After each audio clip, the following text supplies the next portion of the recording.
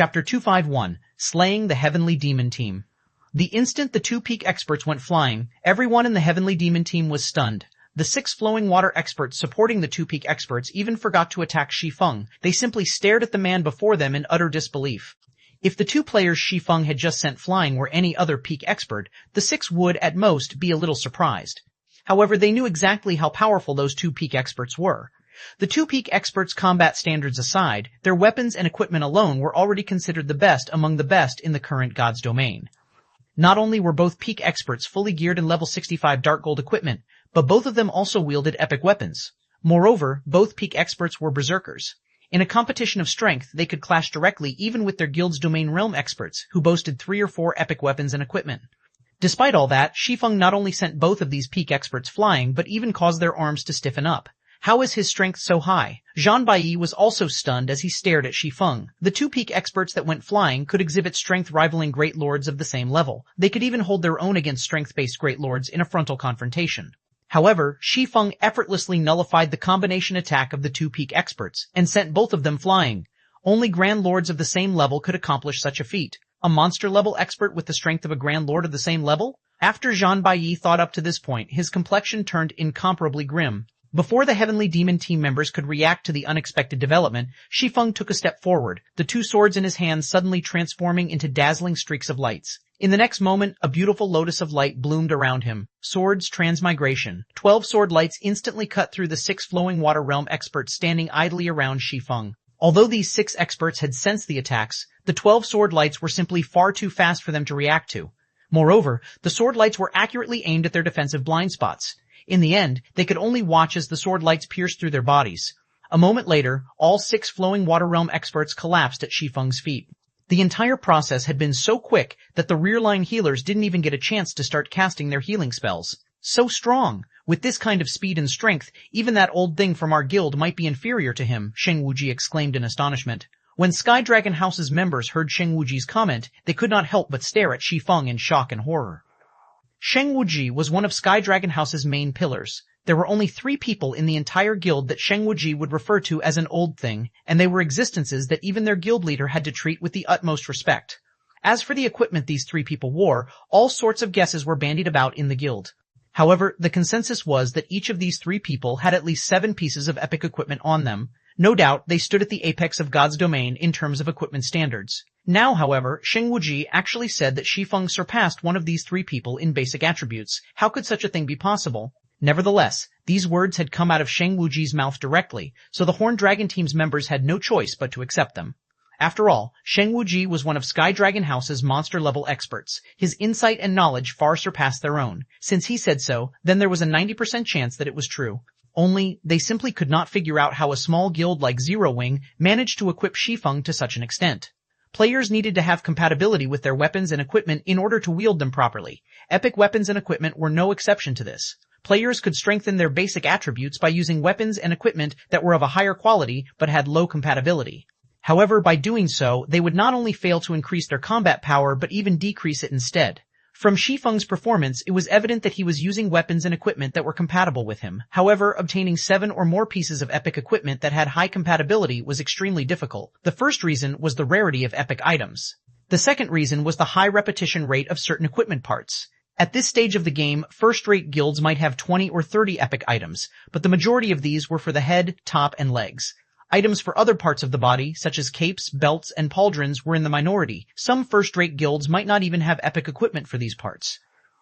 Hence, players faced extreme difficulty obtaining 7 or more pieces of epic equipment that were compatible with them. Members of super guilds were no exception. Meanwhile, after Shi Feng killed the 6 flowing water realm experts from the Heavenly Demon Team, Zhang Baiyi no longer dared to take the situation lightly. He immediately took out a bottle of purple gold potion. The potion's bottle was made out of mana stone, and the potion exuded dense mana that was palpable even from several dozen yards away. 4 other players from the Heavenly Demon Team also took out the same potion and drank it. The instant the 5 players drank the potion, a purple gold divine rune suddenly appeared on their heads. The aura their bodies radiated also skyrocketed in intensity. What? The Heavenly Demon Team actually prepared 5 divine protection potions? The corners of Sheng Wuji's mouth twitched slightly when he saw the potion the 5 players consumed. The divine protection potion could be obtained only from the Fire Dragon Empire's ancient ruins. The value of each bottle rivaled that of an epic item, and even the Horned Dragon team he led had only 2 bottles prepared.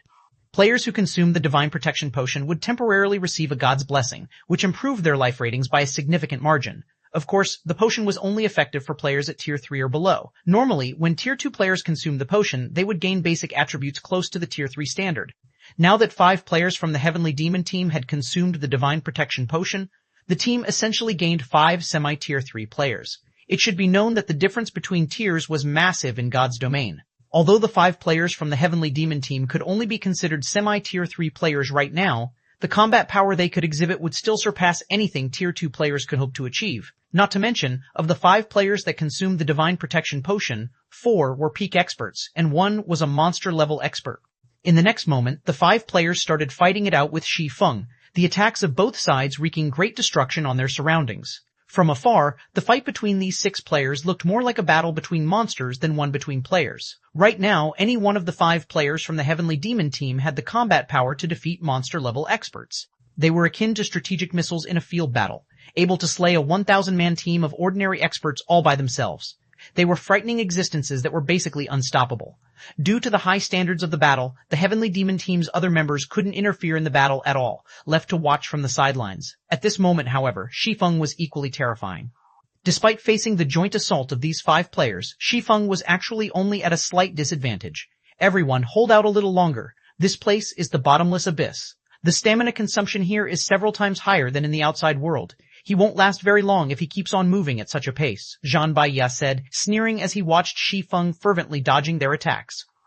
Once his stamina runs out, he'll die. Currently, Shi Feng's defense was practically perfect. He consistently deflected all of their attacks, making them feel as if they were pointlessly striking the air. As a result, each attack barely did him any damage. However, Shi Feng had been fighting against them at full capacity all this time. His 5 senses and mental state were constantly being pushed to their very limits. Doing so would place a tremendous burden on his stamina and concentration. What with the greatly increased stamina and concentration consumption in the bottomless abyss, the swordsman wouldn't be able to last very long in this battle. In contrast, the 5 of them received a qualitative improvement to their life ratings after consuming the Divine Protection Potion.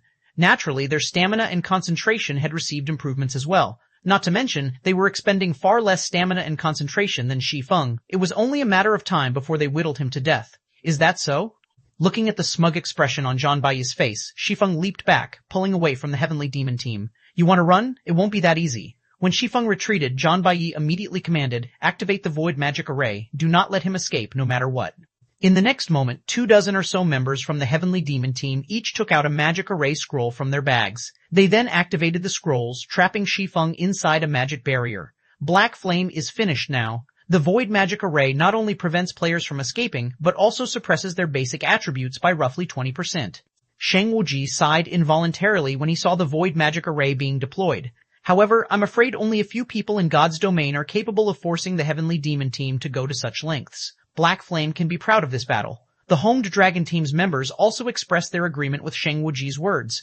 The Heavenly Demon team was Pride Empire's trump card team, only second to the guild's main force. The team had killed plenty of monster-level experts before. However, the experts that had managed to force the Heavenly Demon team to go all out could be counted on the fingers of one hand.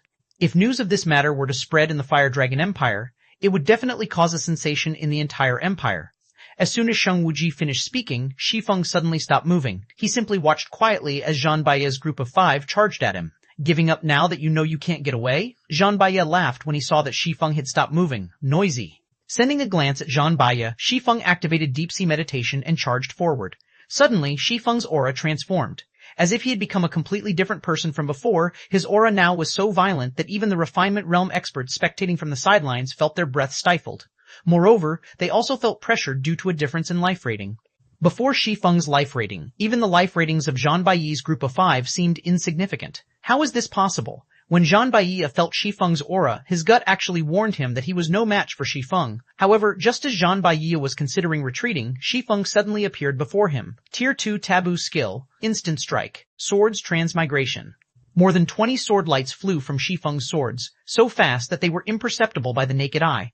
When the sword lights vanished, Zhan Baiya's group of 5 started collapsing to the ground, one after another. 215.2 Inhuman Combat Power. Chapter 215.2 Inhuman Combat Power. The entire area sank into utter silence at Zhan Baiya's death. The nearby Heavenly Demon team members fell into a daze on the spot. Even the rear-line healers who had been casting healing spells continuously froze as they stared at Zhang Baiyi's corpse. As for Sheng Wuji, Purple Jade, and the other onlookers, their eyes nearly fell out of their sockets when they saw this scene. Crap, is he really a player? At this moment, even Sheng Wuji could not help but curse out loud. He simply could not wrap his head around this outcome. Zhang Baiya was the commander of the Heavenly Demon team and was nicknamed Ghost Mage. Spells would gain life in his hands. The way he connected and coordinated his spells was something even domain realm experts found difficult. Not to mention, he had also consumed the Divine Protection Potion for this battle. Yet, Shi Feng had still managed to kill Zhang Baiya in one hit. Moreover, he had struck so quickly that the latter didn't even have time to use any of his life-saving skills. What did he do? Purple Jade googled reflexively in utter disbelief as she looked at Shi Feng, who was standing proudly on the battlefield. From start to end, the only thing she was certain of was that Shi Feng had suddenly appeared before Zhang Baiyi's group, followed by a dazzling flash crossing the distance between the two sides. Afterward, Zhang Baiyi's group of 5 collapsed to the ground. Everything else that happened in between had escaped her 5 senses. It should be known that she had already reached the Void Realm. She could exert her 5 senses to their very limits and clearly perceive her surroundings. Even if an action was too fast for the naked eye, said action couldn't escape all of her senses. Even the old monsters of the secret pavilion couldn't accomplish such a feat. Nevertheless, she had actually failed to perceive Shi Feng's actions. Meanwhile, back on the battlefield, after Shi Feng killed Zhang Baiyi's group of 5, he calmly shifted his gaze to the rest of the Heavenly Demon team and asked, "Do you still want to continue?" Although Shi Feng did not speak very loudly, his voice carried loud and clear on the silent battlefield. Upon hearing Shi Feng's words, the Heavenly Demon team members suddenly felt as if they had just received a death sentence, and all fell into despair.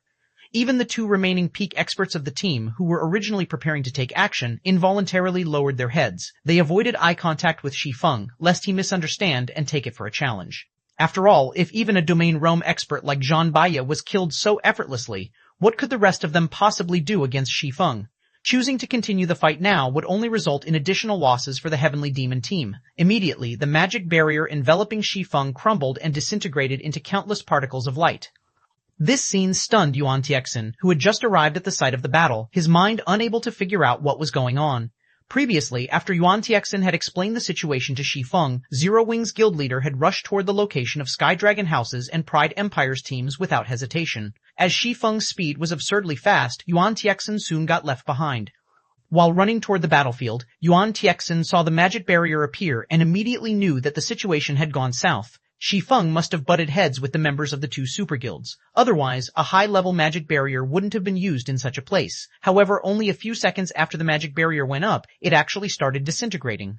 Even Yuan Tiexin, with his bountiful experience, could not figure out what had just happened. However, when Yuan Tiexin saw Zhang Baiya's corpse lying on the ground and the looks of despair on the Heavenly Demon team members' faces, he became thoroughly stupefied. Who was Zhang Baiya? What was the Heavenly Demon team? These were things that he, as an elder of the secret pavilion, knew very clearly. Every member of the Heavenly Demon team was an expert among experts. They had fought in countless battles and also attained innumerable achievements for Pride Empire. They were all incomparably arrogant people and would be more than willing to fight to the death when faced with a powerful foe. They definitely would not shrink back even the slightest bit. Now, however, no matter how Yuan Tiexin looked at the Heavenly Demon team's members, he could not find any trace of fighting spirit on their faces, their eyes brimming with only fear as they looked at Shi Feng. Elder Yuan, the secret pavilion is truly amazing. To think you would have such a trump card hidden. You have my sincere admiration, Sheng Wuji said as he approached Yuan Tiexin. With some reluctance, he continued, the Horned Dragon team will be giving up on the struggle for Stone Forest Town this time. However, understand that it is only the Horned Dragon team that is giving up. That doesn't mean that Sky Dragon House is giving up as well. When Yuan Tiexin heard Sheng Wuji's words, his expression remained impassive. Inwardly, however, his heart was pounding madly. At this moment, he could not help but wish he could shout out loud and ask what Shi Feng had done. Why would the almighty Horned Dragon team choose to yield without even putting up a fight? Before Yuan Tiexin could sort out his emotions, Sheng Wuji had already led his team away from the undead forest. Sheng Wuji did not dare to stay here for even a moment longer and risk his team's annihilation. Only after confirming that the Horned Dragon team and Heavenly Demon team had left the battlefield, did Yuan Tiexin ask Purple Jade about what had happened. Without missing a detail, Purple Jade told Yuan Tiexin everything she saw. So, that's the case. If it were up to me, I would most likely have made the same decision as Sheng Wuji. Yuan Tiexin revealed a bitter smile as he looked at the direction Sheng Wuji and the others had taken. The word shocking was no longer enough to describe the fact that Shi Feng had instantly killed Zhang Baiya, who had consumed the Divine Protection Potion. Although the Heavenly Demon Team's and Horned Dragon Team's members were prideful, they were not idiots. If there were even a strand of hope, they would have definitely chosen to fight to the bitter end. However, against absolute power, the numbers they had here were utterly meaningless. Rather than pointlessly getting themselves killed, it was much better if they gave up quickly and conserved their strength. Thinking up to this point, Yuan Tianxin could not help but turn an incredulous gaze toward Shi Feng. He simply could not bring himself to believe that Shi Feng actually possessed this kind of strength. Shi Feng was far stronger than he was during the auction arena. His growth was ridiculous. However, what Yuan Tianxin did not know was that, in reality, Shi Feng wasn't in a good state at all.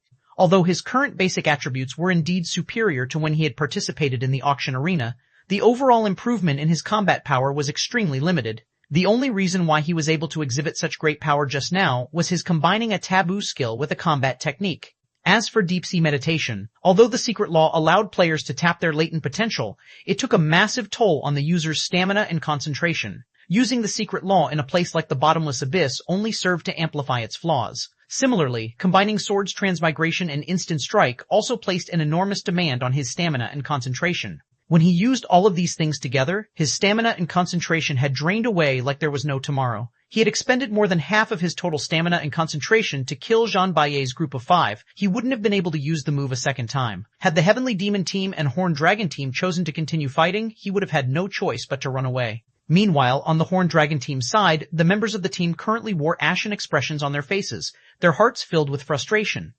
"Commander, are we really leaving just like that? The guild leader instructed us to secure Stone Forest Town no matter the cost, and even if it isn't possible for us to secure it, we definitely can't let other powers have it," a level 67 ranger asked worriedly as he looked at Sheng Wuji. Their guild leader's orders were absolute. If they returned completely unharmed now, they would definitely incur their guild leader's ire. "What are you worried about? The struggle for Stone Forest Town has just begun. Even if we secured the town now, we'd still have to face the full-bore assault of numerous superpowers," Sheng Wuji replied, chuckling. "Against that kind of attack, even if our Sky Dragon House worked with Pride Empire, we might not necessarily be able to defend the town successfully. Do you think Black Flame and the Secret Pavilion can accomplish this on their own? The struggle for Stone Forest Town can be considered to have truly begun only when the experts of the various superpowers are all assembled. Our teams are here merely on reconnaissance. If the Secret Pavilion and Black Flame had worked with us, it would have definitely been possible to defend Stone Forest Town. Unfortunately, they chose to go down a dead end. Now that Stone Forest Town had been promoted to a basic city, the number of superpowers vying for it had grown to a point where even the Sky Dragon House found capturing it worrisome. This was also why Sky Dragon House had decided to partner with Pride Empire. Shi Feng was simply immature if he thought he could defend Stone Forest Town with only the Secret Pavilion's help. Meanwhile, shortly after Sheng Wuji's team left the Undead Forest, the opaque magic barrier around Stone Forest Town finally disappeared. A new city then appeared before everyone's eyes. Stone Forest Town was now officially Stone Forest City. 253 Stone Forest City. Chapter 2533, Stone Forest City. The appearance of Stone Forest City immediately caused an uproar among the players present in the Undead Forest. Stone Forest Town had occupied only a small portion of the area covered by the magic barrier enveloping the center of the Undead Forest. However, Stone Forest City actually occupied nearly half of that area. Although the wall surrounding Stone Forest City was the default 6-meter-tall wall, it was engraved with divine runes that prevented players from vaulting over it. Unless players breached the wall, they had no choice but to enter the city through the main gate. The defensive capabilities of Stone Forest City were undoubtedly much greater than when it was still a town. Moreover, after getting promoted to a city, the constructions inside Stone Forest had undergone significant transformations, especially Zero Wing's residence. Now, the guild hall sitting inside the residence had transformed into a 60-meter-tall building. It looked like a massive mountain and was visible even from several thousand yards away. After Zero Wing's guild hall, the structure that had undergone the most changes was the Zero Wing Auction House.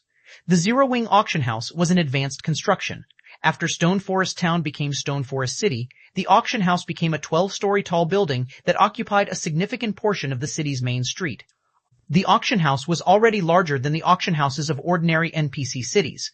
Moreover, aside from the auction house, the other constructions in the city also received significant improvements. Isn't Stone Forest City a little too luxurious? Purple Jade could not believe her eyes as she took in the towering buildings filling Stone Forest City. As a core member of the Secret Pavilion, she had seen quite a few guild cities. She had even personally conducted an investigation into several of them. However, she could say with absolute certainty that Stone Forest City was visibly better than every one of the guild cities she had visited. In fact, Stone Forest City looked much more splendorous than even the current Zero Wing City. It looked nothing like a recently promoted city at all. At this moment, Purple Jade wasn't the only person surprised by Stone Forest City's appearance. Even Easy Wind was stunned. The development of a guild city was a gradual process. All the information the secret pavilion had gathered supported this contention. However, Stone Forest City wasn't following the rules at all. Although I don't know what is going on here, the fact that Stone Forest City has already developed to such an extent means that we'll have a much greater hope of defending it. After Yuan Tiexin took a look at the various constructions filling the city, he promptly commanded his subordinates, notify the main headquarters immediately and have them transfer reinforcements through the temporary residence. We need to get Stone Forest City's defenses fully operational before the various superpowers arrive. In God's domain, the more prosperous a guild city was, the more NPC soldiers it could employ. Meanwhile, the constructions within a city played a huge role in determining its prosperity. With how prosperous Stone Forest City was, it should have a much greater advantage than other newly promoted guild cities when it came to recruiting NPC soldiers. There was a huge difference between Tier 1 and Tier 2 NPCs. Tier 2 NPCs in particular would have their combat standards affected by a city's prosperity. The more prosperous the guild city they worked for was, the better their combat standards would become.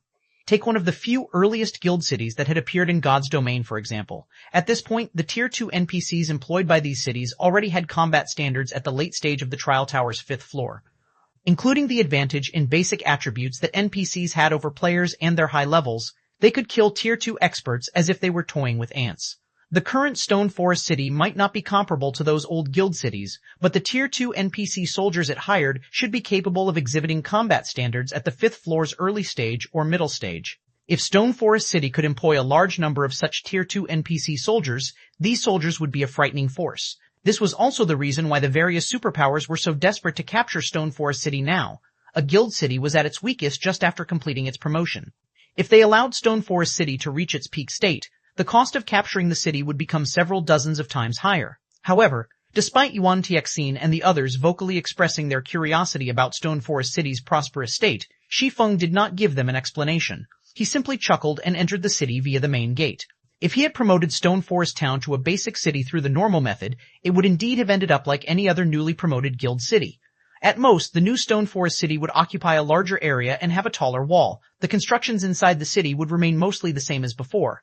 However, Stone Forest Town was promoted using a Gold Town promotion order. Hence, after the town's promotion, the constructions inside it would be upgraded as well. This could be said to be the hidden benefit of upgrading a town using a promotion order.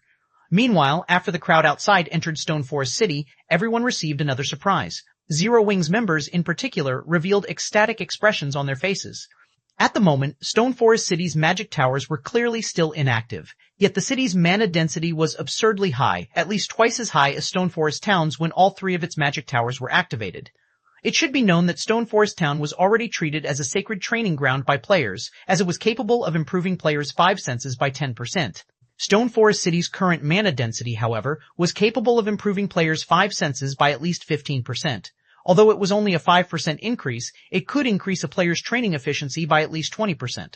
After all, the greater a player's 5 senses were, the more useful their 5 senses would be in helping them improve their combat standards. Meanwhile, it was incredibly difficult for players to improve their 5 senses the further up they went. If ordinary players could train here, they might even become 5th floor experts within a month. Purple Jade's breathing quickened when she experienced the atmosphere inside Stone Forest City. Ordinary players might not know how much time and effort it took to become a Trial Tower 5th floor expert, but the Secret Pavilion did. The Secret Pavilion had specifically carried out a detailed analysis of the topic. Normally, a relatively talented player would take 2 or 3 months to reach the Trial Tower's 5th floor from an ordinary player's standard. Needless to say, the average ordinary player would take even longer to accomplish this feat. However, Purple Jade could say with absolute certainty that, so long as an ordinary player was willing to put in the effort, they could definitely reach the Trial Tower's 5th floor within a month in Stone Forest City. The reason why superpowers were able to be known as such was not only their humongous capital but also their excellent training systems. They had specialized research teams tasked with studying and formulating methods of improving the strength of players and creating experts rapidly. The various superpowers expended an unimaginable amount of time and resources in order to improve the strength of their members quickly. However, most of their investments ended up in disappointment. Moreover, the training methods they did manage to create could be enjoyed by only a small number of players. Stone Forest City, on the other hand, was a natural training ground. Not only did it yield amazing training effects, but it could also accommodate an astronomical number of players. When Purple Jade imagined a guild filled entirely with expert players, her scalp tingled. Most likely, even current super guilds would shudder at this thought. However, during the time the secret pavilions and Zero Wings members were enthusing over the benefits Stone Forest City offered, a huge commotion suddenly erupted in the forest a short distance from the city. The noise was so loud that it echoed throughout the undead forest. In the next moment, 3 gigantic flaming elephants walked out of the forest, each one up to 100 meters tall. Their flaming bodies also caused the space around them to blur. Flaming War Elephant, Elemental Creature, Mythic, Level 85, HP 450,000 million 450,000 million. Aside from these 3 Flaming War Elephants, several thousand players also emerged from the forest. Every one of these players was level 66 or above, and they all wore Starlink's guild emblem. Meanwhile, leading these players was none other than Bright Dawn, one of Starlink's Vice Guild leaders. 254 You really shouldn't have come here. Chapter 2544 You really shouldn't have come here. The 3 Flaming War Elephants loomed like mountains outside of Stone Forest City. Even the undead forest monsters trembled at the sight. Both players and monsters could feel the war elephants' auras from several hundred yards away, recognizing that these creatures were even stronger than ordinary mythic monsters. How did they get here so quickly? Yuan Tiexin watched Starlink's army from Stone Forest City's walls in confusion. Although Starlink had mobilized a massive army, it should have needed several more hours to reach Stone Forest Town, according to the Secret Pavilion's information network. While several hours might not be enough time for the Secret Pavilion to set up an impenetrable defense, it should have been enough time to get Stone Forest City's defensive measures online. It also would have given the city time to recruit plenty of NPC soldiers. With those defensive measures in place, capturing Stone Forest City would have been considerably difficult. The city could have dragged the fight with Starlink out while it waited for more reinforcements. Unfortunately, not only had Starlink's forces arrived a lot sooner than expected, but the guild had also brought 3 mythic monsters with it. All 3 Flaming War Elephants were covered in glowing divine runes. They had obviously been enhanced by some kind of power, and it was clear they weren't ordinary summoned creatures. However, the Flaming War Elephants weren't the only problem right now. Hundreds of magical class experts escorted the summoned monsters. These experts had gathered and pooled their mana into several dozen dazzling energy stones. As these magical class experts filled the energy stones with their mana, magic arrays began to manifest around the stones, devouring the ambient mana from up to 1,000 yards away. To an ordinary guild expert, it would only seem as if Starlink were preparing to cast a powerful spell, perhaps a Tier 4 large-scale destruction spell. However, Yuan Tiexin was no ordinary expert, and he knew that wasn't a run-of-the-mill Tier 4 large-scale destruction spell. Rather, it was the Tier 4 curse-ranked ancient spell, Elemental Destruction. As far as he knew, Starlink regarded the spell like a family heirloom. The guild could use the energy stones to collect its players' mana, feeding the ancient spell. The energy stones could be used indefinitely. When cast, Elemental Destruction's power would depend on the number of energy stones used. The ancient spell required a minimum of 12 energy stones, and every additional 12 stones would qualitatively transform the spell. With 12 energy stones, Elemental Destruction would have the power of an ordinary Tier 4 spell. If the casters used 24 energy stones, the spell would display the power of a Tier 4 curse.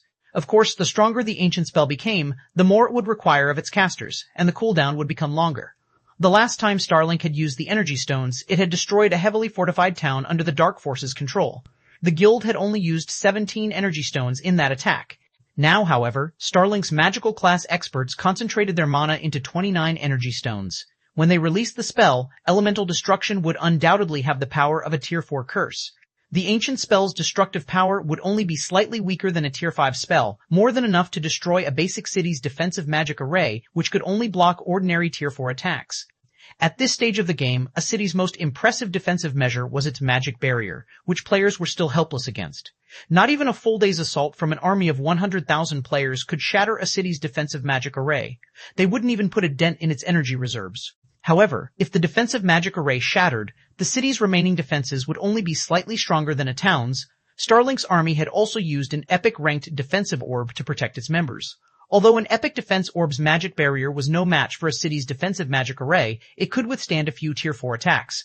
Unless Stone Forest City's defending forces could deplete the defense orb's mana, they wouldn't be able to harm Starlink's players. Meanwhile, as the home dragon team departed from the undead forest, it noticed the colossal magic array that hovered near the cavern's ceiling. Despite standing several thousand yards away, the team's members could feel its domineering aura. Amazing. So, this is Starlink's rumored elemental destruction spell? Sheng Wuji watched the mana fluctuations above grow stronger in shock. They must have originally prepared this to capture another undead fortress. It seems Starlink is really desperate to deal with Stone Forest City. Sky Dragon House had some understanding of the elemental destruction spell since it had obtained a few energy stones of its own. However, as the guild hadn't yet reached the minimum requirement to use the ancient spell, Although the energy stones could be used indefinitely, the stones' cooldown would be relative to the strength of the spell they powered. If one used 12 energy stones to cast elemental destruction, the stone's cooldown would be 10 days long.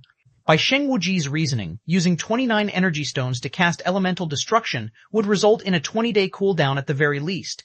As God's domain rapidly developed, a 20-day time span was incredibly precious. If Starlink had used its energy stones to capture another fortress in the ancient undead country, rather than using them against Stone Forest City, it could have earned astronomical profits from the fortress during that 20-day wait. But since the superpower was in a hurry, Starlink had chosen to use the 29 energy stones to destroy Stone Forest City's defensive magic array. In reality, the guild could have relied on the 3 mythic-ranked Flaming War Elephants to shatter Stone Forest City's magic barrier in a short time. The only reason Starlink would use elemental destruction here, despite the exorbitant cost, was that it must want to end the battle as quickly as possible. I suppose you didn't expect that we'd meet again so soon, Guild Leader Black Flame, Bright Dawn said, looking down on Shi Feng, who stood on Stone Forest City's wall, with a smug grin from atop a Flaming War Elephant. You gave me 2 choices earlier. Now, I'll do the same for you. Either get lost or die. Choose. During their earlier encounter, he had been afraid of Shi Feng, but now, the tides had turned. With 3 level 85 mythic monsters and a tier 4 curse-ranked elemental destruction at his command, he could even defeat a group of monster-level experts, much less Shi Feng. Boss, why are you wasting your words on him? Let's just force him to hand over his treasures and an extra piece of epic equipment. Otherwise, he'll have no hope of leaving this place alive. That's right, how can we let him off the hook so easily after such a long trip? Bright Dawn's confidants expressed their opinions on the matter. They all wanted to tear Shi Feng to shreds to satisfy their resentment for the swordsman. Of course, the conditions they'd stated were a bluff. They were merely toying with Shi Feng. Even if he handed over his treasure and epic equipment, they couldn't afford to let him escape with his life. Their guild leader, Lu Xingluo, had personally ordered this man's death. Yuan Tiexin and the others were livid when they heard the clamor Starlink's experts were making. Although they wanted to teach these fools a lesson, facing off against 3 mythic monsters and several thousand experts with so few on their side wouldn't be wise. They could only buy as much time as possible or be forced to watch as Starlink destroyed Stone Forest City. You barely survived our last meeting. You really shouldn't have come, Shi Feng calmly replied, giving Bright Dawn a condescending look. Black flame, Bright Dawn bellowed, his eyes glowing with a chilling light. Immediately he commanded, ready elemental destruction and destroy Stone Forest City. I want him to. Before Bright Dawn could finish his statement, however, Shi Feng revealed the Tier 4 magic scroll he had obtained from the Lord of Fire, empowering it with an elemental source. He activated the scroll without hesitation. Suddenly, a humongous magic array appeared above Starlink's force, gathering mana far faster than Starlink's elemental destruction. The mana fluctuations even destabilized space around it. Before anyone could react, a streak of blue-purple lightning descended. Boom! The lightning bolt easily pierced through the magic barrier protecting Starlink's army and struck the players below. Every player within the lightning bolt's range vaporized instantly. The attack also tore space as it passed. After the lightning bolt dissipated, silence dominated the battlefield. The 3 Flaming War Elephants who had been in range of the attack were heavily injured, and despite standing apart from each other, the lightning bolt had eliminated more than 90% of Starlink's army. For a moment, time seemed to freeze in the undead forest. Both the homed Dragon Team members who watched from a safe distance and the players within Stone Forest City were dazed. 21555, Suppressing Starlink. Chapter 21555, Suppressing Starlink. As the dust settled, it revealed a crater extending over 400 yards across. Thousands of weapons and equipment filled the newly formed pit. Moreover, even the most inferior item in the crater was level 65 fine gold rank. Even superpowers would be tempted into action by so many top-tier items in one place. However, not a single watching player harbored any thoughts of greed as they gazed upon the battlefield. Rather, horror dominated their hearts. A single attack had slain several thousand experts in the blink of an eye. Moreover, they weren't ordinary experts. Most of those players were refinement realm experts, peak experts in first-rate guilds, yet they had died without offering any resistance. How is this possible? Yuan Tiexin, who observed the battlefield from Stone Forest City's walls, could hardly believe this outcome. Starlink had used an epic ranked defense orb, an item that was even more valuable than Zero Wing's movement-type defensive magic array and capable of enduring Tier 4 attacks. It could even withstand an assault from magic towers. This defense orb was the reason that Bright Dawn had dared to move within 1,000 yards of Stone Forest City. The defense orb's only flaw was its troublesome refueling process. Players would have to wait a long time before they could sacrifice more magic crystals to restore the defense orb's energy after a use. Even so, Starlink had relied on this defense orb to crush Unyielding Soul's army and foiled the guild's plans to capture one of the ancient undead country's fortresses. And yet, Shi Feng had shattered the defense orb's magic barrier in an instant. The barrier hadn't even given the lightning bolt pause. Once the barrier had shattered, the lightning bolt had continued, killing thousands of Starlink's experts and injuring 3 mythic monsters. Just how much strength has Black Flame hidden? Sheng Wuji, who watched from a safe position, gaped at the swordsman's figure, though a magic mirror. Shi Feng's success in slaying the Heavenly Demon team had already been frightening, but it paled in comparison to the power he had just revealed. Had Shi Feng used this move earlier, neither the Horned Dragon team nor the Heavenly Demon team would have walked out of the Undead Forest alive. He would have turned them all to ash. Shortly after Shi Feng's attack, Bright Dawn, who had been a pile of ash, began to reform in his previous position on the back of the flaming war elephant. When he saw the destruction before him, shock and rage flashed in his eyes. "Black Flame, I want you dead," Bright Dawn screamed, his eyes becoming bloodshot. As one of Starlink's Vice Guild leaders, the guild had given him an ancient resurrection scroll, which would grant him a second life without the usual death penalties. Unfortunately, the ancient resurrection scroll was incomparably precious, so obtaining another was practically impossible. However, the scroll wasn't the most expensive loss. The deaths of several thousand experts were far more important. These experts weren't some random nobodies in the guild. The guild had handpicked and trained them all, and even the weakest of them was capable of reaching the trial tower's 7th floor. Furthermore, Lu Xingluo had granted Bright Dawn the right to mobilize a large number of the guild's Refinement Realm experts to ensure Stone Forest City's capture. Refinement Realm experts. All of these players were the guild's lifeblood. Yet, Shi Feng had killed over 200 of these experts with just one move. Since joining God's Domain, Starlink had never suffered such a severe loss. Yet not only had the guild lost so many experts, but it had also happened under Bright Dawn's supervision. Bright Dawn immediately commanded the 3 flaming war elephants to attack. With a furious roar, the 3 mythic monsters charged towards Stone Forest City's defensive magic array. Starlink's surviving members also responded, bombarding the city with every trump card they had. For a time, the Undead Forest became a world of spells and explosions. Although the 3 flaming war elephants were heavily injured, they were still mythic monsters. Every one of their attacks devoured a significant portion of the magic barrier's energy reserves. Meanwhile, Starlink's members, who could exhibit Tier 3 strength, attacked the city with everything they had. With nearly 1,000 players attacking as one, they caused quite a bit of damage to the defensive magic array as well. After one round of attacks, Stone Forest City's defensive magic array began to shudder violently. Seeing this, the players in the city began to retaliate. They attacked with either their own spells and arrows or with miniature ballistas and defense turrets. One of the city's magic towers also activated, bombarding Starlink's members. However, the guild survivors were all experts, and aside from the magic tower's attacks, they dodged most of the incoming strikes with relative ease. Furthermore, they took advantage of the longer intervals between each magic tower attack, and only one magic tower was active at the moment. Unfortunately, the city's NPC soldiers could only attack from a distance, using spells and other long-range attacks. Not many of these NPCs were able to exhibit their full strength due to the 3 mythic monsters outside. Sending these NPC soldiers outside of the city would be no different than sacrificing their lives for nothing. Only Shi Feng, the secret pavilion's peak experts, and the pavilion's dozen or so Tier 3 summoned creatures were strong enough to stand a chance on the other side of Stone Forest City's walls. Although this wasn't a large-scale battle, ordinary experts and Refinement Realm experts would be nothing more than cannon fodder on the front lines. Die, die, Black Flame. Die. Bright Dawn downed a Berserk potion and activated his Berserk skill without hesitation. He and his surviving subordinates then charged at Shi Feng. The 3 old monsters that had followed Bright Dawn to the Undead Forest joined the charge as well, and Shi Feng recognized them all. They were Sword Demon, Wind Demon, and Heart Demon of the 4 Shadow Demons. When these 3 Domain Realm experts worked together, they could even defeat the Heavenly Demon team and Horned Dragon team. After consuming Berserk potions and activating their Berserk skills, their basic attributes rose to the Tier 4 standard. For a short time, these old monsters could even solo mythic monsters of the same level. Against Bright Dawn and 3 of the 4 Shadow Demons' coordinated assault, Shi Feng, who had activated Heavenly Dragon's power, was at a disadvantage, continuously losing HP. Of course, this fight wasn't a walk in the park for Shi Feng's opponents either. After activating Heavenly Dragon's power, Shi Feng's strength rose to a tyrannical level. With his ability to counter his opponent's attacks, he steadily chipped away at his enemy's HPs. Furthermore, Heavenly Dragon's power gave Shi Feng superb defense, and although he lost HP, he didn't lose it quickly. As time passed, the battle grew more intense. Most players had switched to magic scrolls and support tools, rather than relying on their own skills and spells to amplify their damage output. When Heart Demon saw Shi Feng's HP fall to 50%, he retrieved a crystal and used it in tandem with a spell. Suddenly, his Tier 2 spell had Tier 3 power.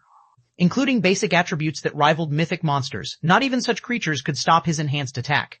Suddenly, over 30 magic spears flew at Shi Feng from different directions, each with Tier 4 power. Every one of these spears was under Heart Demon's control, and they agilely flew toward their target like fish through water. Not one to be outdone, Sword Demon activated his most powerful skill, Slash of Light, and his great sword lit with a brilliant glow. He swung the weapon toward Shi Feng's back, sealing off the other swordsman's path of retreat. "Come," Shi Feng shouted. Even he felt the threat of death, and since he had already used up his life-saving skills, he had no choice but to activate Blade Liberation. As his basic attributes skyrocketed, he countered the approaching magic spears and glowing greatsword with a swing of his blade. Lightning Slash. A blue glow enveloped Shi Feng's surroundings as a black line followed. Immediately, all 30-plus magic spears and the Slash of Light shattered, yet the blue light didn't stop after nullifying the attacks, rapidly reaching for Sword Demon and Heart Demon. In the end, neither old monster evaded the incoming attack, dying instantly as their HPs hit 0. Every expert on the battlefield was stunned. With his strength alone, Shi Feng had fought 4 of Starlink's great experts. 3 of these 4 players were even monster-level experts, existences that could even give the various superpowers massive headaches. In the end, however, not only had Shi Feng proven to be their match, but he had also instant-killed 2 of them. 256 Silence, Chapter 256 Silence Bright Dawn and Wind Demon, who had stood a little behind Sword Demon and Heart Demon, almost instinctively slid to a halt and jumped back the moment they saw their 2 allies fall, not daring to step any closer to Shi Feng.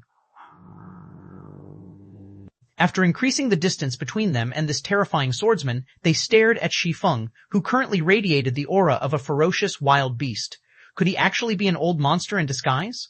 Wind Demon stared at the man in question in shock. Sword Demon and Heart Demon had undoubted wielded basic attributes at the Tier 4 standard, yet even after combining their attributes and combat standards, they hadn't even survived one of Shi Feng's attacks. Wind Demon could no longer fathom Shi Feng's strength. However, what truly shocked Wind Demon was the swordsman's temperament. Shi Feng behaved nothing like a man of his age. Previously, if he and Bright Dawn hadn't stood behind their comrades, they wouldn't have had the time to react to Shi Feng's transformed aura and activate their life-saving skills. Shi Feng would have killed them all with that last attack. Shi Feng had directed Sword Demon and Heart Demon right where he wanted them, in the midst of activating a skill when Shi Feng had attacked. When players activated a skill in God's domain, they had to wait for a brief moment before they could activate another. The stronger the skill was, the longer they'd have to wait. Shi Feng had clearly taken into account this interval and waited for the perfect moment to strike. He fought like an assassin, waiting for the perfect moment to land a fatal blow before revealing himself. Although Sword Demon and Heart Demon had sensed the change to Shi Feng's aura, they had been in the midst of activating a skill and unable to react to their enemy's perfect timing. Strength, technique, temperament. Shi Feng was flawless in all 3 aspects. Normally, younger fighters like Shi Feng were eager to reveal all of their strength, wanting the world's admiration. However, that was not the case with Shi Feng.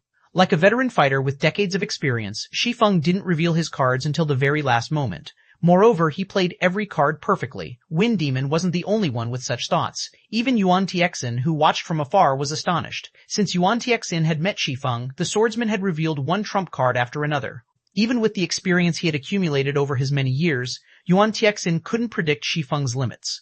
On the contrary, the more he watched the young man, the cloudier Shi Feng became. He wasn't anything like youngsters, such as Purple Jade, who fought with all of their cards on the table. Meanwhile, now that Sword Demon and Heart Demon, the strongest melee and ranged fighter among the 3 shadow demons present, were dead, Wind Demon and Bright Dawn had no way of keeping Shi Feng in check. If they continued this battle, it would only be a matter of time before they, too, met their demise. Once Wind Demon and Bright Dawn died, Starlink would lose the last experts that could command its forces in the Undead Forest. The Secret Pavilion and Zero Wing would then have control of the battlefield. Black Flame, I admit that you're good. I truly didn't expect you to be so strong, Bright Dawn said, sneering at Shi Feng, who prepared to launch another attack. However, you still can't save Stone Forest City from destruction today. Dawn, you couldn't possibly be thinking. When Wind Demon heard Bright Dawn's threat, a look of horror overtook his features. Before setting off on this expedition, they had prepared for Stone Forest City's capture and destruction. Only destroying the city was supposed to be a last resort. Not only would they lose Stone Forest City, but they'd also have to pay a high price to destroy the city. They were supposed to avoid this option unless they had no other choice. The moment they resorted to this method, no one would leave the Undead Forest alive. Before Wind Demon could do anything to stop Bright Dawn, the Undead Knight pulled a pitch-black seed from his bag. Although the seed was only the size of his thumb, it released a blood-curdling aura that was even stronger than that of the mythic-ranked Flaming War Elephants. Even ordinary Tier 2 players would fall to their knees from the pressure, unable to move, if they stood within 10 yards of this black seed. Moreover, the seed released a dense cloud of dark energy. Even the bottomless abyss's dark energy paled in comparison. Yuan Tixin and the other peak experts had a bad feeling the moment Bright Dawn revealed this black seed. At their standards, they could push their 5 senses to their very limits, and their 6th sense was just as sharp. This was why experts like them could avoid dangerous situations when exploring God's domain. Meanwhile, their instincts screamed a warning when they saw the Black Seed, insisting that they flee. As Yuan Tiexin and his comrades thought of stopping the undead knight who was clearly mad, Bright Dawn threw the seed to the ground. As soon as the Black Seed hit the soil, it began to devour dark energy from its surroundings, quickly growing into a towering tree that bore a single, gigantic, black fruit. As the fruit fell to the ground, it cracked open and released an aura of death and destruction. Even the 3 flaming war elephants, which had been attacking Stone Forest City's magic barrier, froze in fear. Players over 1,000 yards away felt their bodies become heavy as the intense pressure washed over them. Even space seemed to freeze. A goat-headed demon with a snake tail then emerged from the split fruit. It bore 3 horns that were enveloped in emerald fire and wore a full set of pitch-black armor. To be precise, this armored creature wasn't just any demon, but a great demon, far more powerful than its ordinary counterparts. Molfins, Marquis Demonic Creature, Great Demonic Creature, Great Demon, Level 87, HP 640,000,008, 640,000,000, 640,000,008. Aren't you such a skilled fighter? Now, you can have your fill of combat. Bright Dawn laughed maniacally as he watched the great demon spawn from the Dark Seed. The Dark Seed was the final trump card Starlink had prepared to protect its fortress in the ancient undead country, but rather than protect it, this demon would ensure mutual destruction. This Dark Seed would summon a great demon, but not just an ordinary great demon. It summoned a great demon noble, which was even more terrifying. However, players couldn't control this great demon. Once it had been summoned, this great demon would slaughter every player in sight. It would also call forth a demon gate, calling forth a demonic army to the continent of God's domain. Hence, the Dark Seed was akin to a seed of destruction. Bright Dawn hadn't originally planned to use the Dark Seed, but Shi Feng had foiled his plans yet again, and he had suffered a painful defeat in Starlink's name. After such a tremendous loss, he couldn't care less about what would happen if he used the Dark Seed. No matter what, Bright Dawn wanted Shi Feng to watch the city he had built meet its destruction and throw Zero Wing into hell. When Yuan Tiexin saw the great demon Molfins, his expression became indescribably grim. Unlike ordinary monsters, demonic creatures were segregated by their bloodlines. Demons' ranks depended on the purity of their bloodlines, and the purer a demon's bloodline was, the higher its noble rank would be. Similarly, purer bloodlines meant stronger demons. Based on the information the secret pavilion had gathered, a Viscount demon could rival an archaic species of the same level. However, Molfins was a Marquis, 2 ranks higher than a Viscount. Yuan Tiexin had no idea how powerful this great demon truly was. A Dark Seed? Shi Feng could not help but shake his head at Bright Dawn, who had clearly gone mad. Vice Guild Leader Bright Dawn, I told you that you shouldn't have come here. Since you refuse to listen to my advice, you'll stay here indefinitely. Shi Feng then pulled out the Bible of Darkness and activated Divine Providence before shifting his gaze toward Molfins, who hovered in the air. He then began to chant an incantation. Demon Ruler. Suddenly, pitch-black chains appeared out of thin air and bound the great demon. Panicking, Molfins struggled against the chains, but Shi Feng wielded the official copy of the Bible of Darkness. Not even a great demon could resist its power. After struggling for a moment, Molfins' eyes dulled as he lost his will. The great demon Marquis then flapped his leathery wings twice and descended toward Shi Feng, positioning himself behind the swordsman out of respect. When they saw this, everyone on the battlefield fell silent. 215.7, Great Demon's Might, Chapter 215.7, Great Demon's Might, Impossible. When Bright Dawn saw Molfins respectfully standing behind Shi Feng like a servant, shock and confusion quickly replaced his crazed expression. The great demon Molfins was a disaster, one summoned through the Dark Seed. In God's domain, anything that was considered a disaster was capable of devastating an entire country. As a Tier 4 Marquis, Molfins was practically invincible among opponents of the same tier. Some Tier 4 NPCs would even be forced to flee from the great demon. Yet, such a terrifying existence accepted a player's control. Just like that, Bright Dawn wasn't alone. Everyone watching was in utter shock over the great demon's subservience. In 1 second, everyone had given in to their hopelessness and despair over the undead knight's final move. But in the next, Shi Feng had shown them how laughable that move truly was. What did he do? As Wind Demon stared at Molfins, obediently standing behind Shi Feng, he felt his entire world flip upside down. Not even Bright Dawn, the Dark Seed's user, cloud control Molfins once the Great Demon had been summoned, yet Shi Feng accomplished the feat so easily. No matter how Wind Demon looked at this situation, it definitely felt like a dream. However, Molfins proved to the crowd that this was no dream. It was, in fact, a despair-inducing nightmare. Under Shi Feng's command, Molfins charged at the 3 flaming war elephants. The several hundred yards between the demonic Marquis and its prey were practically non-existent to Molfins, and he appeared before one of the mythic monsters in the blink of an eye. Roar! The flaming war elephant responded to the great demon with an enraged roar, instinctively raising a front foot to flatten the creature. Although the flaming war elephant was heavily injured, its basic attributes were far higher than ordinary mythic monsters as a Tier 4 summoned creature. Hence, even though its injuries limited its combat power, its stomp carried tier 4 strength. The 4-meter-tall Molfins looked like an ant in comparison to the war elephant's gigantic foot. But despite the size difference, Molfins continued to hover in place, simply raising a hand to greet the descending foot. Boom. The explosion echoed throughout the undead forest, its resulting shockwave throwing the surrounding Tier 2 players off their feet. None of these players would forget what followed for the rest of their lives. Molfins had actually stopped the flaming war elephant's mountain-sized foot. What was even more unbelievable was the fact that the great demon had accomplished the feat by using a single finger. No matter how much the flaming war elephant pushed, it was no stronger than a powerless infant. With a light push, Molfins forced the mythic monster to stumble several steps backward. The difference between their strengths was obvious. Molfins and the flaming war elephant were on entirely different levels. Crap, how powerful is that demon? Yuan Tixin could not help but curse as he watched the scene play out. As an organization that mainly focused on information gathering, the Secret Pavilion had gathered far more data on God's domain than any other power. Naturally, the pavilion hadn't failed to study demonic creatures. According to the Secret Pavilion's research, demons weren't so powerful simply due to their extraordinary basic attributes, but because of the many skills and spells in their possession and their particularly high combat standards. Although Yuan Tixin knew that a Marquis-ranked great demon was extremely powerful, he hadn't thought that Molfins would be this powerful. That one exchange had made it clear that Molfin's strength was leaps and bounds above the flaming war elephant's. Even without skills, spells, or combat techniques, the great demon could easily slay the Tier 4 summoned creature. However, Yuan Tixin didn't know that Shi Feng controlled the demonic marquee with the Bible of Darkness. Due to Demon Ruler's effects, Molfin's current basic attributes were far higher than when he had initially been summoned. Originally, Molfin's, at most, was slightly stronger than the flaming war elephants. The difference between the monsters only grew to such extremes after including the Demon Ruler's effects. However, Molfins had also lost his free will and intellect as a result, which significantly reduced his combat standards. Overall, Molfins' current combat power was slightly weaker than when the Great Demon had his free will. Of course, that was only true when Molfins against players. Against monsters, Molfins' current strength was more than enough. While the watching players were stunned by the Great Demon's overwhelming performance, Bright Dawn fell to his despair. The Dark Seed had been Starlink's final trump card, reserved to defend its fortress in the ancient undead country. But not only had that trump card failed Bright Dawn, but Shi Feng had also claimed its power for himself. How was he supposed to continue this fight? Although Bright Dawn still had 3 flaming war elephants on his side, they were utterly meaningless before Molfins. With a simple attack, Molfins had inflicted over 5 million damage to the flaming war elephant. The Great Demon could likely finish off the summoned creature's 450 million HP in less than 2 minutes. In total, Molfins could end all 3 war elephants in less than 6 minutes.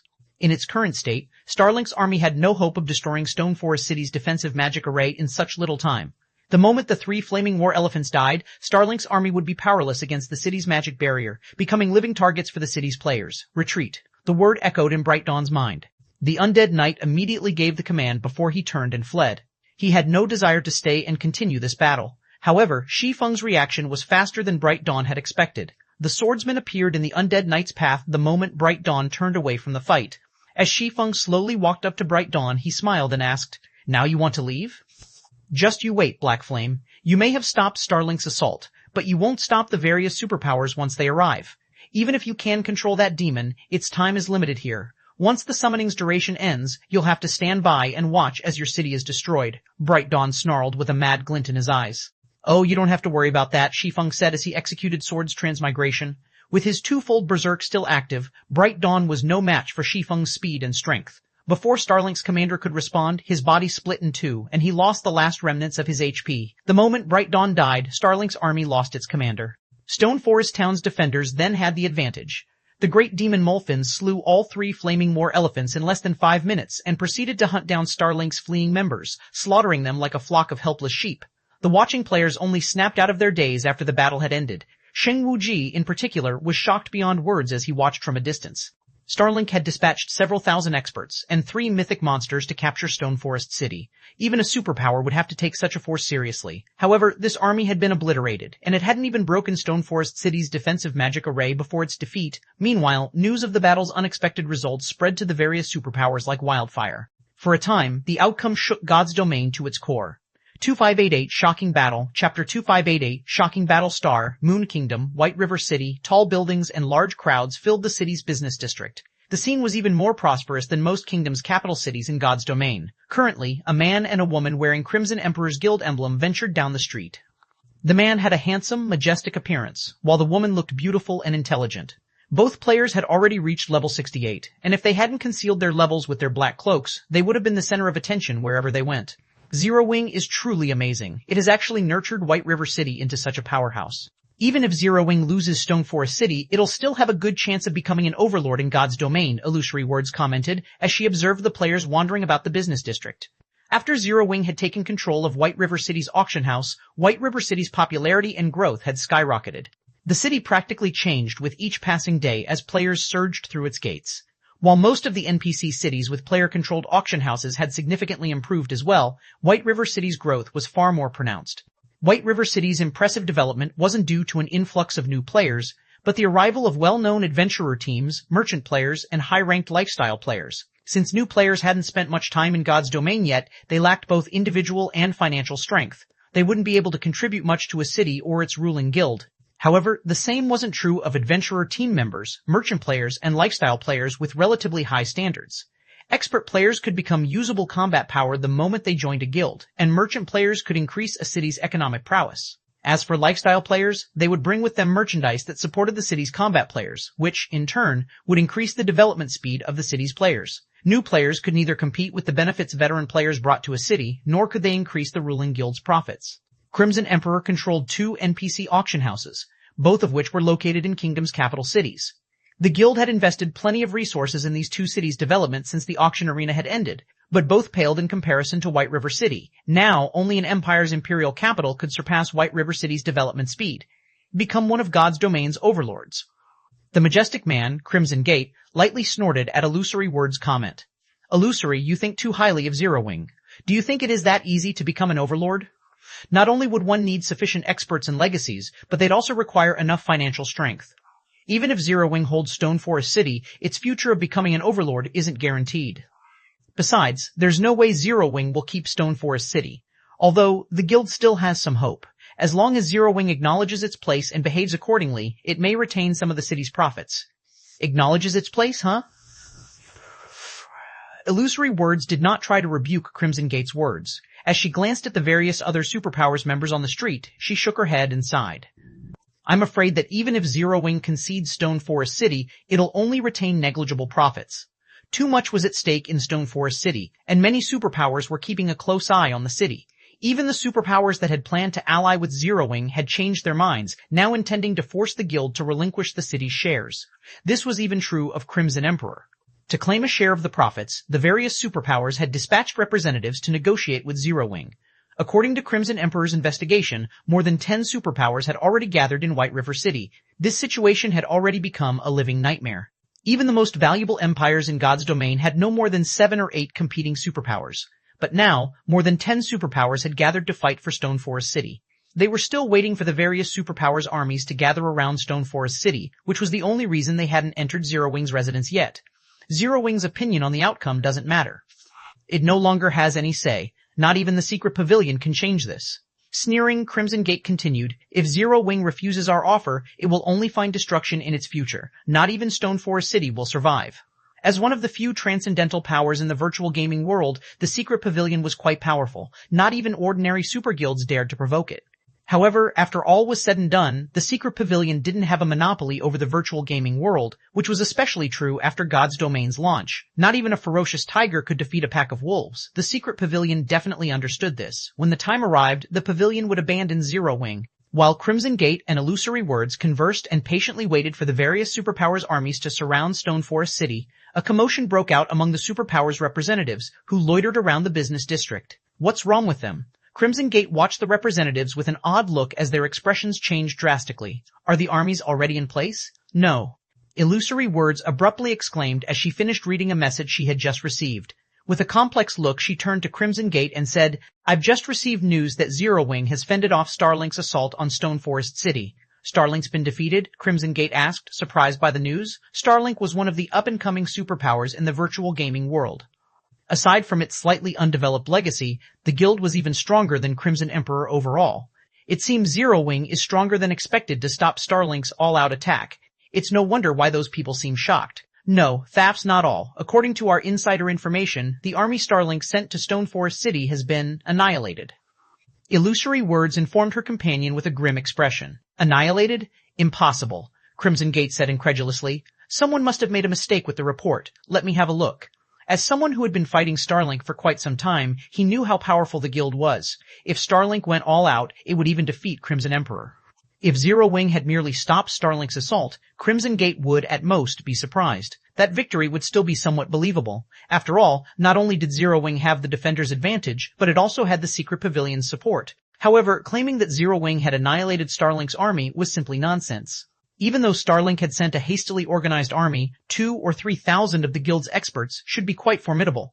If Crimson Emperor had been in Zero Wing's place, it would have been fortunate to slay half of Starlink's forces if it used everything in its arsenal. Starlink hadn't sent ordinary experts after all, and if those players focused on their retreat, chasing them down and killing them would be extremely difficult. Hence, Starlink's annihilation must be a joke. However, the man's arrogant expression froze as he finished reading the message his companion had received. One man had scared the Heavenly Demon Team and Horned Dragon Team into a retreat. One man had suppressed 4 great experts from Starlink. One man had controlled a great demon marquis, slaughtering Starlink's army. Everyone that had received the news, including Crimson Gate and the various superpowers' upper echelons, was speechless. Could Shi Feng even be considered human at this point? 2599, Death's Reward. 2599, Death's Reward. Chapter 259, Death's Reward. The various superpowers representatives in White River City fell silent for a time, their expressions twisting after receiving news of Shi Feng's battle. Black Flame is truly a monster. He's not even here, and he's still capable of influencing the situation in White River City, Illusory Words said, smiling bitterly as she looked around. She was surprised to learn that one person was so powerful. I admit that he is amazing, but the various superpowers are far more afraid of that great demon marquis than they are of Black Flame himself, Crimson Gate said after recollecting himself. As he watched Shi Feng's figure in the battle video, he sneered and continued. But at the end of the day, he's only using some special tool to control that great demon. He can't control it forever. Once Black Flame loses control of that monster, how does he plan to deal with the various superpowers? In God's domain, the stronger a monster was, the harder it would be to control. A player's control of such a being wouldn't last long either. Controlling a great demon marquis for several hours would be heaven-defying. However, how much could Zero Wing and the secret pavilion possibly fortify Stone Forest City in just several hours? Developing guild towns and cities was a gradual process. Not even a dozen hours would be long enough to alter Stone Forest Town's defenses significantly. Normally, a guild city would need several days before it could become fully operational, and the various superpowers' armies didn't need that long to surround the city. Shi Feng might be able to contend with one superpower by himself, but what about the rest of them? In Crimson Gate's opinion, all Zero Wing had achieved by defeating Starlink was gaining some more time. This wouldn't change the end result. Indeed. Although Zero Wing appears to have the initiative, that's only an illusion. Illusory Words nodded in agreement. However, I'm sure that the guild understands that. Zero Wing needs a partner more than anything else right now. If we try to negotiate with Zero Wing now, we should be able to secure a fortune.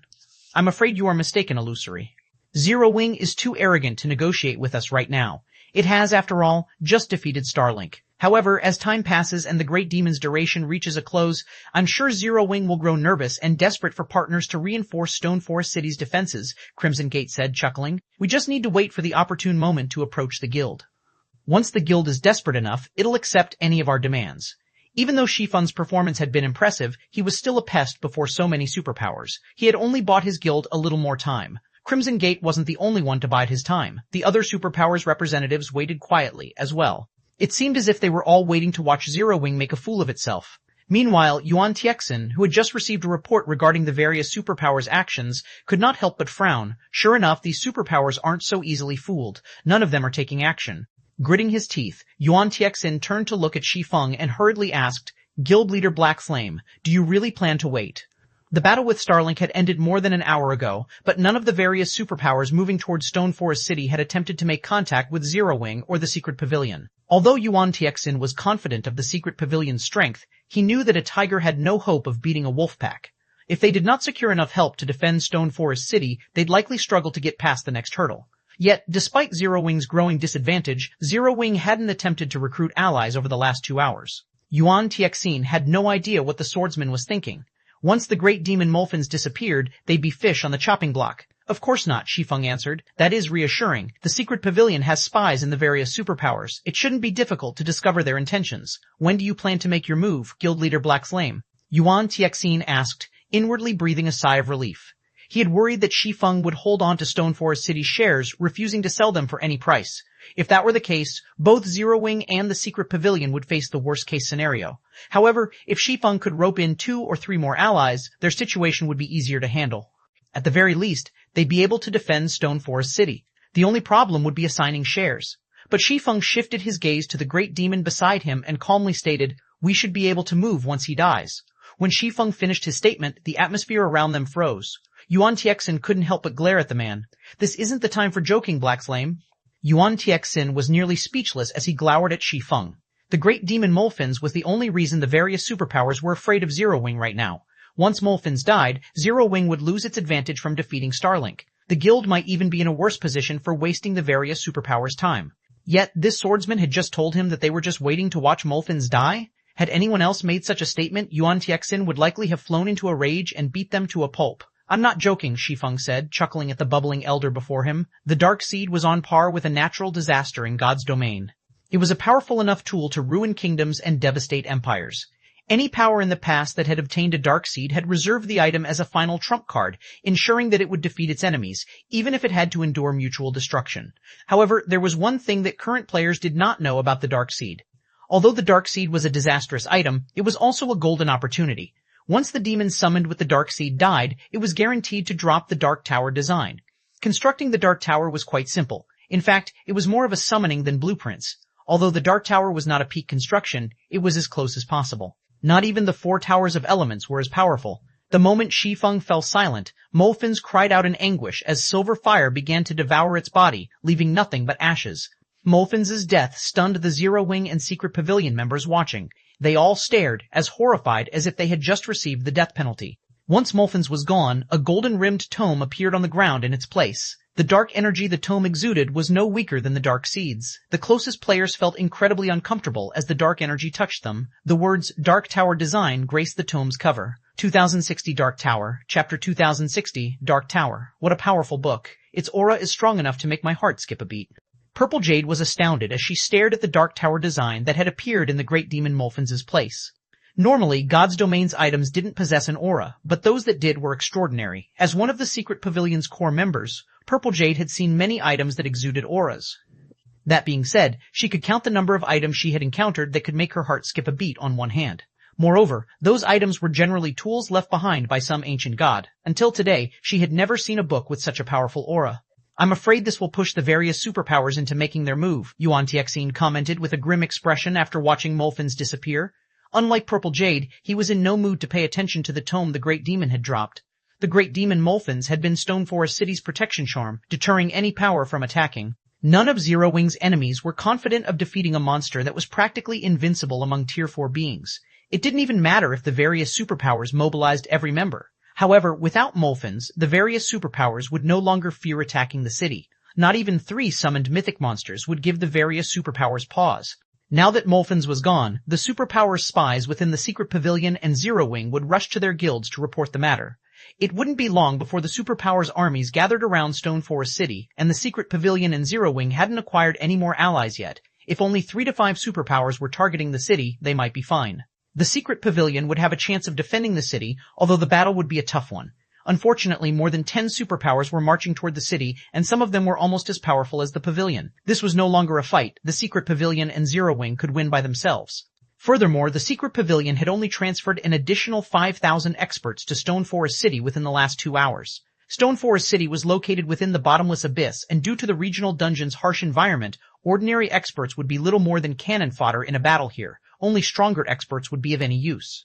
However, the Secret Pavilion had assigned these experts various locations throughout God's domain to maximize their use, and every one of them was busy with their own important tasks. Gathering these experts to one place in such a short time would be impossible. Although this was also the case for the various superpowers attacking Stone Forest City, when more than 10 superpowers banded together, their expert force would be astonishing.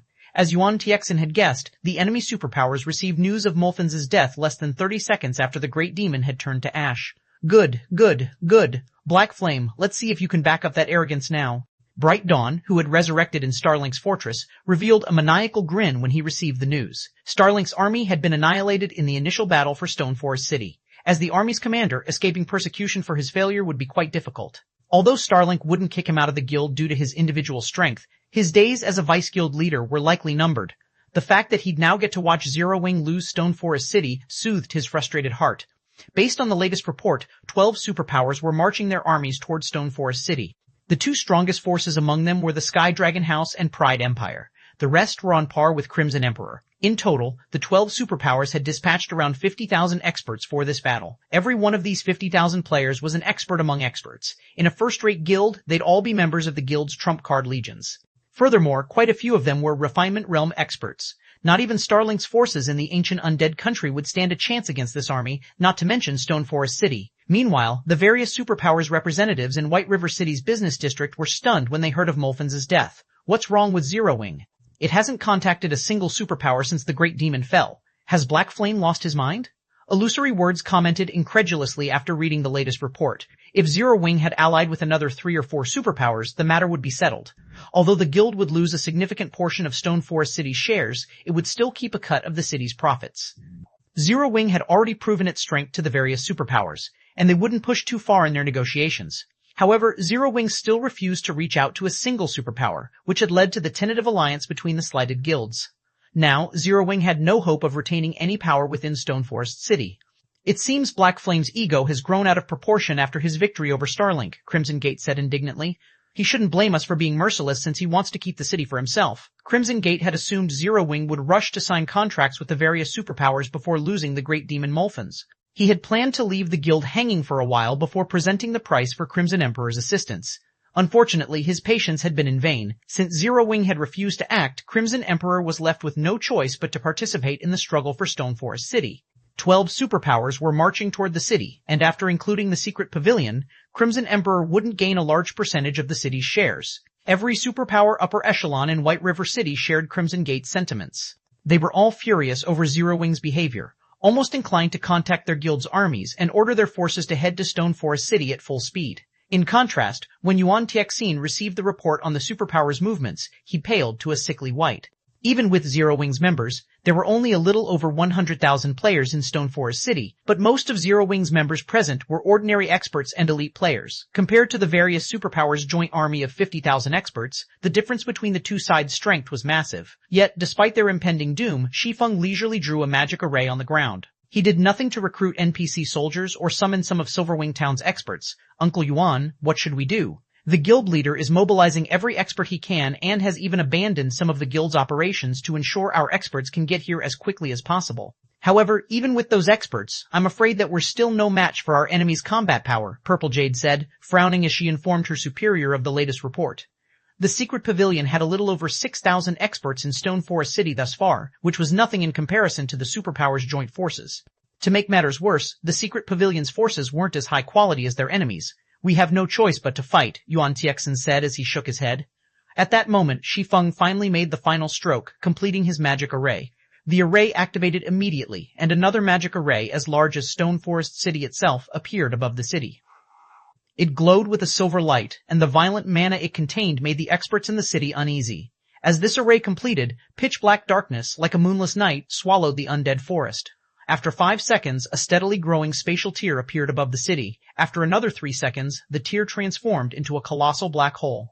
The black hole swallowed all light, and no player could see anything within. However, they could feel an intense aura emerge from the phenomenon. As if time and space had frozen, every player in the city stared in shocked silence as a 100-meter 5-story tower dropped into the city's center. What is that? How can dark energy be so dense? Yuan Tiexin was astonished, unable to tear his eyes away from the tower that now graced Stone Forest City. Even he struggled to move while under the influence of the tower's aura. He'd be lucky to exhibit 10% of his combat power. In such a state, even an ordinary expert could defeat him. Its name is the Dark Tower, Shi Feng announced with a satisfied smile. Of course, you can refer to it by its other name, the Tower of Death. 261, Suppressing with a Snap. Chapter 261, Suppressing with a Snap. Shi Feng was quite excited to have successfully summoned the Dark Tower. He had only ever heard of the tower in the past. He had never actually seen or experienced one. The Dark Seed was extremely rare in God's domain, even rarer than fragmented legendary items. Hence, Shi Feng had been quite surprised when Bright Dawn had revealed the item. To summon a Dark Tower, players first needed to defeat the demon summoned with the Dark Seed. However, killing that particular demon was easier said than done. Players had often relied on NPCs to suppress and defeat these summoned demons during Shi Feng's previous life. Killing one without such help was extremely difficult. Although the NPC's participation wouldn't interfere with the Dark Tower design's drop rate, NPCs wouldn't allow the construction to exist. They'd confiscate the Dark Tower design the moment it appeared. Players wouldn't have a chance to get their hands on the item.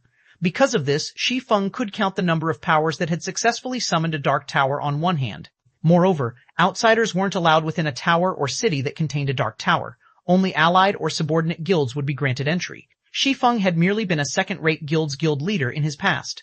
Even ordinary superpowers had been unreachable, not to mention top-rank superpowers. They had simply lived in different worlds. Hence, Shi Feng had never expected to summon a Dark Tower now. We don't have much time left, Guild Leader Black Flame. The allied superpower's 50,000-man army will arrive in less than half an hour, Yuan Tiexin reminded the younger man when he saw Shi Feng's relaxed expression. From his point of view, Shi Feng didn't seem to understand the danger they were in right now. The Dark Tower might be powerful, but one or two defensive structures wouldn't be enough to stop the enemy they were about to face. They're all here? Shi Feng's smile brightened at the news. In that case, let's go meet them. Meet them? Yuan Tiexin was flabbergasted. Hurriedly he asked, isn't that too dangerous? Even with Stone Forest City's support, stopping them will be difficult. If we lose our terrain advantage, we'll be fish on the chopping block. With how much they have to gain, they won't hold back. Let's see them try, Shi Feng said, laughing. This, Shi Feng's very existence, baffled Yuan Tiexin. He couldn't tell whether the swordsman was incredibly confident or just foolish. It's fine. I don't mind going by myself, Shi Feng suggested once he noticed Yuan Tiexin's hesitation. That won't do. The secret pavilion is one of Stone Forest City's shareholders. Since you're going, Guild Leader Black Flame, how can I just stand by and watch? Besides, if the secret pavilion makes an appearance, these superpowers might hold back out of fear, maintaining some pretense, Yuan Tiexin said, shaking his head as he prepared to risk his life alongside Shi Feng. He didn't think that meeting the various superpowers was altogether a bad idea. They hadn't reached Stone Forest City just yet, so they might have an opportunity to ally with a few of these invading superpowers. However, if they waited until the armies arrived and solidified their alliance, the secret pavilion and Zero Wing would lose any hope of holding the city. Following which, Shi Feng and Yuan Tiexin left Stone Forest City and made their way toward the various superpowers' armies, which had just entered the Undead Forest. Both of these individuals were well known in the virtual gaming world at this point. Even if the various superpowers members weren't familiar with Zero Wing, they had heard of Black Flame. Why are they here?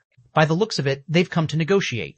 You're probably right. After all, we have 50,000 top-tier experts on our side. How could a recently promoted guild city possibly stop us? The various superpowers forces were surprised to see Shi Feng and Yuan Tiexin approach, discussing the matter amongst themselves. What is Black Flame trying to do? He actually wants to negotiate now. Illusory Words was astonished to see the two famous players emerge from between the trees. If they wanted to negotiate, they should have done so before the various superpowers armies had gathered. Now that these superpowers had combined their forces, convincing any of them to switch sides would be practically impossible. After all, they now had the initiative. You actually have to ask? Crimson Gate replied with a sneer. He must have realized how terrifying this army is and realized that he isn't strong enough to stop us. He's probably here to try to recruit 3 or 4 superpowers. If he succeeds, he might be able to hold on to a fraction of Stone Forest City. Every superpower present shared the same thought. They couldn't think of any other reason that Shi Feng would make such a risky move. If they killed Shi Feng here, they'd deal a severe mental blow to Zero Wing as a whole. Doing so would also increase their members' morale, making it easier to capture Stone Forest City. Why are you here, Black Flame? If you're here to negotiate, I'd advise you to turn around. Of course, we'll let you leave safely if you obediently hand over Stone Forest City. Ultimately, we only want the city, not your pitiful lives. That's right, give us Stone Forest City, and we'll let you leave with your lives. The superpowers' upper echelons mocked Shi Feng and Yuan Tiexin with playful, confident attitudes. Naturally, the idea that they'd let Zero Wing's members escape if Shi Feng handed the city over was nothing more than a joke. Every player in God's domain had already heard of Zero Wing's provocation. If they did not make an example of the offending guild, how could they protect their reputations? Hand over Stone Forest City? Shi Feng could not help but laugh. Aren't you quite full of yourselves? Every player fell silent when they heard Shi Feng's comment. Even Yuan Tiexin stared at the swordsman, dumbfounded as he felt his stress peak. They weren't here to negotiate an alliance? What was going on? He even began to wonder if Shi Feng understood their current predicament. They stood before an army of 50,000 players, all of which were experts among experts. If they worked together, killing a monster-level expert would be child's play. Yuan Tiexin's scalp tingled just from being the center of these experts' attention. He didn't even dare imagine what would happen if they started a fight with these players. Illusory Words, who stood among the joint army, was just as flabbergasted. She had seen many courageous people before, but this was the first time she had encountered anyone as bold as Shi Feng. He had just openly provoked 12 superpowers with a simple comment. Only death awaited him now. Is this guy stupid? Does he really believe he's invincible? He's only defeated Starlink. He better not run once the battle truly begins. As the superpower's fury grew, Shi Feng snapped his fingers. In response, Stone Forest Town's Dark Tower used its dark energy to manifest a vast darkness domain that enveloped the undead forest. All players within the domain, both friend and foe, felt an immense weight drag at their bodies, losing more than half of their combat power. 2006-2, no different from ants. Chapter 2006-2000, no different from ants. Everyone panicked as the abrupt pressure swept through the undead forest. What's going on? Why have my attributes decreased? It's so hard to move. What did he do? After noticing the change, everyone focused on Shi Feng in fear and confusion. Even a fool would realize that Shi Feng was responsible, but more than 50,000 players had gathered, easily occupying an area of several thousand yards. Not even a Tier 4 large-scale destruction spell could encompass such a large area. However, not only did a faint layer of dark gas collect around them, but it also covered the entire undead forest. Ordinary domain skills only reduced players' basic attributes by a small fraction, but this domain's suppression was extreme. Their movements were so sluggish that they were even less mobile than they had been at Tier 1. The various superpowers' upper echelons watched the man responsible with grim expressions. If only their basic attributes had been suppressed, they may have been able to adapt. However, it was an entirely different story if this domain suppressed their physiques as well. Experts were so powerful due to their quick reactions and extraordinary comprehension, which gave them far greater control over their virtual bodies than ordinary players. However, now that their bodies had reverted to their original mortal state, they had lost their advantages. In other words, they were only as strong as ordinary players while inside this domain. The ability is just as effective as the rumors made it out to be. When Shi Feng sensed the changes to his own body, he could not help his rueful sigh. As an advanced construction, the Dark Tower had two abilities. One of these abilities was Darkness Domain. The Darkness Domain did not differentiate between friend and foe, affecting every creature within its range, covering a 100,000-yard radius. Violent dark energy filled the domain. Not only would this dark energy affect creatures' basic attributes, but it would also impact their reaction speeds, neural response times, and 5 senses. While bathed in this dark energy, expert players would lose all of their advantages over ordinary players. It was just as effective as a death sentence. This was also why players in the past had referred to the Dark Tower as the Tower of Death. Yuan Tiexin's eyes nearly fell from their sockets. He was even more astounded than the invading superpowers members. He had been following Shi Feng around all this time, so he understood what the man had done perfectly. What is this construction? How is it so powerful? Yuan Tiexin could not help but turn, his gaze settling on the Dark Tower in the distance. Although he had recognized that the Dark Tower was extraordinary, he hadn't realized how truly horrifying it could be. The Dark Tower could actually level the playing field between expert and ordinary players. Ordinary players might not realize how amazing that was, but to the various superpowers, it was devastating. A large part of the reason for the superpowers' great strength was the number of quality of their experts, which far surpassed ordinary players. If one removed experts from the equation, then the various superpowers were simply wealthier and larger than their ordinary counterparts. The Dark Tower's ability would even allow an ordinary power to face off against a superpower. Although superpowers had more members than ordinary powers, they had to manage far more territory, and as a result, they could only station a limited number of players to each area under their control.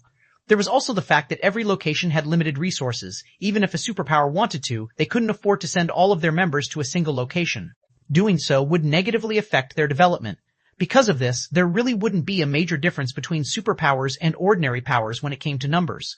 Do you still want to continue? Shi Feng asked, casually sweeping his gaze over the players before him with neither joy nor sadness. It was as if this expert army was little more than grass on the roadside. They weren't enough to warrant a reaction. Before the Dark Tower, experts at Tier 3 and below were equal.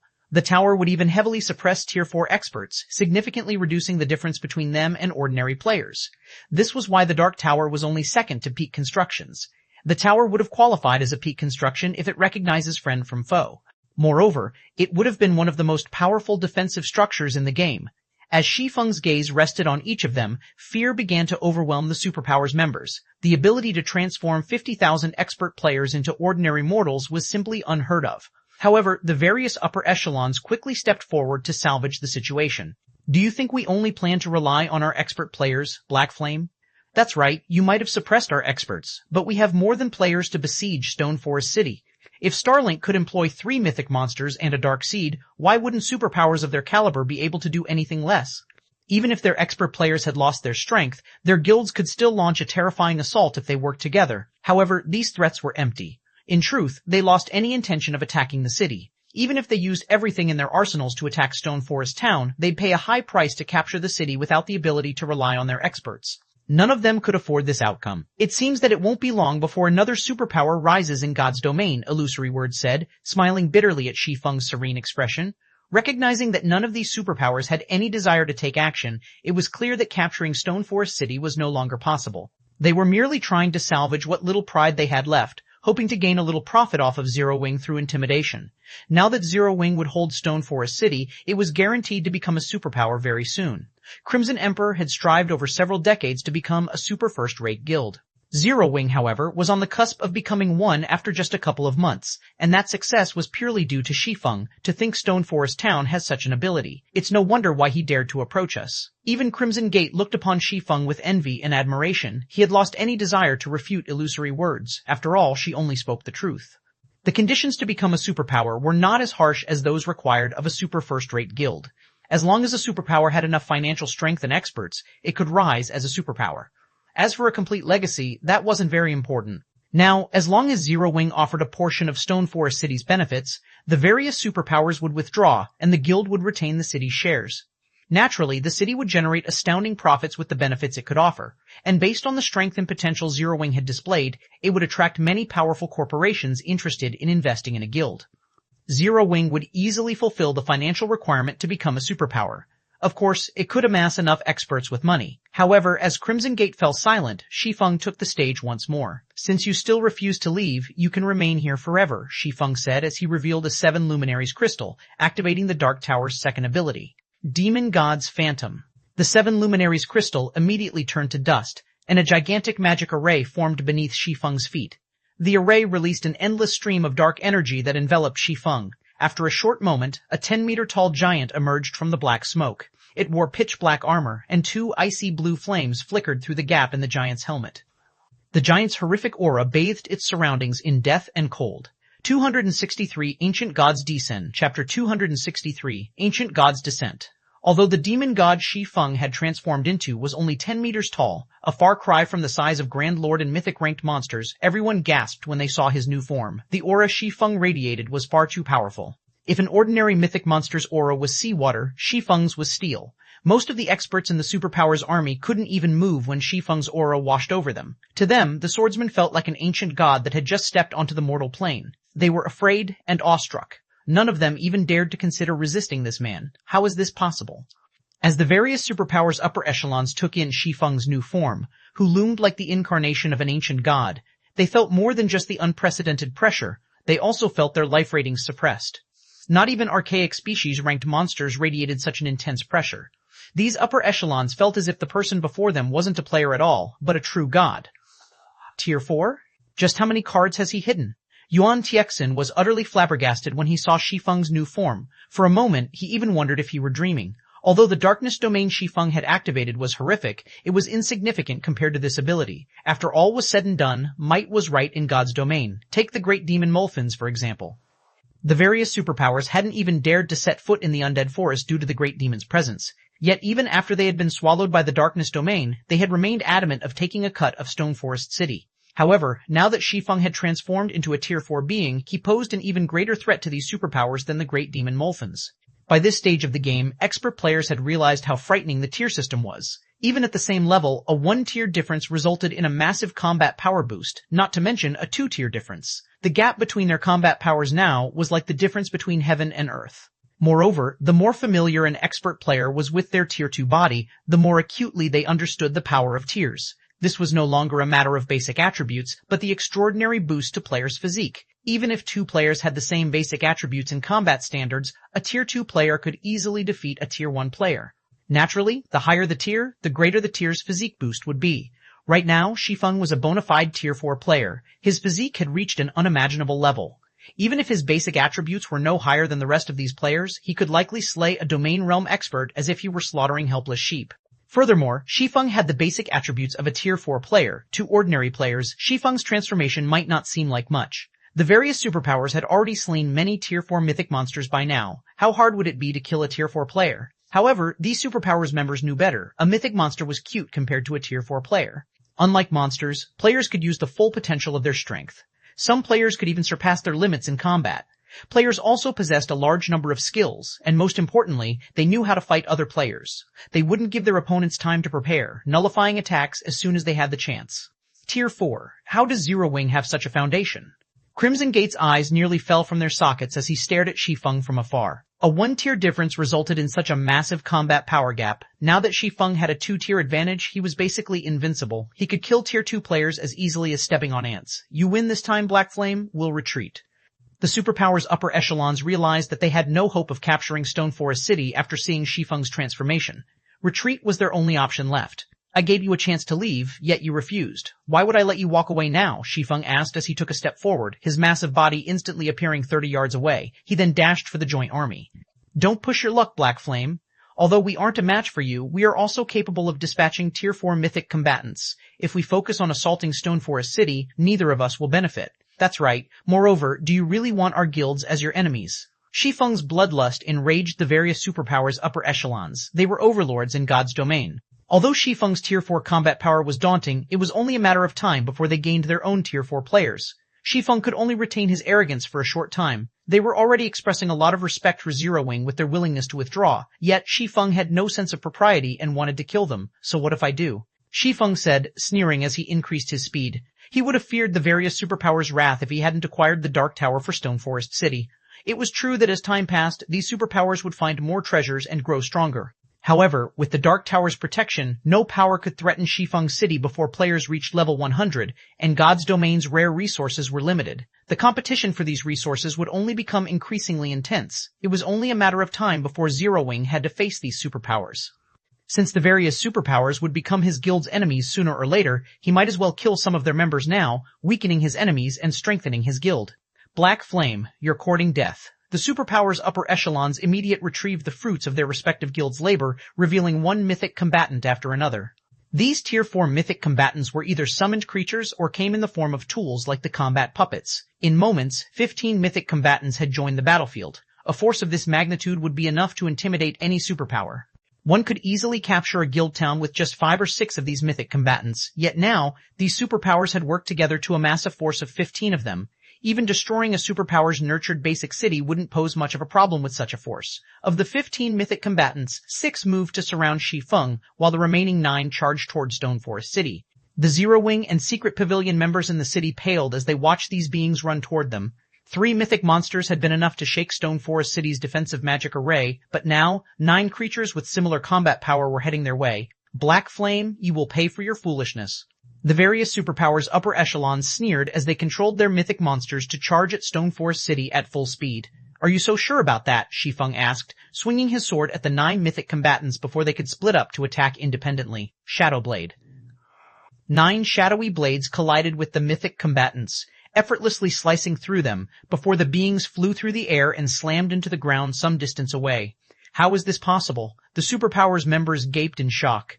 Those were mythic combatants they were talking about, and Shi Feng had defeated 9 of them so easily. Despite how much they wanted the scene to be an illusion, they had no choice but to acknowledge the truth before them. After resolving the threat against Stone Forest City, Shi Feng turned and swung his sword at the 6 remaining mythic combatants. Swords Transmigration. This time, 2 of the 6 mythic combatants, which had been thrown, sustained severe injuries, and their combat powers plummeted. Although the exchange had been brief, everyone understood that the 15 mythic combatants were no match for Shi Feng. They couldn't even get past the swordsman, much less destroy Stone Forest City. They had sorely underestimated Shi Feng's combat power. 264 Devil Chapter 264 Devil. Every player was overwhelmed with shock and horror after watching Shi Feng toy with 15 mythic combatants like they were infants. Although they had known that a tier 4 player would be more powerful than a mythic monster, they hadn't expected Shi Feng to be this strong. Logically, a tier 4 player's combat power should only be slightly greater than a mythic monster's. Once they reached the tier 4 standard, monsters' combat power rose to a new level. Including monsters' natural attribute advantage, tier 4 players of the same level should have a hard time facing 3 or 4 mythic monsters at the same time. However, Shi Feng had suppressed 15 mythic combatants with little to no effort. It was simply unbelievable. Of course, Shi Feng wasn't particularly surprised. Activating Demon God's Phantom cost a 7 Luminaries crystal. Moreover, its user could only activate the skill once a day, and it only lasted 4 short hours. During that time, the skill would forcibly elevate the target player by 2 tiers to a maximum of Tier 4 peak rank. The skill also upgraded a player's life rating to Ancient Fiend at maximum. Because of Shi Feng's normal tier and life rating, Demon God's Phantom could only elevate him to Tier 4 upper rank, which was still far from the skill's maximum. Normally, only Tier 3 players could exhibit the skill's full potential. Even so, a Tier 4 upper rank player's combat power was more than enough to take out 15 mythic combatants. God's Domain hadn't launched that long ago, and players hadn't yet reached Tier 3, so they had no idea what happened at that tier and beyond. Tier 4 players had still been considered peak experts even a decade after God's Domain's launch. Ordinary second-rate guilds hadn't even had any Tier 4 players in their ranks, and in first-rate guilds, Tier 4 players had been upper echelons, tasked with safeguarding the guild's neutral towns. Once players reached Tier 4, their combat power would undergo a qualitative transformation with each minor threshold they crossed. It was like the difference between ordinary monsters and ancient fiends. Although these superpowers had summoned quite a few Tier 4 combatants, all 15 of them were at the lower rank. They weren't even Tier 4 intermediate rank. How were they supposed to defeat a Tier 4 upper rank player? Purely comparing combat power, Shi Feng was only slightly weaker than Molfin's when the Great Demon had been at his peak. Hence, killing 15 Tier 4 lower rank combatants wasn't an issue for Shi Feng in this state. Because of the skill's limited duration, Shi Feng had no plans to drag out this fight. He immediately and violently attacked one of the summoned mythic monsters. With the huge difference between their combat power, the mythic monster was utterly powerless against Shi Feng, and every one of the swordsman's attacks obliterated a visible chunk of the monster's HP. The mythic monster's HP fell by 20% after a few seconds. At this rate, Shi Feng would finish it off in less than a minute. Zero Wing's rise is guaranteed now. Illusory Word sighed ruefully as she watched the mythic monster rapidly lose HP from a safe distance. 15 mythic combatants. Facing such a force would be a disaster to any superpower, yet they couldn't even pose a threat to Shi Feng. Now, it was clear that capturing Stone Forest City was impossible for any superpower. With the city under its control, Zero Wing would have no issues acquiring resources or funds for its development. If Crimson Emperor hadn't been so greedy and negotiated with Zero Wing before Molfin's death, it might not have secured Stone Forest City's shares, but it could have secured some discounts and shops within the city. Unfortunate tier the guild would have to leave empty-handed. In contrast, the powers that had formed a close relationship with Zero Wing were truly blessed, especially Unyielding Soul. With Stone Forest City's help, Unyielding Soul could stand on the same stage as Starlink in the Dark Knight Empire in the future. Retreat. Everyone, retreat immediately. With one of the mythic monsters so close to death, the superpower's upper echelons hastily commanded a retreat. If not even their mythic combatants stood a chance against that monstrous swordsman, their players wouldn't fare any better. Shi Feng was still occupied with the 15 mythic combatants. If they waited until these beings died, they would lose their chance to escape. As soon as the upper echelons issued the command, the army of 50,000 experts spread out and ran for the Undead Forest's exit. They're finally retreating. Wan Tiexin released a sigh of relief as he watched the invading players flee. Although he understood that these superpowers had lost any hope of capturing Stone Forest City the moment Shi Feng had proven capable of single-handedly suppressing 15 mythic combatants, he couldn't help his shock at watching the 50,000 peak experts run for their lives. Don't think you can get away so easily. Noticing the fleeing players, Shi Feng threw the mythic combatants around him with a powerful blow before charging at the escaping army. Mythic combatants might be powerful, but even they would need quite some time to destroy Stone Forest City's defensive magic arrays. Moreover, these mythic combatants had been summoned with consumable items. They were as good as lost. Even if he killed them, the invading superpowers wouldn't suffer any more than they already had. Furthermore, these mythic beings wouldn't drop any items when they died. But an army of players was a different story. Even within their superpowers, these players were experts among experts. The offending superpowers would suffer dearly if these experts died. Since the various superpowers had banded together to attack Stone Forest City once already, there was no guarantee that they wouldn't do it again. Naturally, he needed to teach them a painful lesson to ensure they wouldn't cause trouble in the future. Black Flame, do you really want to become our enemy? The superpowers' upper echelons panicked as they watched Shi Feng dash toward them. They began to reveal one card after another, activating suppression and defensive magic arrays to slow Shi Feng down. Some even used Tier 4 offensive magic scrolls against the incoming swordsman. So what if I do? Shi Feng replied with a sneer, showing no intention of stopping. Whether it was magic arrays or Tier 4 offensive spells, all were useless against Shi Feng. Current players simply couldn't hope to contend with a Tier 4 upper rank existence. Shi Feng brandished his swords, countering the magic arrays and incoming spells with a few hits. They then proceeded toward the fleeing mass of players, ruthlessly massacring everyone in his path. Even at their peak, these expert players were no match for Shi Feng, but suppressed by the Dark Tower, they were utterly powerless. Lunatic. How is that a lunatic? He's practically the devil incarnate. He'll definitely regret this. The superpowers experts were horrified as they watched Shi Feng slaughter their allies. They couldn't believe that this player actually dared to attack so many superpowers at the same time.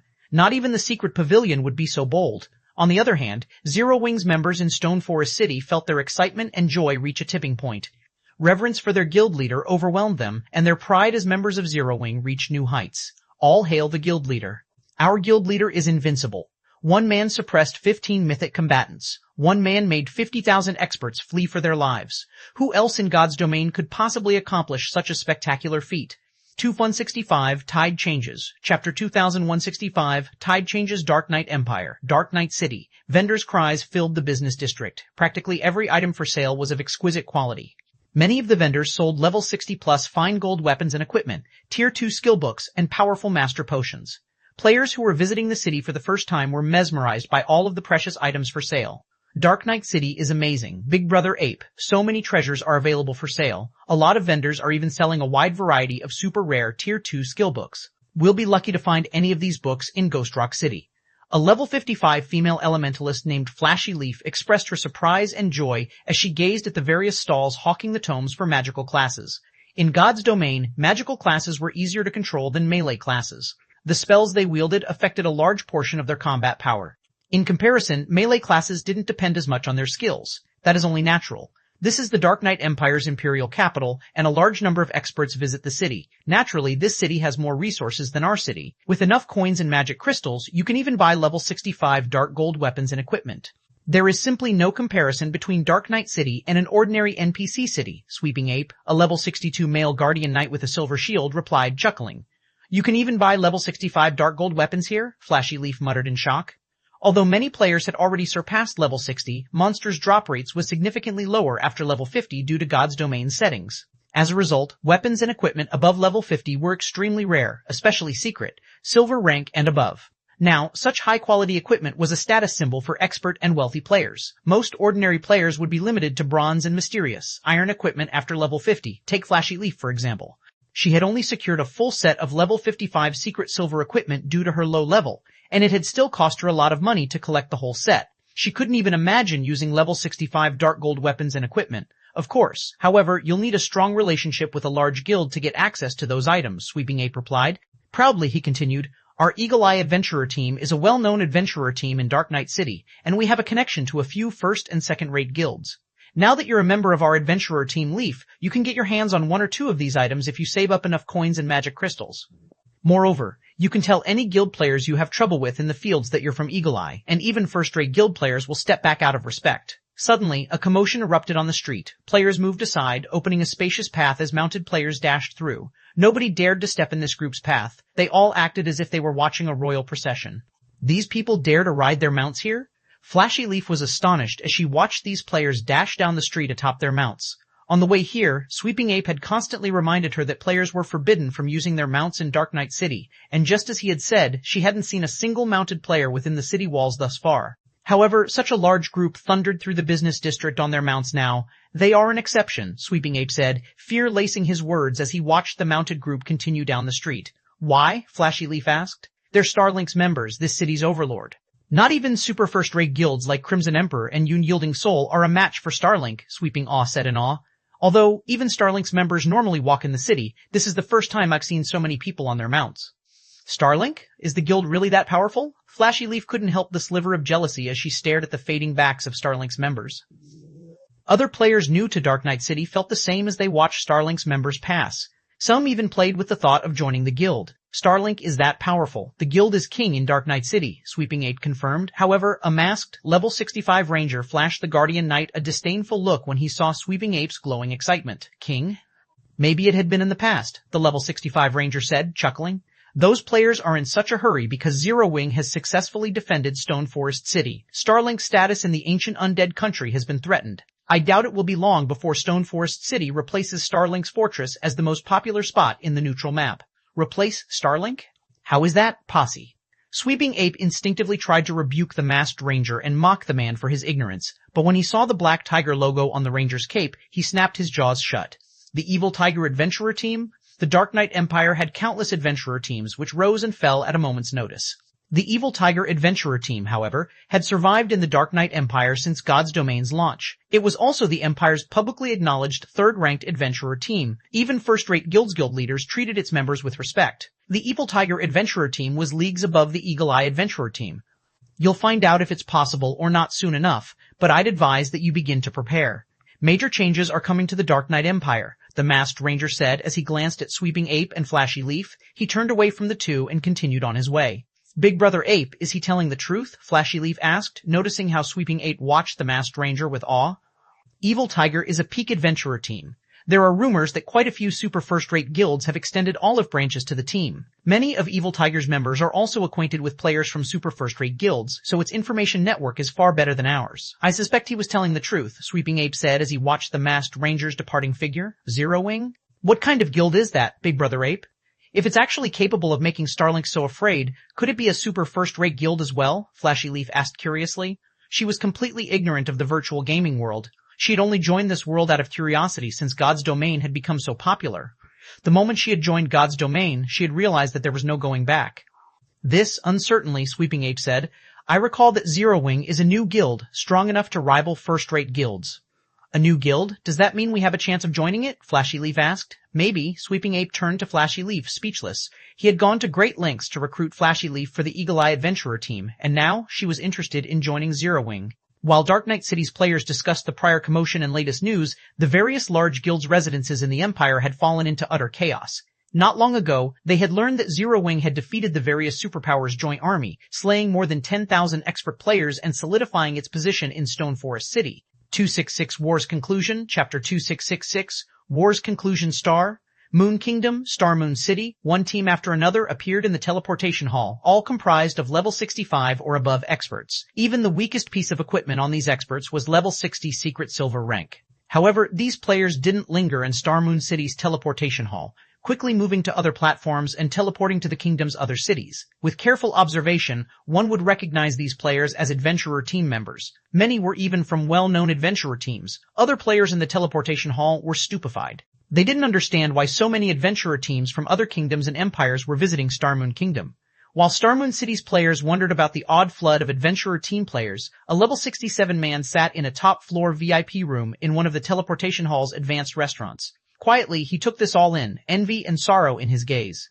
If the city's players saw this man, they'd likely be taken aback. He was none other than Galaxy Past, the Star Alliance's guild leader. By this point, the Star Alliance had become Star Moon City's king.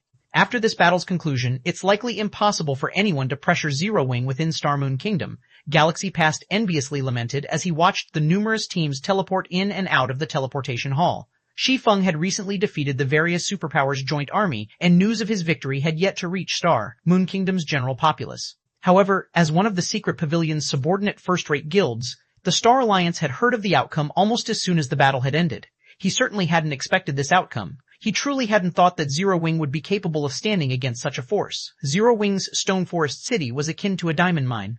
The troublesome guild would never have to worry about needing funds again. With the city's income, Zero Wing could easily support its current level of development, which meant it had resolved its sole weakness within Star Moon Kingdom. From now on, even the various superpowers would find it exceedingly difficult to pressure the guild in its own kingdom. Moreover, doing so wouldn't gain them much. At this point, he'd be hard-pressed to find a superpower that was willing to make such a trade. First-rate guilds like the Star Alliance dreamed of achieving such power, but now a new guild, one that had only established after God's Domain's launch, had been the one to realize this dream. No one could have imagined that Zero Wing would have struck back as soon as Starlink had tried to hinder the guild's development in Star Moon Kingdom and successfully deal such a fierce blow. Starlink's fortress in the ancient undead country was basically crippled. Even if that is the case, guild leader Zero Wing will have more problems to deal with now. Honestly, Starlink hadn't taken Zero Wing seriously, but now, with Stone Forest City in its way, Starlink will view the Zero Wing as a sworn enemy. Moreover, Zero Wing has provoked more than a handful of superpowers this time. I doubt the guild will find moving forward to be more difficult than expected, Purple Jade said. Galaxy Pass did not try to refute Purple Jade's logic. In his opinion, Zero Wing's retaliation against Starlink's bullying had been splendidly carried out. Even before Zero Wing had taken action, the two guilds had shed all pretenses. Increasing their hatred for each other wouldn't change things over much. However, the fact that Zero Wing had slaughtered the superpowers' joint forces would come back to bite it. Those superpowers might be helpless against Stone Forest City and Zero Wing, but the undead forest was a small fraction of the bottomless abyss. The God Mode regional dungeon had other areas, and exploring those areas would require particularly powerful experts. The various superpowers had both stronger and more experts than Zero Wing. Once Zero Wing's members left the forest, they'd find miserable deaths waiting for them. While the various powers in the kingdom discussed Zero Wing's victory, adventurer teams crowded the entrance to the guild's residence in White River City. Just entering and leaving the residence had become a struggle for Zero Wing's members. Aqua Rose, who was responsible for the guild's recruitment, was stunned. She had watched many expert players apply for membership before, but she had never seen this many apply at once. A rough estimate calculated more than 10,000 expert applicants. Moreover, quite a few of these experts were at the half-step refinement realm, and some were even refinement realm experts. The guild hadn't experienced such a thing before. Half-step refinement realm experts generally served as core team leaders in first-rate guilds. Most refinement realm experts were immediately promoted, becoming an upper echelon within the first-rate guild. Even Aqua Rose was only a refinement realm expert. However, despite knowing that they would, at most, start out as an elite member, so many refinement realm experts were adamant about joining Zero Wing. "What kind of magic did you use, guild leader?" Aqua Rose excitedly asked after contacting Shi Feng. More than 300 well-known and 20 top adventurer teams have applied to join the guild. After a rough estimate, more than 200 half-step refinement realm experts and 15 refinement realm experts have applied. As well, Zero Wing didn't even have 15 refinement realm experts in total. Even so, the guild had far more than its first-rate competition. By accepting these 15 or so refinement realm experts into the fold, Zero Wing could double its total count. If it succeeded in doing so, no ordinary first-rate guild would have a chance against Zero Wing. Only the few top-ranked first-rate guilds would be able to rival the guild. Over 200 half-step and 15 refinement realm experts? "It seems the battle's outcome has been quite effective," Shi Feng said, smiling. He wasn't particularly surprised by the situation. His latest battle held extraordinary significance. Although, defeating the superpowers' joint forces wasn't the victory that lured all of these adventurer teams to Zero Wing, rather they were attracted by his success in holding Stone Forest City. As long as Stone Forest City stood, Zero Wing would have a steady supply of resources and coins. This also made Zero Wing a far tougher opponent for the various superpowers. Moreover, to become a superpower, one needed a foundation of money and resources. Now that Zero Wing had that foundation, it was almost guaranteed to become a superpower in the future, and the guild had already proven capable of fending off the various superpowers. After hearing the news of these victories, it was only natural that a large number of experts would rush to join the guild and ride Zero Wing's coattails. Some top adventurer teams have also requested an alliance, committing to fight our enemies in the bottomless abyss. With a little hesitation, Aqua Rose continued. However, they want adventurer residences in Stone Forest City in exchange. Top adventurer teams possessed a lot of experts, and some were even led by refinement realm experts. There were also some that even superpowers feared. Meanwhile, Zero Wing had provoked quite a few superpowers this time, and because of that, it was fated to encounter many trials and tribulations within the regional dungeon. If the guild had to face these superpowers alone, it would likely struggle to establish itself in the bottomless abyss's other locations. It might even be trapped in the undead forest, which was only a fraction of the dungeon and had very limited resources. If they want adventurer residences for free, they can forget it, Shi Feng said, shaking his head. Of course, if they're willing to pay, it's a different story. Each adventurer residence will cost 50,000 gold or magic crystals of equal value. Adventurer residences were similar to guilds' temporary residences. The team's members would be able to teleport in and out of Stone Forest City freely, but adventurer residences were a special type of building that could only be constructed in guild cities. Moreover, the ruling power could only construct a limited number. A basic city could only support 10 adventurer residences at a time. 5,000 gold? The amount Shi Feng demanded startled Aqua Rose. Are you sure? One could afford a relatively good plot of land in an imperial capital with so much gold. Charging so much for an adventurer residence in a guild city was absurd. No adventurer team would likely agree to that price. That's right, 50,000 gold. If they're not interested, we won't force the issue, Shi Feng firmly declared. I understand. I'll notify them of our price. Knowing Shi Feng had made up his mind, Aqua Rose could only nod and agree. She could only hope that more opportunities to secure outside help appeared in the future. After disconnecting the call, Shi Feng made his way to Stone Forest City's City Lord's Mansion to open the city's doors to the public. 2067, Stone Forest City's Opening. Chapter 2067, Stone Forest City's Opening. Unlike Zero Wing City, which had been a city upon its conception, Stone Forest City's City Lord's Mansion wasn't a castle. It was merely a house atop a spacious compound. Thick stone walls lined the compound, and the only entrance was through a set of sturdy iron gates. 2 Tier 2 NPC soldier parties stood guard. When Shi Feng arrived, the NPCs opened the gates for him and respectfully welcomed him to the mansion. Sure enough, this city lord's mansion is far more secure. Shi Feng could not help his rueful sigh when he saw the water barrier beyond the gates. The isolation barrier. Not even Zero Wing City had this mechanic. The difference between a guild town and a guild city was massive in God's domain. The method to capture each was also different.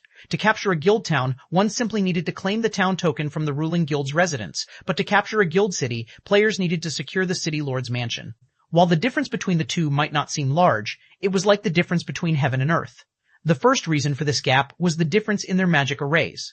A guild had to set up the defensive magic array around its residence itself, and advanced defensive magic arrays were particularly difficult to acquire. However, a city lord's mansion came equipped with its own defensive magic array, and it was even stronger than the magic barrier that protected the city.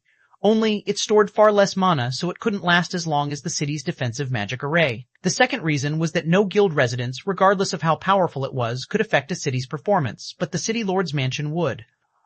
The city lord's mansion acted as the city's heart. The stronger it became, the stronger the city would be. However, upgrading a city lord's mansion wasn't easy. Doing so required a lot of money and super rare resources. This was why guild cities' development in God's domain was generally quite slow. Guild towns, in comparison, only needed popularity, money, and players. Normally, guild cities that had grown from advanced towns were much stronger than directly built guild cities. Needless to say, a guild city promoted with a gold town promotion order would be even stronger. The isolation barrier before Shi Feng was the best proof of this. Shadow's guild cities in the past had only acquired an isolation barrier once they had become intermediate cities, yet Stone Forest City had gained one the moment it had become a basic city. Unlike defensive magic arrays, isolation barriers couldn't block incoming attacks, but they weren't any less important. An isolation barrier was capable of stopping unseen attacks and isolating the city lord's mansion from the outside world. If players entered the mansion without explicit permission, they wouldn't be able to contact others outside of the compound's walls. This ability had allowed guilds in the past to hold meetings within the city lord's mansion without having to worry about information reaching their enemies too quickly. Now that Stone Forest City's city lord's mansion had an isolation barrier as well, Zero Wing could use this place to discuss confidential matters. The guild wouldn't need to take the numerous precautions it usually did when preparing for an important operation, and it could afford to consider even riskier plans. Shi Feng entered the city lord's mansion, greeted by a garden filled with plants and flourishing flowers. Birdsong and floral fragrance filled the air. The garden had an easy-to-capture vibe, a stark contrast to Zero Wing City's heavily fortified city lord's mansion. But Shi Feng remained unperturbed. After all was said and done, Stone Forest City had only recently become a city. It would still take a lot of time, money, and resources to develop the city lord's mansion to rival that of Zero Wing City. This was also why the various superpowers had tried to capture Stone Forest City so soon after its promotion. The city lord's mansion was still undeveloped and at its weakest. Once Zero Wing fully developed the mansion, not even Tier 5 players could infiltrate it. Although he had defeated the various superpowers and defended Stone Forest City this time, repelling future attacks wasn't guaranteed. He needed to upgrade the city as soon as possible. Initially, the Secret Pavilion had suggested they wait for 2 or 3 days before opening Stone Forest City to the public. By then, most of the city's defenses would be operational. However, the Secret Pavilion wasn't aware that Shi Feng couldn't afford to wait that long. Silverwing Town, Stone Forest City, and Zero Wing's development desperately needed coins and resources, but due to the ongoing war with Starlink, Zero Wing severely lacked both. Even though Shi Feng had acquired quite a few top-tier weapons and equipment pieces from the various superpowers, it was a pitiful amount compared to what the guild needed, and selling the items would simply be foolish. Hence, to ensure Zero Wing's future, he had to open Stone Forest City to the public as soon as possible. Shi Feng soon arrived at the 3-story house within the compound. An elderly butler, the city lord's mansion's manager, waited for him. Although the old man was only level 10, he was invulnerable. No player could damage him. "City Lord, how may I be of service?" the butler asked as he greeted Shi Feng with a smile. "I wish to remove the seal on Stone Forest City," Shi Feng answered. After its promotion, Stone Forest City had been sealed. Without the owner's permission, players would have to destroy the city's defensive magic array and walls to get into the city. If he wanted to attract visitors, he'd have to remove the seal. "I will see to it immediately, but once the seal has been lifted, how much would my lord like to charge as an entry fee?" the butler asked. "With Stone Forest City's current scale, the lowest entry fee available to you is 40 copper coins. "The lowest is 40 copper? Shi Feng could not help but chuckle. What about the highest? He had gone to great lengths to relocate Stone Forest Town to the bottomless abyss. He had even upgraded it into a city. Naturally, he couldn't charge the lowest entry fee. Currently, you can collect up to 3 silver per person. If you wish to raise the entry fee further, you will first have to upgrade the city," the butler explained. "In that case, set it to 3 silver, Shi Feng decided without hesitation. Players couldn't set a city's entry fee to any amount they desired in God's domain. There were lower and upper limits, and the city's geographical surroundings and development determined these limits. When Zero Wing City had first established, the lower limit had only been 30 copper, yet Stone Forest City's was 40 copper. To attract more players to Zero Wing City, Shi Feng had initially set the entry fee to the minimum, gradually raising it as more players arrived. Now, players had to pay 80 copper to enter Zero Wing City. However, Stone Forest City's situation was different. It rested on the bottomless abyss's first underground floor, and it was almost guaranteed that only a small number of players would visit. Unfortunately, that meant that he couldn't choose the lowest entry fee available. He wouldn't make any money if he did. Furthermore, Stone Forest City was the only rest area in the God Mode regional dungeon, and unlike Zero Wing City, this city was essential for the players that wanted to grind in the area. Understood. I'll get it done immediately. The butler bowed before leaving. In less than 5 minutes, a regional system announcement alerted all players in the Undead Forest that Stone Forest City was officially open. 2006-8, not like a superpower, but superior. Chapter 2006-8, not like a superpower, but superior. Once the seal on Stone Forest City had lifted, Shi Feng began to draft a construction plan for the city. Although Stone Forest Town had already contained a lot of buildings, it had grown several times after its promotion. As a result, Stone Forest City looked empty and could, at most, only accommodate 1 million players. This was the downside to a promoted city. A built city, on the other hand, didn't have this problem. Although Stone Forest Town had more than enough buildings to accommodate visiting players, its visitors wouldn't be limited to experts as mainstream players reached higher levels and improved their equipment. Eventually, even ordinary players would be able to grind in the bottomless abyss's first floor with ease. It was necessary to plan the city's constructions ahead of time to ensure that players had what they needed to live and rest in Stone Forest City. Not only would careful planning increase the value of the city's shops and private housing, but it was also of the utmost importance for the city's development. While Shi Feng planned the city's layout in the City Lord's mansion, the powers from the kingdoms and empires near the ancient undead forest received news of Stone Forest City's grand opening. For a time, these powers were in an uproar. Zero Wing is actually opening such a precious city to the public? Has the guild gone mad? How generous. That's a God Mode regional dungeon we're talking about. I can't believe Zero Wing is letting just anyone into the city. Just what is Zero Wing thinking?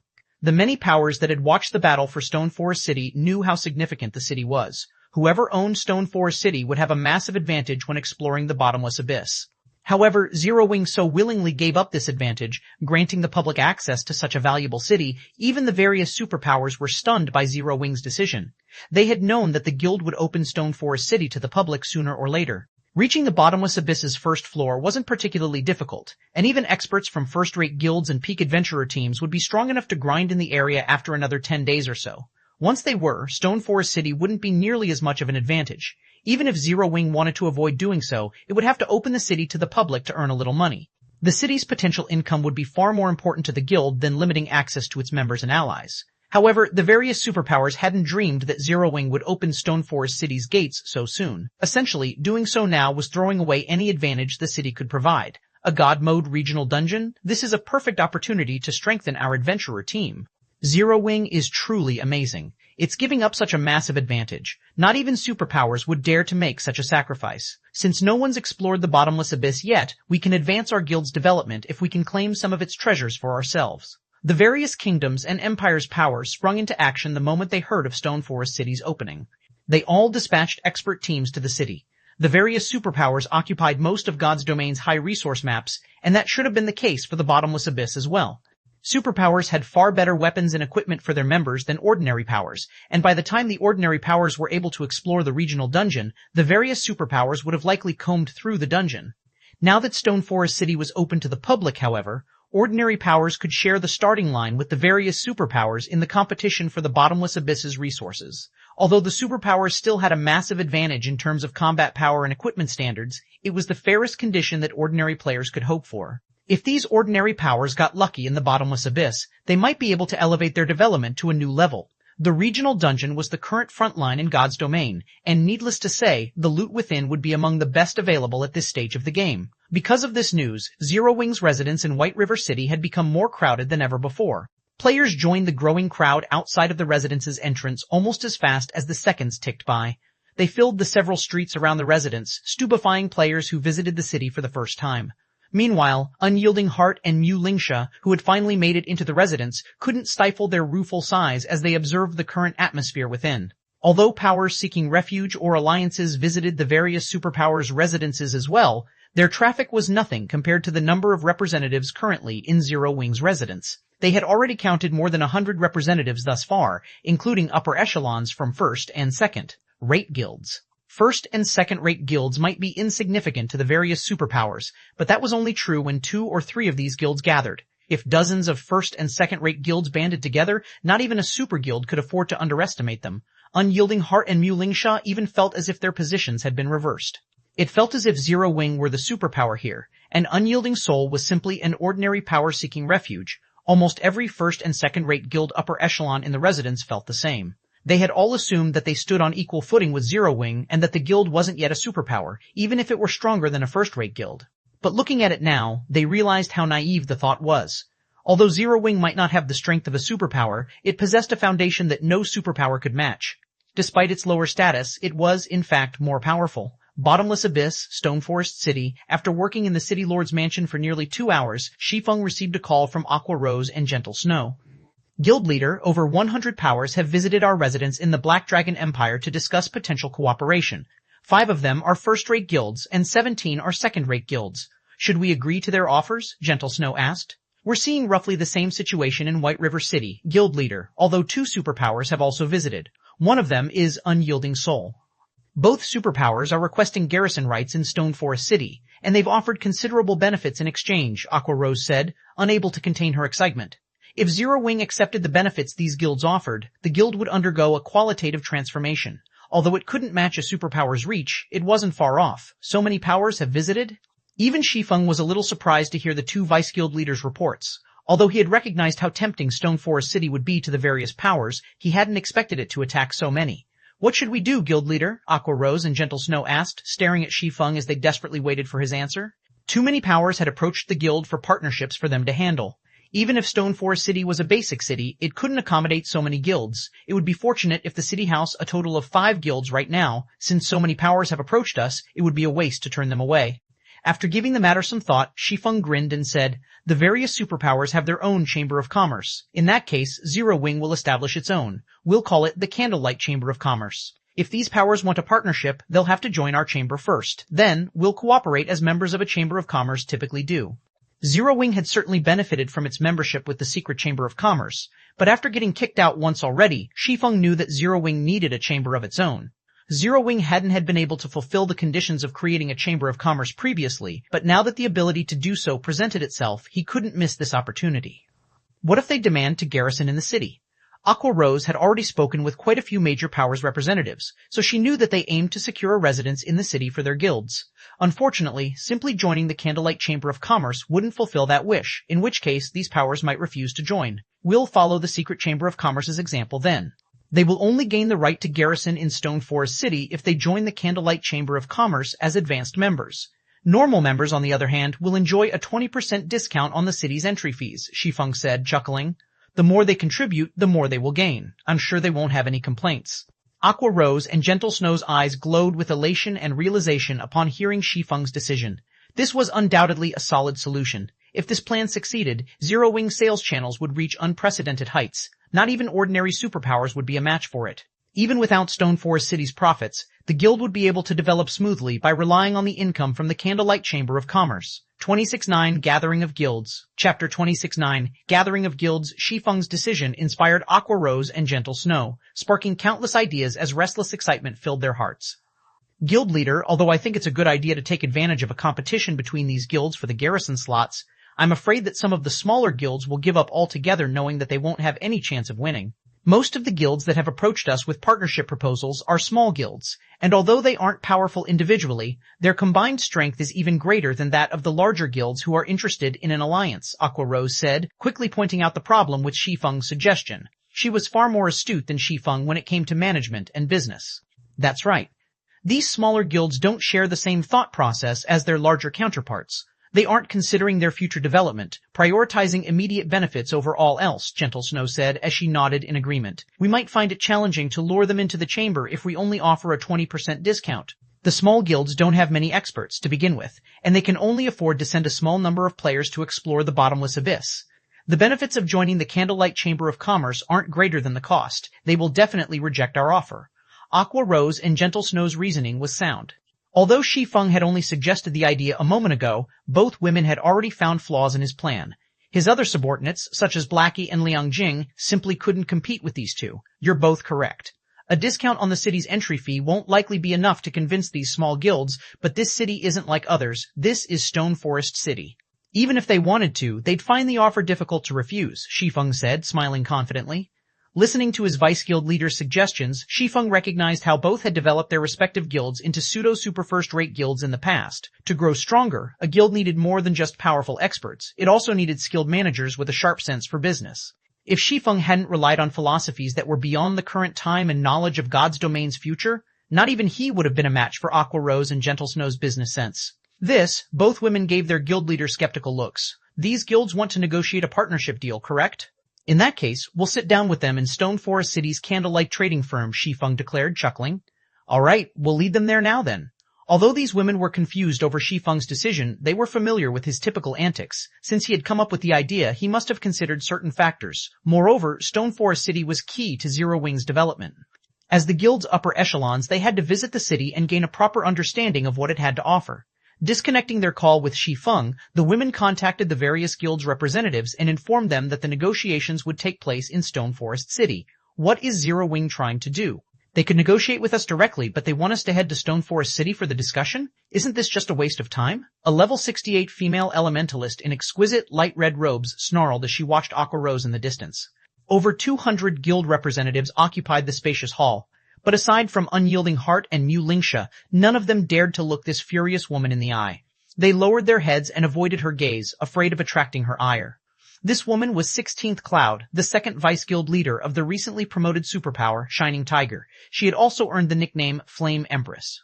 She had once been a peerless genius, nurtured by a super guild like the Dragon Phoenix Pavilion's Phoenix Rain, but she had left the super guild abruptly and joined Shining Tiger, performing many impressive feats for the new superpower. Although Shining Tiger was not as powerful as Starlink, it ranked near the top among recently promoted superpowers. The guild currently controlled 4 kingdoms and had built a solid foundation in the Glory Empire. It was even stronger than Unyielding Soul. We are here to gain an understanding of Zero Wing and see for ourselves if the guild is as impressive as the White Tiger Dojo claims, Vice Guild Leader, so please endure this for now. The middle-aged man, a level 68 assassin, beside 16th Cloud, tried to calm the woman, acting like her butler. It was obvious that he was used to the woman's hot temper. Unyielding Heart, who sat across the subservient assassin, kept his guard up against the man. This middle-aged man had an even greater backstory than 16th Cloud. His name was Sorrowful Silence, and he had risen to fame even earlier than Unyielding Heart had. Moreover, Sorrowful Silence was a bona fide monster. The man specialized in eliminating high-profile targets. Since God's Domain's launch, he had been responsible for the deaths of more than 6 superpower upper echelons. These assassinations had foiled many of the superpower's plans. How strange. Shining Tiger has clearly focused on its development in the Glory Empire. So, why is it here to discuss a partnership with Zero Wing?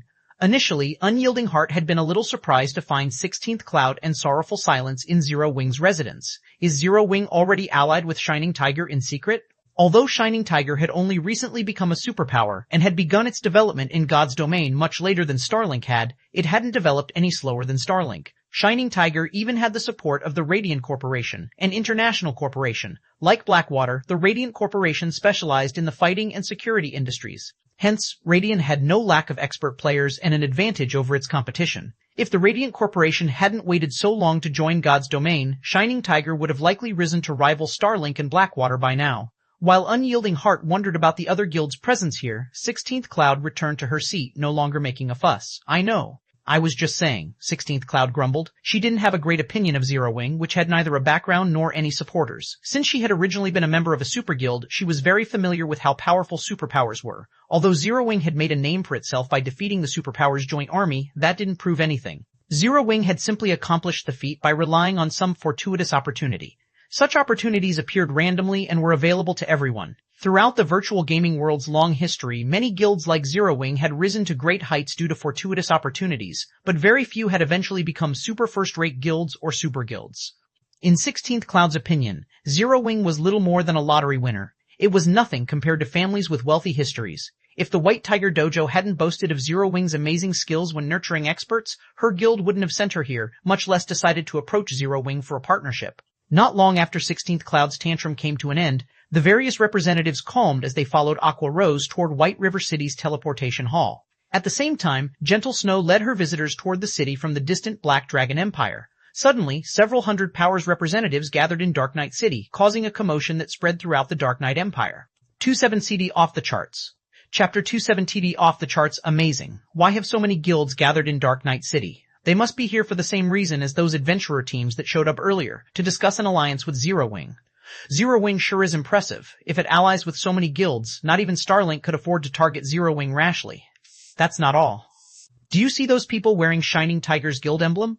The guild recently became a superpower. I've heard that it isn't any weaker than Starlink and far stronger than the declining Unyielding Soul. If Zero Wing partners with Shining Tiger, Starlink will find the guild to be a far more difficult target.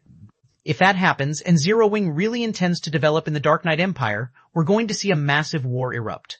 Players from the Empire's various powers chatted amongst themselves when they noticed 16th Cloud and the other guild representatives in Dark Knight City's teleportation hall.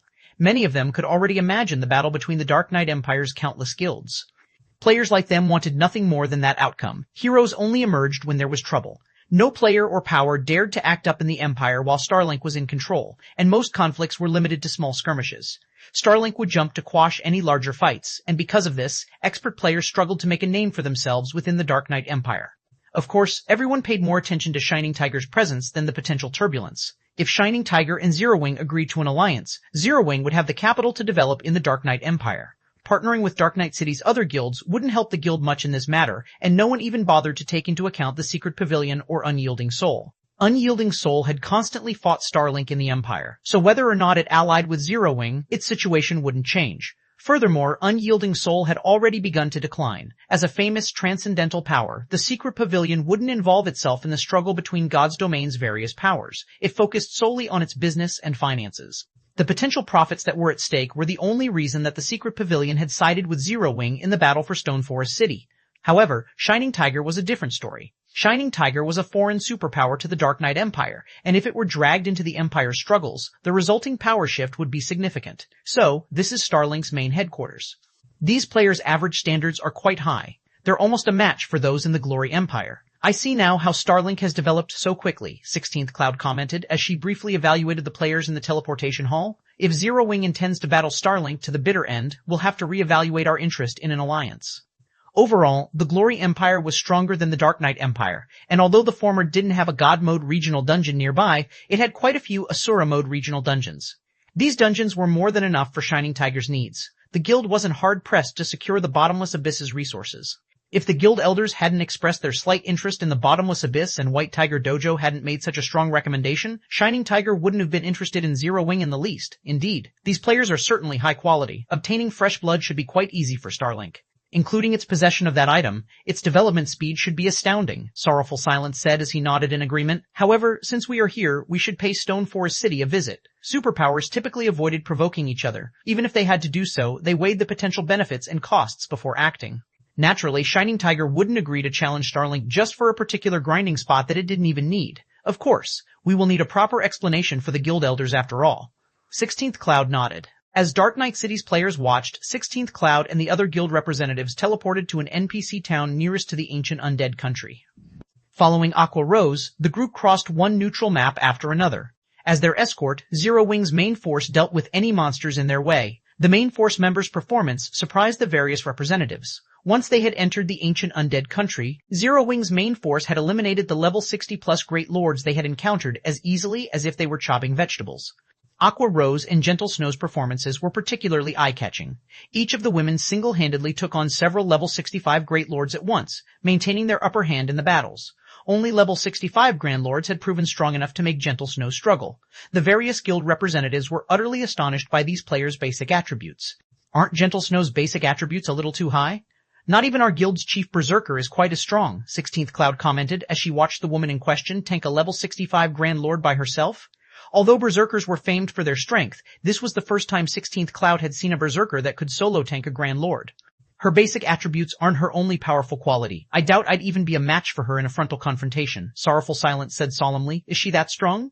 16th Cloud gave her companion a skeptical look. Others might not know how powerful Sorrowful Silence was, but she was very familiar with the middle-aged man's strength. Even though Sorrowful Silence was an assassin, he had a peak legacy, the Blood Warrior hidden class. His strength was no lower than normal berserkers of the same level, and his agility was far above what normal assassins possessed. He certainly wasn't a weakling in PvP. Sorrowful Silence was even more of a threat on a lawless battlefield. Unlike in official competitions, Domain Realm experts could display their full potential on a battlefield without rules. 16th Cloud had watched Zero Wing's performance in White River City's auction arena, and while she could admit that Gentle Snow was strong, that had been an official competition. In a field battle, it would be a different story. I wish I were wrong, but she is truly that powerful, Sorrowful Silence answered with a bitter smile. He was very confident in his estimation of others' combat power. This ability allowed him to slay one superpowers expert after another. However, Gentle Snow felt like an extreme threat. He had also failed to mention the fact that she wasn't the only one to feel like that. Zhao Yueru and Violet Cloud, who stood beside Gentle Snow, felt just as dangerous, although they didn't seem as deadly as their vice guild leader. While the various guild representatives gained a better understanding of Zero Wing's main force, the group arrived in Stoneforest City. The moment they crossed the threshold to the city, they were shocked by its mana density. How can this place have such dense mana? 16th Cloud, an elementalist, was shocked as she sensed the unbelievably dense mana around her. 2171. Sorrowful Silence's Shock. 2171. Sorrowful Silence's Shock. Chapter 2171. Sorrowful Silence's Shock. Stoneforest City's mana density didn't only stun the various guild representatives, but Aqua Rose, Gentle Snow, and Zero Wing's main force members were shocked as well. They were no strangers to high mana density environments. In fact, they were accustomed to them. However, the mana in Stoneforest City was even denser than in the Holy City of Titan, and it didn't feel like the usual mana they encountered. This mana had a violent energy, although it didn't make them feel agitated. On the contrary, they felt warm and close to their environment. This closeness gave them a newfound perception of their surroundings. This was a sensation they had never experienced before. It was as if they had just arrived at an entirely new world. Logically, mana shouldn't be able to cause such a sensation, even if it was particularly dense. They had all seen and experienced mana so dense that it appeared as a fog, but it had never made them feel like this. In truth, the sensation Aqua Rose and her party experienced wasn't related to the city's mana in the least. Rather, it was a hidden effect of the Dark Tower. While this sensation felt foreign to Aqua Rose and Zero Wing's members, it wasn't all that odd to 16th Cloud and Sorrowful Silence. These two were particularly familiar with the strange feeling which horrified them. This close sensation everyone felt was quite similar to the sensation one experienced when they reached the Void Realm. Although what they felt now wasn't as intense as actually reaching the Void Realm, there was roughly a 10% resemblance. Even among the various superpowers, Void Realm experts were treated as upper echelons level individuals. They were a guild's mainstays. And within Stoneforest City, players could actually experience the sensation of being a Void Realm expert. Although the city's atmosphere could only replicate a small fraction of the sensation, it would be a massive help to expert players, particularly Refinement Realm experts. If Refinement Realm experts could examine and experience this sensation, they'd have as much as a 30% chance of reaching the Void Realm in the future. Most of the various large guilds experts would scoff at this 30% chance, but the superpowers Refinement Realm experts would willingly bankrupt themselves for such a boost. It's no wonder why so many superpowers fought to claim Stoneforest City. I had never dreamed that this city would offer such a benefit. Realization dawned on 16th Cloud as she bathed in the city's mana. Once an expert reached the Refinement Realm, they were almost guaranteed to reach the Flowing Water Realm. Players only needed to be able to observe their enemies' every action and predict their next move to enter the Flowing Water Realm, and normally, players would fulfill these requirements once they had accumulated enough combat experience. To put it simply, one merely needed to work hard to reach the Flowing Water Realm. However, climbing from the Flowing Water Realm into the Void Realm was a different story. This was a qualitative leap. Reaching the Void Realm was akin to switching one's focus from one target to several hundred. The achievement was beyond simply observing one's opponent. Players needed to view situations from a different perspective entirely. Although the various superpowers had plenty of Refinement Realm and Flowing Water Realm experts, very few among these experts were capable of reaching the Void Realm, even within super guilds. The chances of rising from the Flowing Water Realm to the Void Realm was less than 10%. However, if the various superpowers had Stoneforest City's environment, they could certainly nurture a few more peak experts. A single peak expert could command and safeguard an entire section of their guild's territory. With a few more peak experts, superpowers would have an easier time managing their members and territories. Moreover, these peak experts played an important role when acquiring powerful treasure. Monster-level experts were incredibly rare after all, and most superpowers didn't even have a handful of such experts under their command. In comparison, God's Domain had a plethora of precious treasures and dangerous locations to explore. Vice Guild Leader, we must do whatever we can to secure a temporary residence in Stoneforest City, Sorrowful Silence resolutely declared. I know, relax. 16th Cloud nodded, a vibrant light replacing the dull look in her eyes. Now, she couldn't bring herself to look down on Stoneforest City in the slightest. Shining Tiger wasn't like the various super first-rate guilds and super guilds. Since it had only recently established itself, it had poached many of its experts from other guilds. However, poaching peak experts was incredibly difficult since they were integral members of their superpowers. As a result, Shining Tiger had a lot of refinement and flowing water realm experts, but it severely lacked void realm experts. If the guild wanted more void realm experts, it would have to nurture them on its own. Unfortunately, doing so was a major challenge. Despite investing tons of resources, Shining Tiger had only nurtured 2 peak experts thus far. Who knew how long it would take for the guild to nurture more? However, if Shining Tiger could use Stone Forest City's environment, it could ease the burden of nurturing peak experts. The guild could then expand its territory. Even unyielding Heart's eyes burned with passion. He was overwhelmed with a desire to obtain a temporary residence in Stone Forest City. Unyielding Soul and Starlink had roughly the same number of refinement and flowing water realm experts. Unyielding Soul simply didn't have as many peak and monster level experts as its rival. If Unyielding Soul could resolve that problem, it might become strong enough to continue its competition with Starlink. Furthermore, Stone Forest City was located within the bottomless abyss. With the resources Unyielding Soul could obtain from the regional dungeon, the guild could certainly continue duking it out with Starlink. Before anyone had realized it, the crowd had arrived before the city's candlelight trading firm. Although Stone Forest City's candlelight trading firm was no match for the shop in Zero Wing City, it was still a 10-story building that was as large as a sports arena. It could easily accommodate tens of thousands of customers at a time, easily outmatching White River City's candlelight trading firm. Unfortunately, this shop had yet to open its doors to the public, still in the midst of its renovation. When Stone Forest Town had been upgraded to a basic city, the shop had been promoted as well, and it was in dire need of a reorganization. As the guild representatives entered the shop, they were stunned by the items that were already on display in the first floor hall. Level 60 to level 80, 8-piece dark gold set equipment? How was this possible? Sorrowful Silence cried out when he saw the equipment on display in one of the glass counters. All of the various guild representatives were dumbfounded, their mouths hanging open as they stared at the set equipment in shocked silence. Aside from epic equipment, the best available in the game right now was level 65 dark gold rank, but due to such equipment's rarity, one could count the number of experts in full sets of level 65 dark gold equipment using the fingers on one hand, including those in the various superpowers' main forces. Fully geared in level 65 dark gold equipment, players would have no problems diving into level 70,100-man team dungeons. And yet, a complete level 60 to 80 dark gold set equipment glittered before them. Moreover, it was an 8-piece set. Why wouldn't they be shocked? 8-piece dark gold set equipment was only inferior to epic equipment of the same level. However, that wasn't even the most important aspect. What truly shocked these guild representatives was the set equipment's level. If players could wear this dark gold set equipment by the time they reached level 70, they would breeze through level 70,100-man team dungeons. Moreover, this set equipment was plate armor and wasn't restricted to a specific class. Even an MT could equip this set. If their guilds could get their hands on this set equipment, they'd have a massive advantage over their competition when raiding level-appropriate team dungeons. 217.2 Complete Legacy. Chapter 217.2 Complete Legacy. The appearance of the crystal light set stupefied everyone present. Some of the guild representatives shuddered slightly upon seeing it.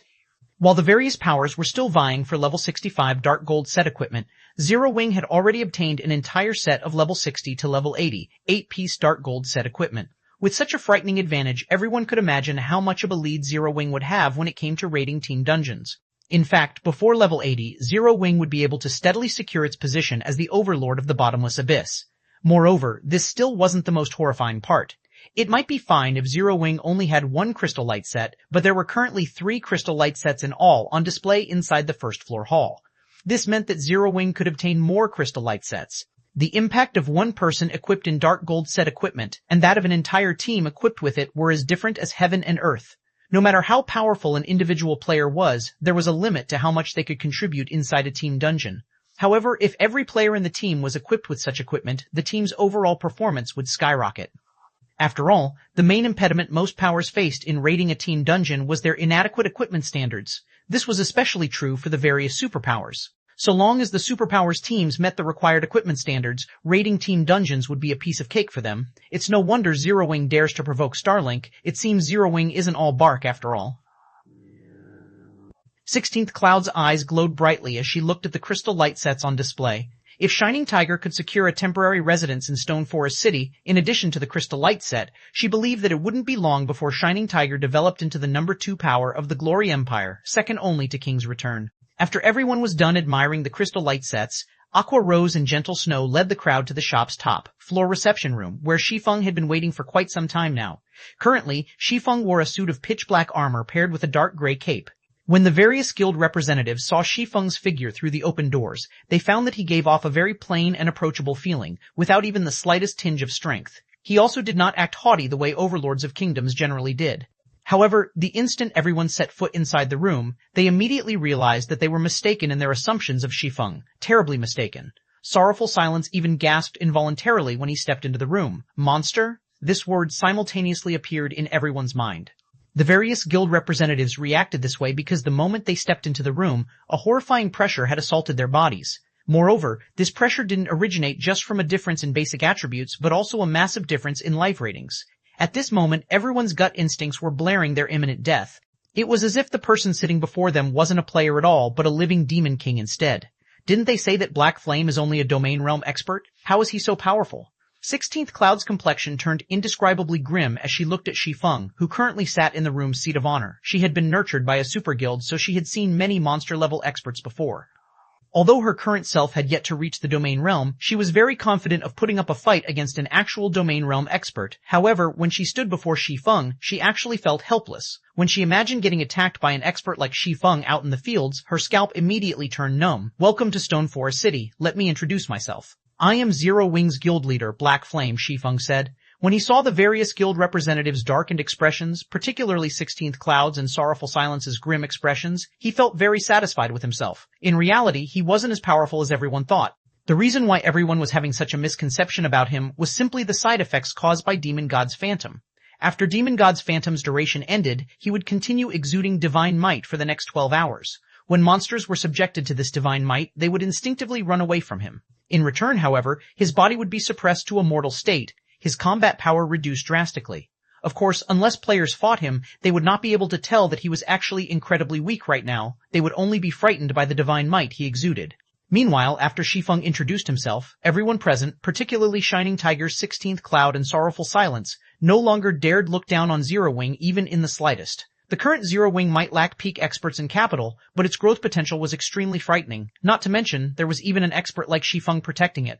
If Shi Feng devoted himself to ambushing the upper echelons of superpowers, the superpowers would most likely be helpless to stop him. To the various superpowers, even losing hundreds of refinement realm experts would be considered a recoverable loss. However, if their peak experts and monster-level experts were killed, they would suffer irreparable damage. After all, the various superpowers relied on these experts to secure treasures. The loss of even one of these experts could cause a superpower heartache. This was also the reason why superpowers feared monster-level experts so much. Monster-level experts might have difficulty defeating other monster-level experts, but they would have no problems defeating peak experts on their own. Now, however, Shi Feng was an even more frightening existence. This was because even monster-level experts were potential prey to Shi Feng. Previously, Shining Tiger had collected plenty of information on Shi Feng. The guild concluded that although he was very strong, his chances of success when hunting ordinary monster-level experts were just slightly higher than other monster-level experts. After personally meeting Shi Feng, however, both 16th Cloud and Sorrowful Silence understood that the swordsman was much more frightening than the reports made him out to be. Just Shi Feng's presence alone forced 16th Cloud and Sorrowful Silence to treat Zero Wing seriously. Hello, Guild Leader Black Flame. I am 16th Cloud, Shining Tiger's second Vice-Guild Leader. 16th Cloud took the initiative to stand out and introduce herself. I am here representing Shining Tiger to negotiate a partnership with Zero Wing.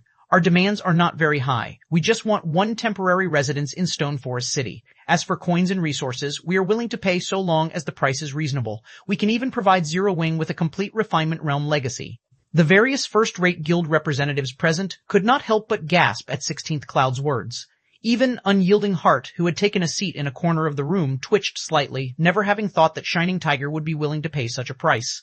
Current small guilds were most likely ignorant of what a refinement realm legacy was. They might even misconstrue it for a legacy for a hidden class. However, it was something true. Large guilds, particularly first-rate guilds, dreamed of obtaining. This was also where the foundations of super first-rate guilds and super guilds lay, something that was extremely difficult to acquire even with money. Only major corporations had the power and influence to obtain it. In the case of small corporations and companies, they should not even think of laying their hands on a refinement realm legacy. They could only rely on their own guild's research. Aqua Rose and Gentle Snow, who were now standing behind Shi Feng, also gasped when they heard 16th Cloud's offer.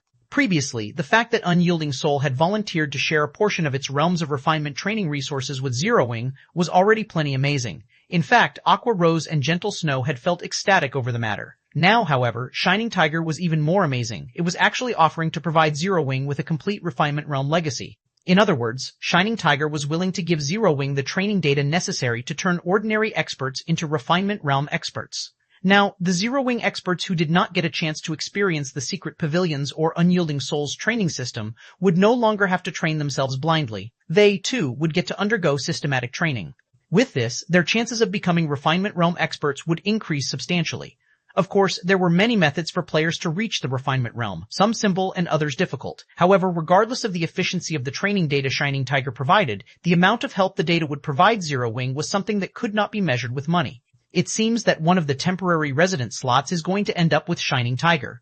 Sure enough, superpowers really are amazing. How are we supposed to continue competing like this? When the various first-rate guilds representatives heard the conditions 16th Cloud offered, a little despair sprouted in their hearts. They were fully aware that Stone Forest City had a very limited number of temporary resident slots.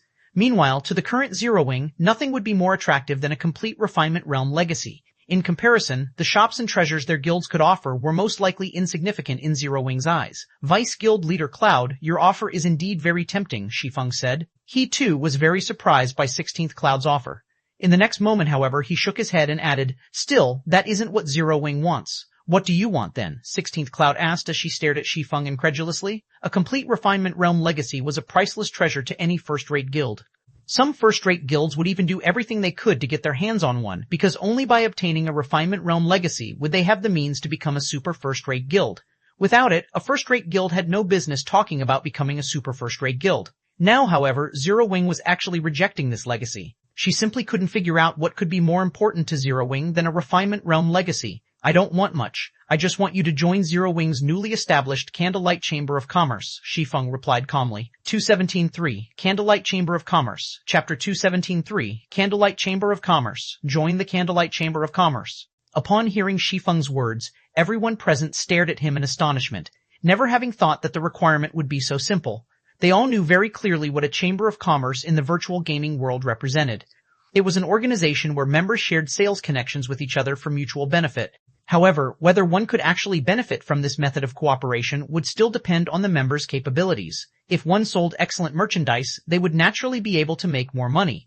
Average merchandise, on the other hand, would soon be overshadowed by the other members' merchandise, resulting in a drastic decrease in one's own sales and profits. A Chamber of Commerce was a double-edged sword. Generally, there were more cons than pros for a small guild to join a Chamber of Commerce. The reason for this was because small guilds lacked resources and invested very little into nurturing lifestyle players. Hence, the quality of merchandise they could offer to customers went without saying. There was simply no way for small guilds to compete with large guilds. For a small guild, joining a Chamber of Commerce was akin to opening the doors for large guilds to earn money in their territory. However, if it meant being able to obtain a temporary residence slot in Stone Forest City, then joining the Candlelight Chamber of Commerce definitely had merit. After all, with sufficient strength, a small guild could not only earn a large amount of rare resources but also nurture its experts in Stone Forest City. Guild Leader Black Flame, are you saying that, so long as we join the Candlelight Chamber of Commerce, we'll receive a temporary residence in Stone Forest City? 16th Cloud pressed Shi Feng for confirmation. She wasn't particularly surprised that Zero Wing would attempt to establish a Chamber of Commerce. After all, there were so many guilds currently seeking a partnership with Zero Wing. If Zero Wing could pool the strength of these guilds together, then even superpowers would grow fearful. If Zero Wing wished to continue competing with Starlink, then establishing a Chamber of Commerce was, indeed, the best decision to make. A complete Refinement Realm legacy might allow a guild to nurture many Refinement Realm experts, but accomplishing this required a lot of time, which just so happened to be the resource that up-and-coming guilds like Zero Wing lacked the most. Hence, rather than aim for an uncertain future, it was much better for Zero Wing to further enhance its current strength. That's not entirely correct, Shi Feng said, shaking his head. To be precise, only advanced members of the chamber will receive a temporary resident slot in Stone Forest City. As for how you can become an advanced member, that will depend on the amount of contributions you make. So, that's the case. Realization immediately dawned upon 16th Cloud. Inwardly, she cursed at Shi Feng for being a sly old fox. Originally, only a few guilds should be able to partner with Zero Wing. Now, however, every guild present would do so. Moreover, these guilds would all desperately contest for the limited temporary resident slots, which would allow Zero Wing to obtain the maximum amount of benefits possible. Meanwhile, when the various guild representatives heard Shi Feng's condition, they understood the implications right away. Zero Wing was trying to have them compete for the limited temporary resident slots and labor for it, indirectly making them Zero Wing's subordinates. Guild leader Black Flame, I'm afraid this arrangement is very unfair for small guilds like us. Compared to the strength and resources large guilds possess, what small guilds have is insignificant. In the end, these resident slots will still land in the hands of large guilds. If that's the case, small guilds like ours might as well give up on competing right off the bat since we already know we won't win. Moreover, we will even end up working for Zero Wing for free. That's right, small guilds like ours can't compete against large guilds at all. With your arrangement, how are we even supposed to compete? We might as well head back home now. For a while, a few representatives of small guilds stepped forward and voiced their disagreement. These representatives even tried to get the representatives of other small guilds to leave the venue with them. Aqua Rose and Gentle Snow frowned upon seeing this scene. Although they had expected that these small guilds would react this way, they hadn't anticipated such an organized refusal. As for the representatives of large guilds, they were gleefully watching this scene play out. After all, the fewer competitors they had, the better. In fact, they hoped that every other guild present would stand up and quit the venue. Zero Wing's ambitions are quite large. Unfortunately, it lacks the ability to control these small guilds, Sorrowful Silence commented as he watched the representatives of small guilds prepare to leave the room en masse. At the end of the day, Zero Wing's foundations are still too shallow. If it were a superpower making this offer, these small guilds would have most likely agreed without hesitation. At this moment, aside from Sorrowful Silence, Unyielding Heart also felt this way. Zero Wing simply had too few territories under its control right now. The number of territories and sales connections it possessed couldn't even compete with that of veteran first-rate guilds. A weak chamber of commerce like Candlelight just didn't hold any attraction for the various small guilds. On the contrary, membership in the Candlelight Chamber of Commerce would let Zero Wing bleed them dry. However, just when the representatives of the various small guilds were about to leave the room, a calm voice penetrated everyone's minds. What you're saying is correct, but let me say this first. So long as you become a member of the Candlelight Chamber of Commerce, you'll enjoy a 20% discount on Stone Forest City's entry fee. Moreover, you'll get to purchase items that the Candlelight trading firm does not sell to the public, Shi Feng said, smiling calmly as he looked at the small guild's representatives. As soon as Shi Feng was done speaking, the departing representatives fell into a daze, their breathing becoming slightly heavy. Items not sold to the public? Does this include the crystal light set displayed on the first floor? A small guild's representative could not help asking Shi Feng. The discount on Stone Forest City's entry fee might be very tempting, but a 20% discount was basically negligible to the various powers. However, Candlelight's merchandise was a different story. After all, they had seen the 3 crystal light sets displayed in the first floor hall. Those could tempt even superpowers into action. That's right, including the crystal light set, Shi Feng affirmed, nodding. The moment he nodded his head, the entire reception room fell deathly silent. Even 16th Cloud and Sorrowful Silence, who were originally planning to watch Zero Wing make a fool of itself, reflexively widened their eyes as they stared at its guild leader. That was level 60 to level 80, 8-piece dark gold set equipment they were talking about. They had believed that Zero Wing was merely flaunting its strength before the various guilds present by putting the crystal light set on display. Now, however, Shi Feng was telling them that they could actually buy those crystal light sets. How could this not excite them? As for the various small guilds' representatives, their minds momentarily froze. They simply could not understand what Shi Feng was thinking, to be willing to sell such precious set equipment. However, after a moment of silence, everyone inside the room stopped wondering why Shi Feng pulled such an insane move. Instead, the various small guilds' representatives promptly returned to their seats and expressed their willingness to join the Candlelight Chamber of Commerce, afraid that he would regret his decision if they waited any longer. What no one present knew was that Shi Feng had never intended the crystal light sets to be exclusive to Zero Wing. He had always planned to sell them as merchandise.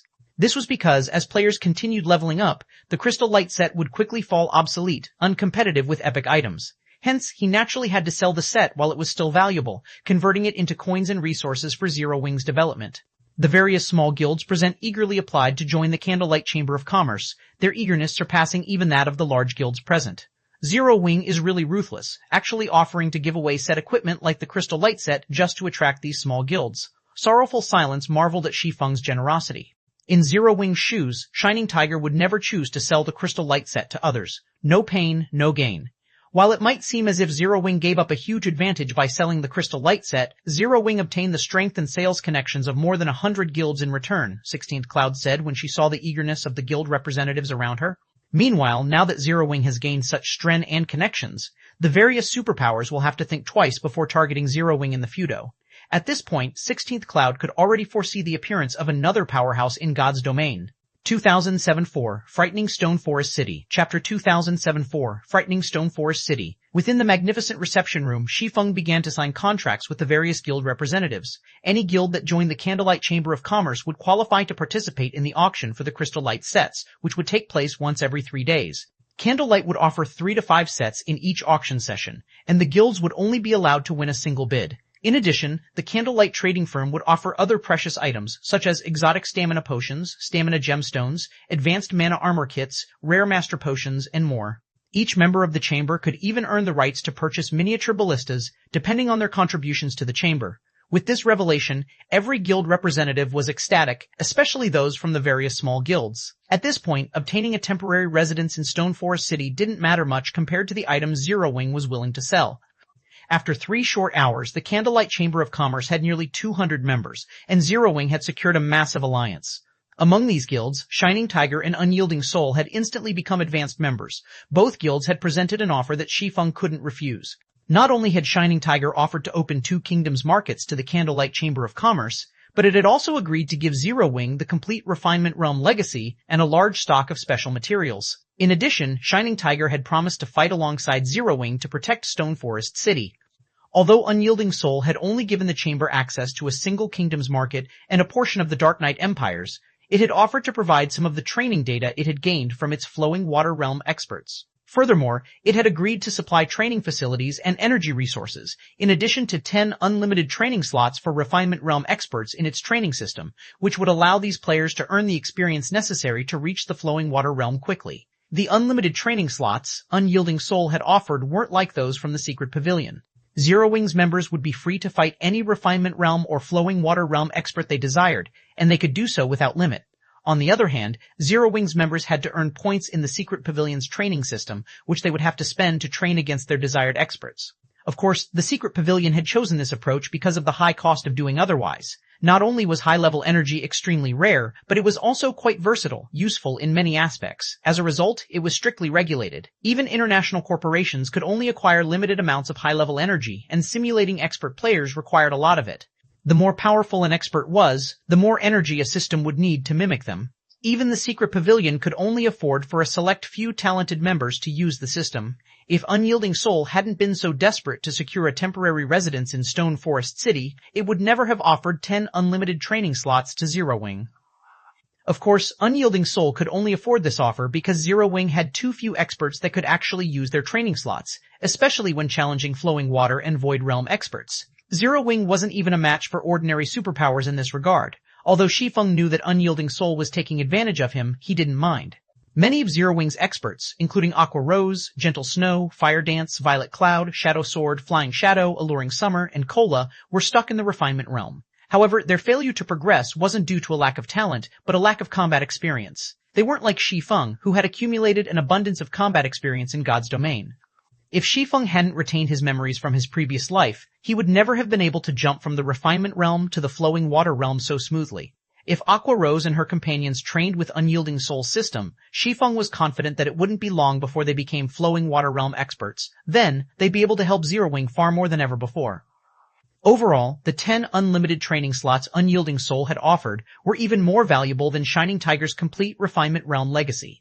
However, Unyielding Soul and Shining Tiger's offers weren't the greatest harvest Zero Wing had obtained. The partnership with so many small guilds was worth far more.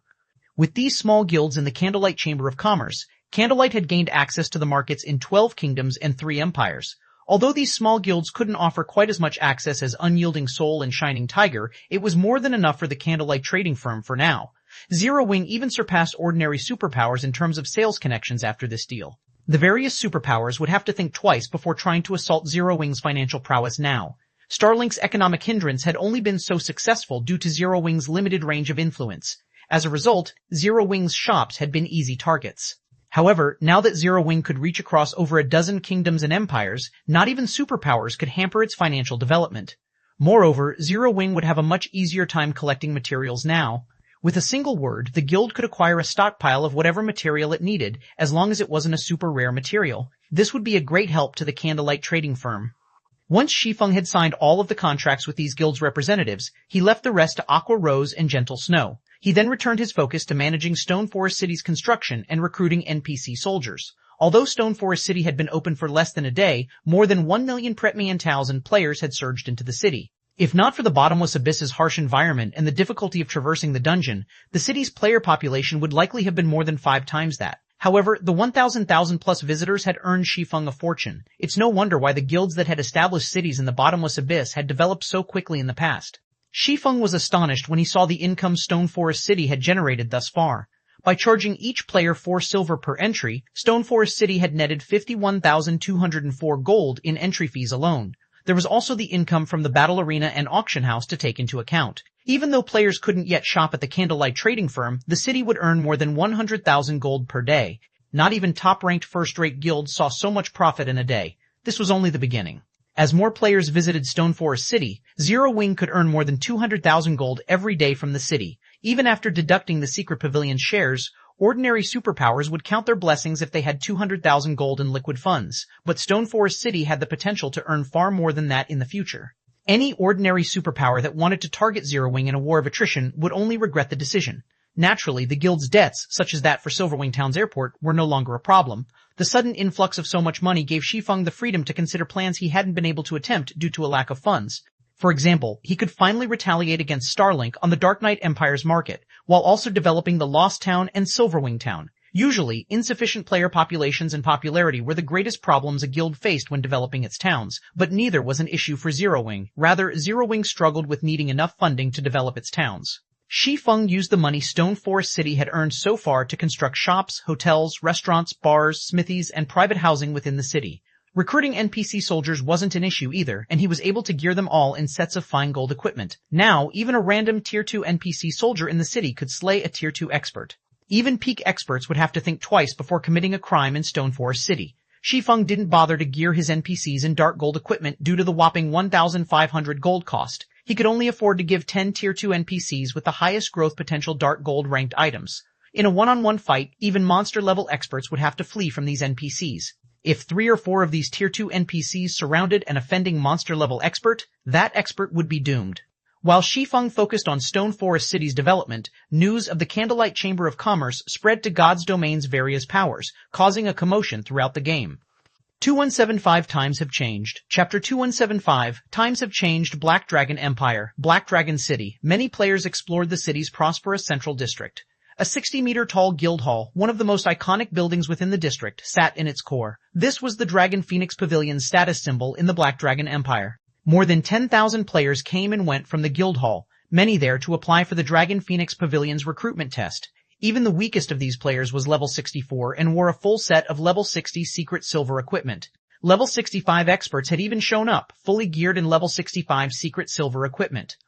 When such experts normally applied to first-rate guilds, they were accepted and promoted to core member immediately, but in the Dragon Phoenix Pavilion, even these players would be lucky to join the guild. Even if they were accepted, they'd become, at most, elite members. However, unlike the lively scene outside the guild hall, a deathly silence enveloped the guild leader's office on the top floor. Damn it, Zero Wing has its own chamber of commerce now. Not even Starlink will be able to affect its financial foundation. 9 Dragons Emperor, who was now level 68, paled as he read the latest report. His competition with Phoenix Rain for the Great Pavilion Master position was almost at its climax, and he certainly hadn't expected something like this to happen. He had still hoped to use Zero Wing against Phoenix Rain. After all, she wouldn't sit by and do nothing if her pet guild was in danger. She would send a portion of her strength to support Zero Wing. However, not only had Zero Wing grown stronger, but Phoenix Rain would significantly benefit from this as well. 9 Dragons Emperor knew that she was one of the Candlelight Trading Firm's shareholders. Now that Zero Wing had a chamber of commerce with more than 100 guilds, albeit small ones, it had even more sales connections than ordinary superpowers. With how many Master Lifestyle players the firm had as well, it was easy to imagine how much profit Candlelight would generate in the future. Pavilion Master, our sides are currently fervently collecting funds to build shipyards and buy lands on Dragonheart Island. If Phoenix Rain's side receives a cut of Candlelight's profits, I'm afraid we'll be in a precarious position, Marshal Dragon said solemnly.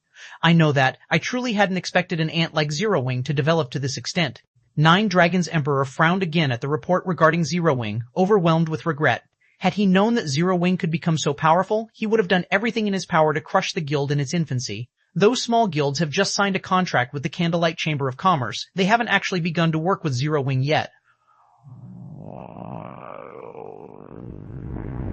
Why don't we take a forceful approach and show these small guilds the consequences of allying with Zero Wing? Martial Dragon suggested, a cold light glinting in his eyes as he clenched a fist. It's too late for that. Even if we kill these small guilds' main forces, they'll send their main force members to the bottomless abyss to level. Not even Starlink's influence can reach the regional dungeon, much less ours. And killing their normal and elite members won't harm these guilds in the least, Nine Dragons Emperor said, shaking his head. Unlike guilds, small guilds didn't offer their members many guarantees, especially their normal and elite members. Small guilds barely paid these members any mind, only providing a few guild benefits. These guilds didn't even offer significant compensation if its members died. As long as a small guild could ensure its main force and core members' survival, it could continue its existence. Of course, the opposite was also true. Due to this reason, the challenge these small guilds presented depended on the situation. Now that Zero Wing could offer these guilds' main forces and core members a safe haven, eliminating them would be quite difficult for the Heavenly Dragon pavilions. A battle of finances was the only reliable way the pavilion could deal with these small guilds now, but doing so would be expensive, and the Heavenly Dragon pavilion couldn't afford the expenditure right now. There really isn't anything we can do about this? Martial Dragon asked. There is only so much profit to go around in God's domain. Now that they've established such a powerful chamber of commerce, the others won't be able to remain idle. Moreover, Starlink won't stand for this. This matter will certainly affect Starlink's development in the Dark Knight Empire, Nine Dragons Emperor said, sneering. Starlink has always been so arrogant and unwilling to negotiate an alliance. Marshal, quietly visit Dark Knight City and negotiate our terms with Lu Xingluo. The enemy of my enemy is my friend. I'm sure Starlink will fund us now. Starlink was well known for its wealth in God's domain. At the moment, Nine Dragons Emperor's chances of defeating Phoenix Rain were only 40%, but if he had Starlink's help, he was certain his chances of becoming the next great Pavilion Master would double. You're truly awe-inspiring, Pavilion Master. With this, we'll be able to turn the tables. If Phoenix Rain and Black Flame knew what we were planning, they'd likely go mad, Martial Dragon said, smiling. I'll head to Dark Knight City right away. Following which, Martial Dragon left the office and made his way toward Dark Knight City. Meanwhile, Shi Feng had finally completed his tasks in Stone Forest City. All he needed to do now was to leave the city in Melancholic Smile's hands and wait for the influx of players. He didn't remain idle after dealing with the city's construction. He made his way to one of the Candlelight trading firm's forging rooms and started to forge crystal light sets and advanced mana armor kits. Zero Wing and the various guilds needed both the crystal light sets and advanced mana armor kits desperately, but the set equipment was too difficult to mass produce. Only Shi Feng was able to forge the sets at a reliable cost. If he tasked Cream Cocoa and the other basic master forgers to produce the set, he wouldn't even recoup his production costs, much less make a profit.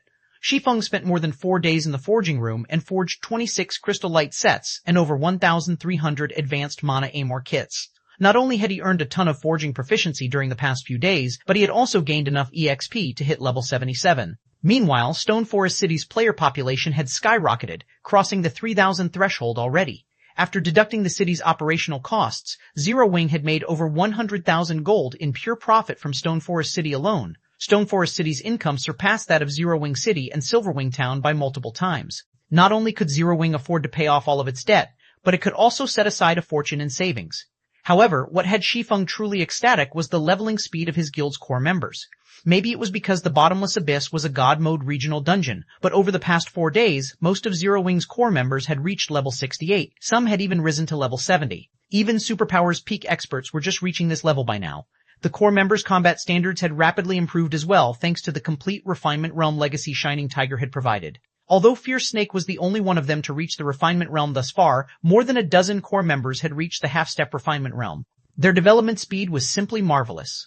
While Shi Feng instructed Zero Wing's internal members in the guild's real-world headquarters, Liang Jing approached him with an anxious expression. Head Instructor Shi, the Big Dipper Dojo, has contacted us to inform us that it will cease all cooperation with our workshop and will no longer supply talented recruits. It has also instructed its members to leave Zero Wing. 276 meeting Chapter 276 meeting. They're ending our cooperation? The news blindsided Shi Feng. What happened? Are you sure you're not mistaken? Although Zero Wing had grown quite strong and countless players applied to join the guild each day, it still had very few internal members. It took a long time to research all of the applicants' backgrounds through God's domain, and no one could tell whether or not an applicant was a spy from another guild. Most players in God's domain also had jobs in the real world. They couldn't fully devote themselves to the game and treated it as a way to earn some additional income. This was why Zero Wing lacked internal members, despite how many experts joined the guild in God's domain. Now that Zero Wing had nearly 1 million members in God's domain, it needed enough internal members to manage these players. Hence, the guild had been doing its best to recruit internal members. Zero Wing had 2 main sources for internal members. the Big Dipper Dojo, and Zero Wing's other main headquarters. Among the two, the Big Dipper Dojo was the most important. God's Domain was a virtual reality game that mimicked reality to a frightening degree. The state of one's body in the real world would affect their body in God's Domain to a certain extent. Most of the Big Dipper Dojo's members had excellent physical fitness, and since they were already used to combat, they had a natural advantage in God's Domain. In contrast, the internal members recruited through the main headquarters weren't as high quality. Most of these internal members had to be trained from scratch. They needed far more time to become combat ready in the game, something which Zero Wing didn't have much of. However, not only had the Big Dipper Dojo informed Zero Wing that it would no longer cooperate with the workshop, but it was also withdrawing its members. This would severely hamper the guild's operations. Many of Zero Wing's managers were Big Dipper Dojo members. Shi Feng couldn't understand what would have prompted this sudden change of heart. His relationship with the Big Dipper group had always been good. In fact, they were mutually beneficial partners, with the dojo providing talented fighters and Zero Wing training the dojo's members. No matter how Shi Feng thought about it, the Big Dipper group had no reason to dismiss their partnership. I have confirmed the news already. The Big Dipper Group's board of directors made this decision themselves. Not even Chairman Xiao has the power to change it, Liang Jing said with a grim expression. Moreover, the Big Dipper Dojo isn't the only one. The several other dojos and training centers in the city that we had been negotiating with have declined any partnership as well. The others have abandoned us too? Shi Feng was astonished. Because of Zero Wing's rapid development, the guild urgently needed internal members for its management. Relying on the Big Dipper Dojo's members simply wasn't enough. Hence, Shi Feng had instructed Liang Jing to negotiate with the city's other dojos and training centers. Now, however, not only had the Big Dipper Dojo abandoned Zero Wing, but the other dojos and training centers had as well. No matter how he looked at it, this couldn't be normal. Chairman Xiao recently contacted me, informing me that he has some important matters to discuss. He hopes that you will take some time to listen to what he has to say, Liang Jing reported awkwardly. After giving the matter some thought, she asked hesitantly, should I reject him? It's fine. I want to meet with Chairman Xiao. Shi Feng understood why Liang Jing felt so awkward. Her prior home had just betrayed Zero Wing, and anyone in her position would feel uncomfortable. It wouldn't even be strange if he suspected that she had been untrustworthy.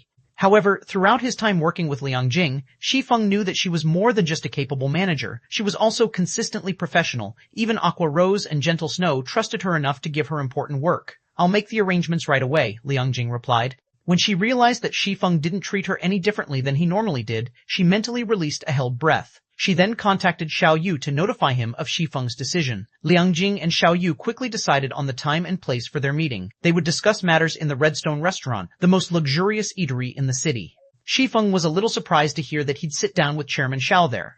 Although he wasn't particularly familiar with Fenglin City, the first-tier city that housed Zero Wing's main headquarters, he had heard of Redstone Restaurant. Rumors had it that the restaurant had a powerful background. Not only was its food incredibly delicious, but it also provided more for the human body than A-rank nutrient fluid. Of course, the food was also more expensive than A-rank nutrient fluid. Even so, countless professional fighters dreamed of dining in the Redstone restaurant. Naturally, Shi Feng had wanted to visit the restaurant in his previous life as well, but unfortunately, Redstone didn't cater to outsiders. Simply being able to afford the meals wasn't enough. Individuals would only be allowed to dine in its halls after becoming a member. Shadow had become a titan in Jinhai City in the past, holding a frightening amount of assets. It had far surpassed the current Big Dipper group. Even so, Shadow had never become a member of the Redstone restaurant. Yet now, Xiao Yu had invited Shi Feng to meet there. Shi Feng arrived with Liang Jing at his side at 6 p.m. Contrary to most assumptions, the Redstone restaurant wasn't particularly large, only 9 stories. It also wasn't in the city's business district, but in the outer district. The interior, however, had an antique flair and impressive elegance. As he stepped inside, Shi Feng felt as if he had entered paradise as an indescribable pleasant feeling washed over him. Hello, sir. May I know the room number of your reservation? A tall beauty in a blue dress asked, smiling as she approached Shi Feng and Liang Jing. Although this woman was only a receptionist, Shi Feng could tell with a glance that she was excellently fit and likely a skilled martial artist. The woman's movements were simple, without any excess motion as she approached. It was no exaggeration to claim that an ordinary, provincial-level professional fighter would be a match for this receptionist. In the Big Dipper Dojo, she would have been one of the best fighters and lavished with attention during her training. Yet, this woman was only a receptionist in the Redstone restaurant, room 908, Shi Feng answered after recovering from his moment of surprise. Room 908, please follow me, the female receptionist answered, astonishment flashing in her eyes when she heard Shi Feng's answer. She immediately adopted a more respectful attitude toward Shi Feng. A short moment later, Shi Feng arrived in a large, lavish room. He felt a gaze lock onto him the moment he stepped through the doorway as a powerful aura washed over him. However, this aura felt nothing like that of a professional fighter. Rather, it felt like that of an assassin with immense experience in life or death combat. What a powerful person. When Shi Feng had reached the domain realm, his mental abilities had reached new heights as well. His 5 senses had sharpened beyond an ordinary person's, so he was able to identify the source of the piercing gaze and powerful aura. The man was thin, middle-aged, and wearing a black suit. He didn't look anything like a professional fighter or martial artist. He looked more like a butler as he currently stood next to an indifferent youth. Xiao Yu sat across from the youth with a nervous expression. Shi Feng faintly noticed a few droplets of sweat crawling down his forehead. At the moment, the man looked like a greenhorn in the industry, not the veteran businessman he truly was. Head instructor Shi, you finally arrived. When Xiao Yu saw Shi Feng entering the room, he felt as if he had been granted amnesty, and he stood and quickly welcomed Shi Feng. Instead of bothering with idle chit-chat, Shi Feng shifted his gaze to the youth and asked, "And this is, let me introduce you. This is young master Han Yifeng, the 5 States Corporation's successor," Xiao Yu said solemnly. "Head instructor Shi, to be honest, I invited you here at young master Han's request." When she heard the introduction, Liang Jing turned to stare at the indifferent youth from behind Shi Feng. The 5 States Corporation was one of the most powerful companies in the country. It dabbled in a variety of industries, including energy, combat, food, and entertainment. The corporation could easily squash the Big Dipper group with a single finger. "You're Zero Wing's representative?" Han Yifeng asked as he observed Shi Feng, his face void of human emotion. "You could say that." Shi Feng nodded as he watched Han Yifeng in return. From what Shi Feng could sense, this youth didn't possess the typical arrogance of a wealthy family's heir. Han Yifeng felt transcendent, as if the youth were a god overlooking all beings in his domain. He also sensed a peerless strength radiating off of Han Yifeng. The boy was among the most physically fit Shi Feng had ever met. "If you can represent Zero Wing, I'm satisfied," Han Yifeng said. "Your guild is quite impressive to make Lu Xingluo suffer so grievously. I am prepared to establish a guild in God's domain, and I want the entirety of your guild to join it. I'll ensure that Zero Wing doesn't miss out on any benefits, and you will enjoy far more wealth and better status than you have now. You'll also have access to more resources than you can imagine."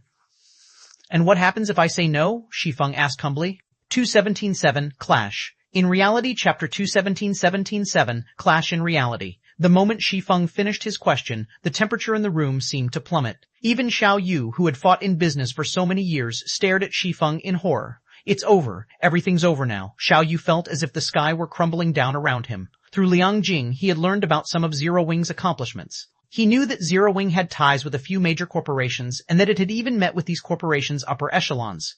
Zero Wing had been doing quite well in God's domain, a virtual reality game that had become incredibly popular. However, after all was said and done, Zero Wing was only powerful within the virtual reality game. On the other hand, the 5 States Corporation was one of the most powerful corporations in the country, wielding unimaginable authority and status. As the chairman's only son, no one in the country's higher social circles could afford to offend Han Yifeng. Countless companies and corporations would do anything to get into the boy's good graces. Shi Feng, however, had rejected Han Yifeng's offer without hesitation. He hadn't held back in the least. If Shi Feng angered this youth, not even the major corporations that had invested in Zero Wing would escape Han Yifeng's wrath, not to mention Zero Wing itself. After the silence stretched for a moment, the youth finally opened his mouth to break it. "Very good.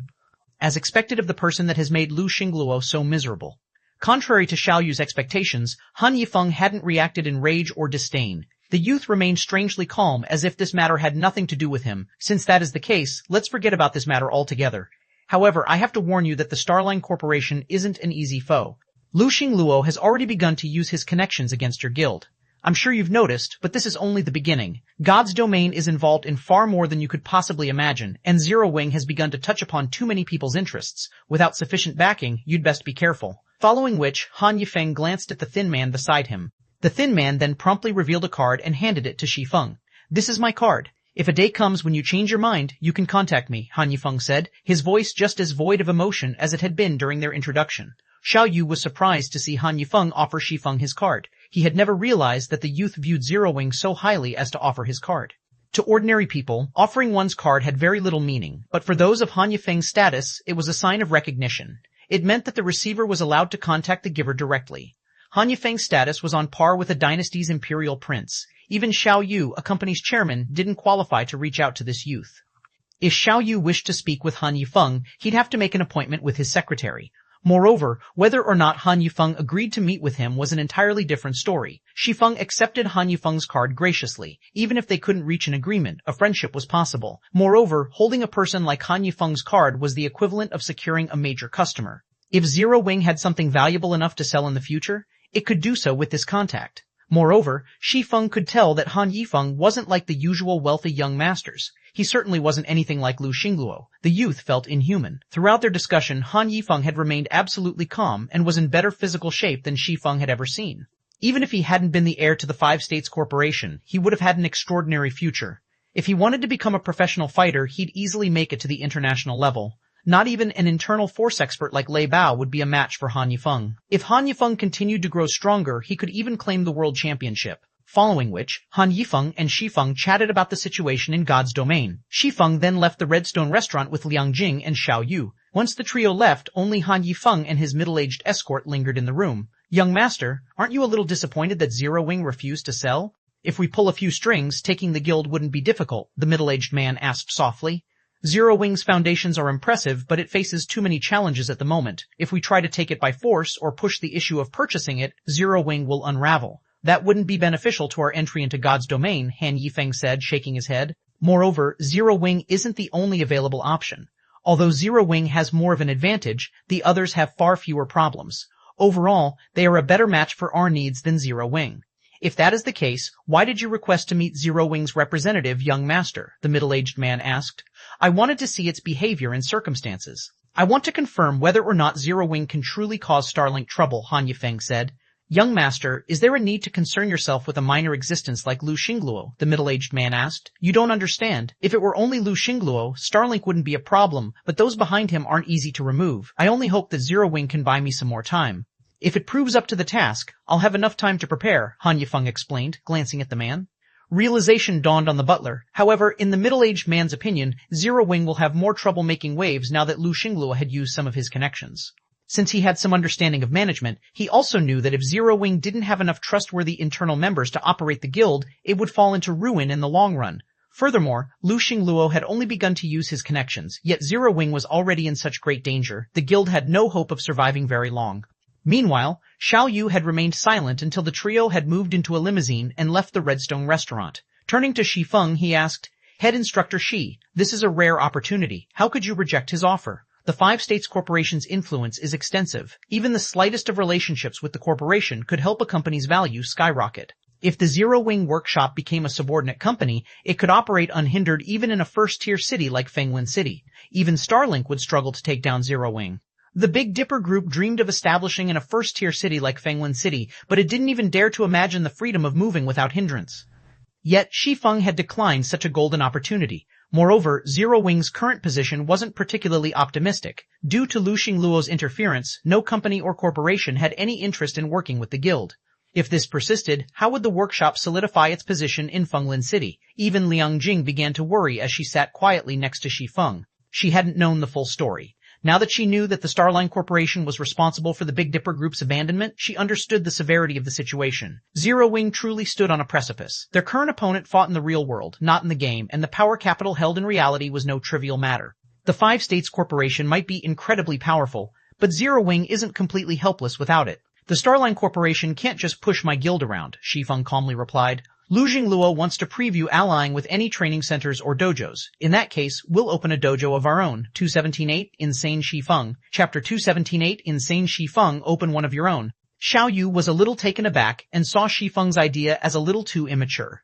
Head Instructor Shi, without exaggerating, opening a training center in Fenglin City would be extremely challenging. Not even the White Clan group is powerful enough to succeed.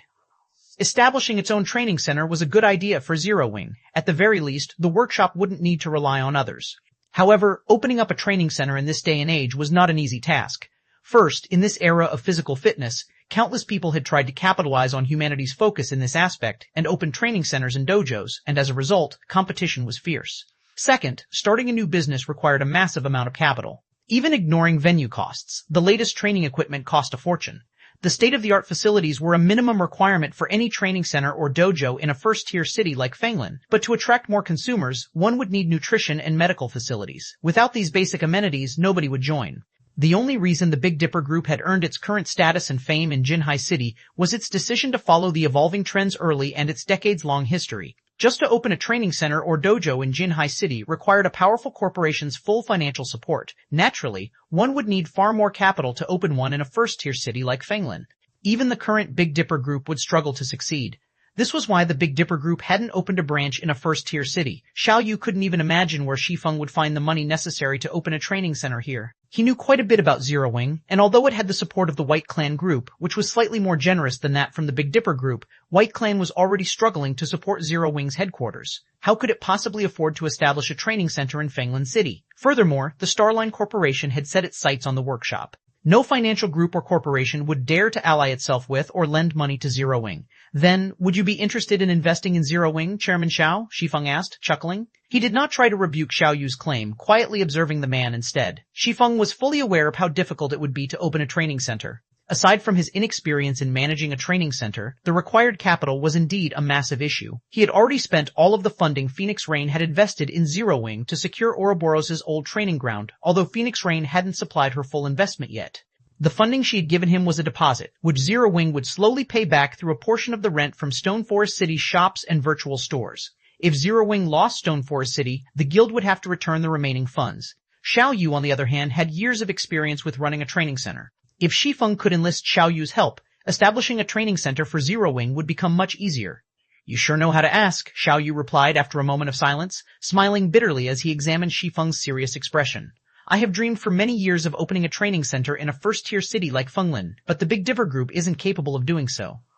The board of directors will never agree to a partnership. They won't even agree to lend you a single cent. I'll think of something to resolve the financial issue. What I'm asking right now is whether or not you, as an individual, are interested in becoming a partner with Zero Wing, Shi Feng clarified. He recognized Xiao Yu's concerns. Even though Xiao Yu was Big Dipper's chairman, the board of directors had the final say in all matters. Unfortunately, who would dare side with Zero Wing while the Starline Corporation targeted the organization? If you are willing to become a partner, I'm willing to offer you 5% of the training center's shares. Shi Feng valued Xiao Yu far more than the Big Dipper Group as a whole. Not only did Xiao Yu have a wealth of experience with managing training centers, but he also had connections throughout the industry, far more than an outsider like Shi Feng. Not even Gentle Snow was a match for the man before him. The White Clan group, after all, dabbled in a variety of industries. Xiao Yu had to admit that he found Shi Feng's offer a little tempting. He had always wanted to manage a training center in a first-tier city, but doing so was a larger challenge than he could afford. Not only would he need enough funding, but he'd also need sufficient strength. Meanwhile, Shi Feng was even more skilled as an internal force expert than Lei Bao. Even in a first-tier city brimming with experts, he was a force to behold. Shi Feng's only flaw was his lack of fame, but that could easily be resolved with enough money. How large of a training center are you preparing to open? Xiao Yu asked. A training center's size was particularly important. Small training centers with only 1 or 2 floors had no place in first-tier cities. Such minuscule facilities wouldn't even be large enough for state-of-the-art training equipment, much less nutrition and medical facilities. But if Shi Feng could secure a 5- or 6-story building within the city center for his training center, he might just have a chance of survival. Unfortunately, he'd need to own the building, not rent it. With Starline Corporation's harassment, it could easily force the building's owner to dissolve the lease halfway through. I'm thinking about one of the skyscrapers in the city center, Shi Feng replied after giving the matter some thought. If he were to establish a training center under Zero Wing's name, a small building wouldn't do. It wouldn't even be enough for Zero Wing's uses. During his previous life, even second-rate guilds like Shadow had the full support of multiple training centers and dojos, and only with that support had Shadow filled its management positions with trustworthy experts, ensuring the guild's normal operations could continue. If he didn't secure a training center that was on a similar scale to the Big Dipper Training Center, Zero Wing could stagnate. An entire skyscraper? Xiao Yu could not help but roll his eyes. Fenglan City was a first-tier city, and its land cost far more than in Jinhai City. Even if the Big Dipper Group invested everything it could, it would, at most, secure an 8- or 9-story building in the city center. Meanwhile, most skyscrapers in Fenglan City had more than 40 floors. Is it not enough? Shi Feng asked as he gave Xiao Yu a curious look. If you can purchase a skyscraper, then I wouldn't mind partnering with you, Xiao Yu decided. He felt that Shi Feng had played God's domain too much and gone mad. He had held on to a thread of hope at the thought of managing a training center in a first-tier city, but now, Shi Feng's madness had dashed that hope. Securing a skyscraper in Fenglan City's city center was easier said than done. Did Shi Feng really think it was some cabbage, easy to buy and widely available? Satisfied with Xiao Yu's agreement, Shi Feng returned to Zero Wing's main headquarters and logged back into God's domain. 2010-9 Stone Forest City's True Value. Chapter 2 Value Bottomless Abyss, Stone Forest City. As soon as Shi Feng came online, he noticed that he had more than a dozen unread messages, all from Melancholic Smile, Yulan, and Blackie. Among the 3, Melancholic Smile had sent him 6 messages. Something urgent must have happened in the guild, and Shi Feng immediately sent the woman a call request. What's happened? Shi Feng asked as Melancholic Smile's face appeared on the screen. Zero Wing had considerable savings set aside now and could afford to recruit new members en masse with plenty of funding to spare. The bounty Starlink had placed on Zero Wing's members was of little concern at this point as well. Practically all of the guild's core members grinded in the bottomless abyss thanks to Stone Forest City's relocation, and as a result, the burden on Zero Wing's leveling resources had lightened. Now, even the guild's normal and elite members could safely develop within its territories since other players rarely dared to provoke the guild in these locations. Although Starlink secretly dispatched experts to ambush Zero Wing's members, they weren't able to cause much damage. On the contrary, Starlink had suffered significantly due to the counter-bounty Zero Wing had issued. Every day, a large number of players visited Zero Wing to claim their bounties. Although the situation wouldn't shake Starlink's foundation if it persisted, it would continue to drain the enemy guild's liquid assets, slowing Starlink's development. Starlink expended a lot of high-ranked consumables each day to wrestle control over Neutral Map's resources, but even as a superpower, it couldn't produce enough consumables to satisfy its needs. As a result, the guild continued to spend its coins on additional consumables. If Starlink did not have enough funding saved, its Neutral Map exploration would begin to stagnate. Guild leader, Starlink, has recently allied with a few other superpowers and 3 chambers of commerce to monopolize the materials for brewing advanced darkness potions and advanced forest potions. Whenever these materials show up on the market, someone from the guild snatches them up at a high price. The prices for these materials have climbed to 3 times the normal rates. Although we have tried to contest for the materials, we've only managed to acquire a small stock.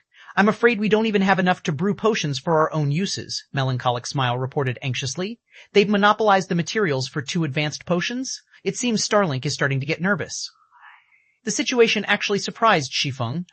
Advanced darkness potions were one of the rarer advanced potions in the game. Not only did they increase players' darkness resistance, but they also enhanced players' night vision. It was the perfect potion when exploring areas with dense dark energy. The advanced forest potion was also quite rare. It would increase players' resistance to corrosive effects and slightly improve their perception range.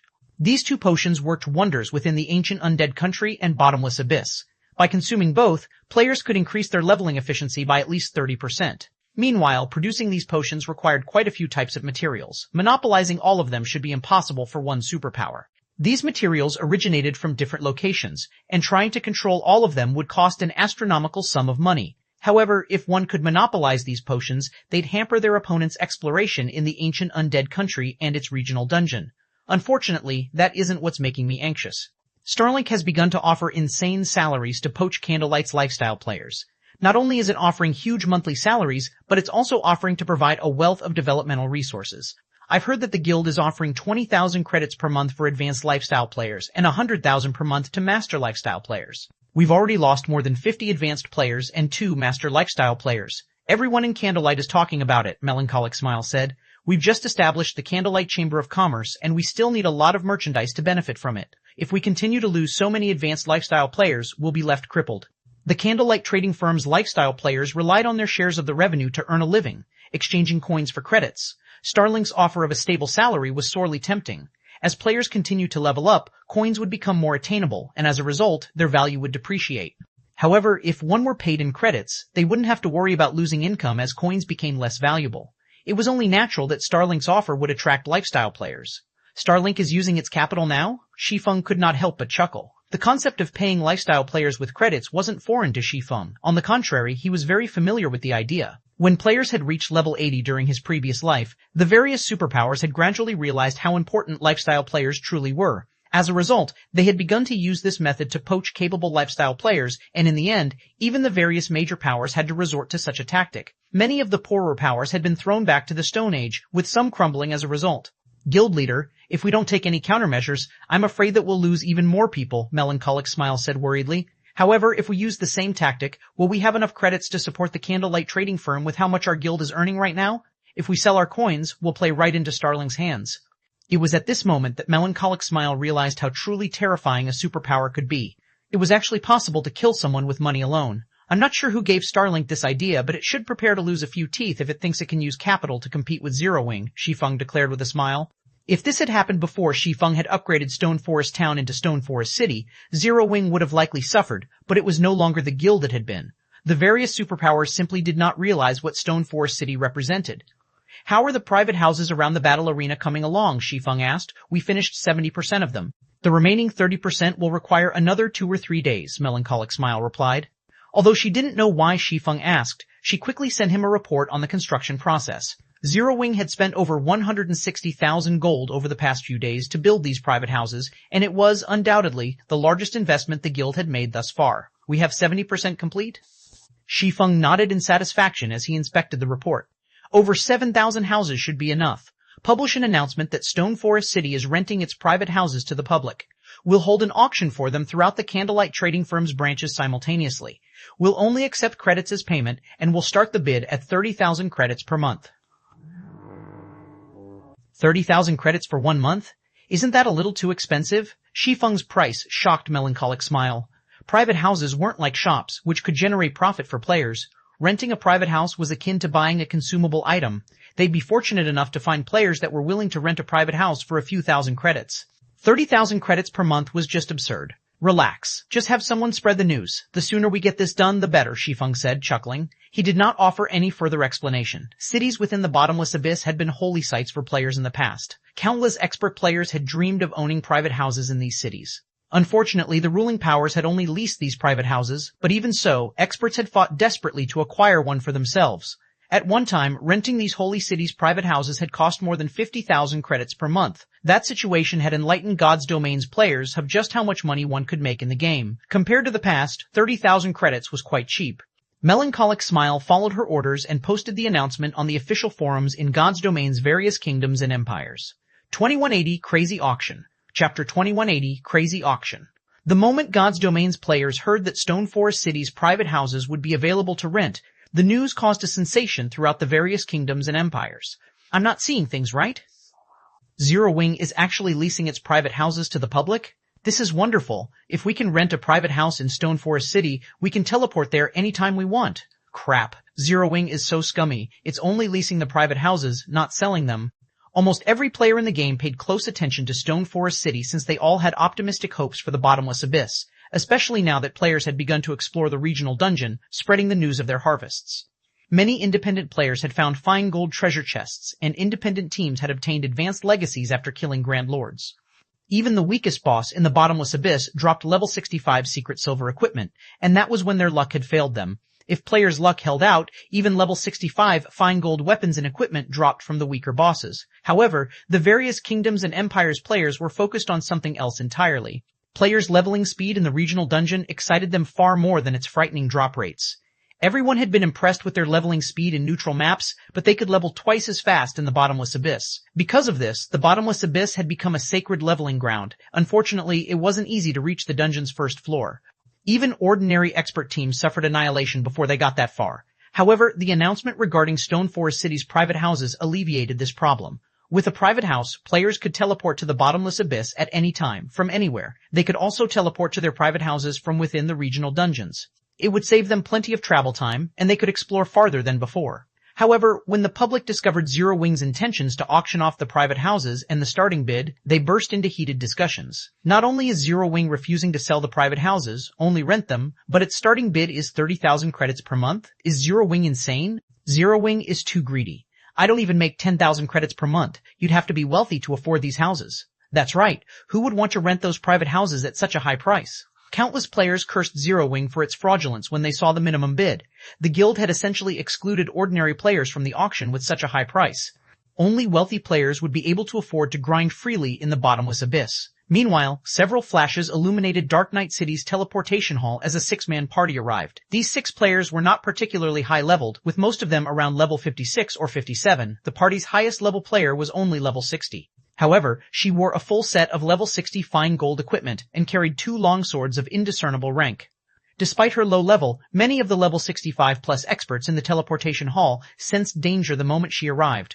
They couldn't help but turn to look at the elegant girl, who appeared to be barely 20 years old. Tiantong, do you really plan to compete for a private house in Stone Forest City? The starting bid is 30,000 credits. How can a student like you afford that? The level 56 female cleric, the level 60 female swordsman's companion, asked worriedly. If worst comes to worst, I'll just sell those items. Including what I have on me, I should have enough. My level isn't high enough yet, and I have no choice but to try if I want to level up quickly. I have to catch up to the game's frontline players if I want to compete with Black Flame, Tiantong, the female swordsman, declared. Big Sis Tong keeps telling me that I'm not qualified to follow her, and the only way I can change that is by defeating him. I'm curious to see how strong Black Flame is to gain Big Sis Tong's recognition. Black Flame is Zero Wing's guild leader. He even earned the title of Sword King from the Secret Pavilion. Do you really think he'll be so easy to defeat? A level 57 shield warrior said. That is only true right now. Once I've caught up with the frontline experts' levels, it will be a different story, Tiantong confidently replied as she glanced at the dilapidated longswords hanging at her waist. Her companions had nothing more to say about her ambitions and fell silent. They, more or less, understood the young woman's strength. She was a monster in human skin. If she hadn't joined God's Domain so late, she might have already become famous in the game. The party then made their way to Dark Knight City's Candlelight Trading Firm to participate in the auction for Stone Forest City's private houses. Independent players and guild representatives did the same throughout the various kingdoms and empires. For a time, players squeezed into Candlelight's many shops. Even the various large guilds' upper echelons were shocked to see such massive gatherings of independent players, adventurer team members, and guild representatives. There sure are a lot of participants. I know, right? Well, who could possibly resist the temptation of grinding freely in the bottomless abyss? Honestly, I hadn't expected Zero Wing to lease its private houses. I had assumed the guild would keep them for its own members and bolster its strength. We have Starlink to thank for this. I've heard that Starlink has been spending insane amounts of money to poach Zero Wing's lifestyle players, and Zero Wing is suffering for it. The guild must have decided to rent Stone Forest City's private houses to alleviate some of the pressure. But how much can Zero Wing actually earn from renting the private houses? The amount of credits it rakes in will only be a drop in the bucket to Starlink. It might be a different story if Zero Wing sells the private houses though. Doing so might give it a chance of contending with Starlink. The various powers' upper echelons attending the auctions were more than happy to watch Zero Wing and Starlink continue their feud and take advantage of the situation. Only, in their opinion, Zero Wing was trying to get itself killed by competing with Starlink's on a financial front. Giving up those lifestyle players would be a much wiser move. While Candlelight's guests chatted about the situation, its staff began the auction for Stone Forest City's private houses. Ladies and gentlemen, welcome to the Candlelight Trading Firm. First, I must inform you that due to the limited number of private houses in Stone Forest Town, our firm can only afford to lease a small number. Any player that wins a bid in this auction will gain priority bidding rights in the next. If two players bid the same value in the next auction, we will prioritize the player who has rented from us before. So, everyone, please take advantage of this opportunity, the Candlelight Trading Firm's auctioneer explained, smiling as she glanced over the crowd before her. Every guest gulped audibly and glowed with excitement. Players could grind to level 100 in the bottomless abyss, which would take more than 2 or 3 months. Needless to say, players would need to rent Stone Forest City's private houses for more than one. With prioritized bidding rights, players would have a massive advantage in the next auction. Now that we have that out of the way, let's start the auction for Stone Forest City's first private house. The starting bid is 30,000 credits. Each increment must be no lower than 500 credits. As the auctioneer finished speaking, the venue exploded with sound. 35,000, 40,000, crap, everyone's gone crazy. I bid 45,000. Don't compete with me. This one's mine. 50,000. 2181 God's Domain's Influence. Chapter 2181 God's Domain's Influence. Contrary to ordinary players' beliefs, the auctions for Stone Forest City's private houses had begun with a bang. The prices rapidly climbed as participants placed bids like they were fighting over cabbages. They shouted their bids with bloodshot eyes and fierce expressions as if they would take a bite out of anyone who outbid them. The tension in Dark Knight City's Candlelight Trading Firm was electric. Are you kidding me? This is just for 1 month of rent, yet someone's bidding 50,000 credits. Are these people insane? The level 56 female cleric sitting beside Tiantong exclaimed, astonished. The original price, 30,000 credits, was already quite high in her opinion. Stone Forest City's private houses were valuable, but they only made it easier for players to reach the bottomless abyss and load them to recover stamina and concentration slightly faster than normal. At most, players with a private house would only get to spend a little more time grinding in the regional dungeon than those without. Zero Wing should thank its stars that players were even willing to rent the houses for 30,000 credits, especially since not many players could afford the price to begin with. Yet hundreds of players were placing one bid after another. Some players didn't get the chance to finish placing their bid before someone else's voice rose above theirs. In the blink of an eye, the first private house's price had risen to 50,000 credits, and that was just for a 1-month lease. They just recognized the value of Stone Forest City's private houses, Tiantong said as she shook her head. In reality, being able to level up faster is a secondary benefit to them. I heard that the mana in the city is even denser than in the Divine Colosseum. Even after a short stay, players' minds sharpen and their reaction speed increases. Being able to teleport back to their private houses from within the bottomless abyss will also allow players to spend more time training in the city. If players spend a fair amount of time training there, they might be able to improve their combat standards far faster than training elsewhere. Improving one's combat standards was the foundation for growing stronger in God's Domain. Levels and equipment were only temporary measures. To a true expert, nothing was more important than improving their combat standards. This was also why Tiantong wanted to rent her own private house in the city. While Tiantong had explained the reason behind these players' passionate abandon to her companion, the bidding for the first private house had risen to 65,000 credits, which made the ordinary participants sigh with disappointment. 70,000, Tiantong shouted. 80,000. A level 68 ranger almost immediately outbid Tiantong. 200,000. This first house is mine. A level 69 berserker boldly declared. An uproar shook the venue as soon as the participants heard this berserker's bid. 200,000? That's enough to rent a mansion in a city. The Dark Knight Empire's 26th ranked berserker is here? No. I've heard that Fei Yu has defeated 2 of the Blood Jade family's peak experts. He's now ranked 23rd. Even superpowers have been trying to recruit him. It seems Fei Yu will claim Stone Forest City's first private house. The players present, especially the ordinary players, could not help but silently marvel at Fei Yu's imposing figure. They couldn't understand why an expert like him would be willing to spend 200,000 credits for a month-long claim to a private house in Stone Forest City. However, before the auctioneer could slam her gravel once, another voice rose through the clamor. 400,000 credits. The Blue Sky Adventurer team wants this house. I hope that you all can step aside out of respect, a level 70 shield warrior abruptly shouted. As one, the crowd turned toward this level 70 guardian knight, their mouths hanging open in shock. What? Empty Miracle is here too? Blue Sky was the 5th-ranked adventurer team in the Dark Knight Empire, and Empty Miracle, the team's commander, was one of the Empire's top 10 guardian knights. It was rumored that his strength could even rival that of Superpower's peak experts. The man was a large part of the reason that Blue Sky had earned its current position. One of Starlink's elders had even tried to recruit Empty Miracle due to his impressive prowess and extraordinary achievements. He was undoubtedly a powerhouse in the Dark Knight Empire. This is an auction, Empty Miracle. Speak with your money. A robust, level 70 assassin suddenly stood from his seat. Our Windwolf Adventurer team has no time for your nonsense. 500,000. 550,000? 600,000. 650,000. Blue Sky and Windwolf fought, outbidding one another for a time. The watching crowd fell silent as they watched. Do they really need to go this far? Isn't it just a private house? That's right, and this is only the first one. Aren't there still plenty available? Can't these 2 adventurer teams let others have a chance as well? No one understood why 2 of the Dark Knight Empire's top adventurer teams were so desperate to rent one of Stone Forest City's private houses that they'd continue to outbid each other. The auction had just begun, and Candlelight had promised to present multiple private houses.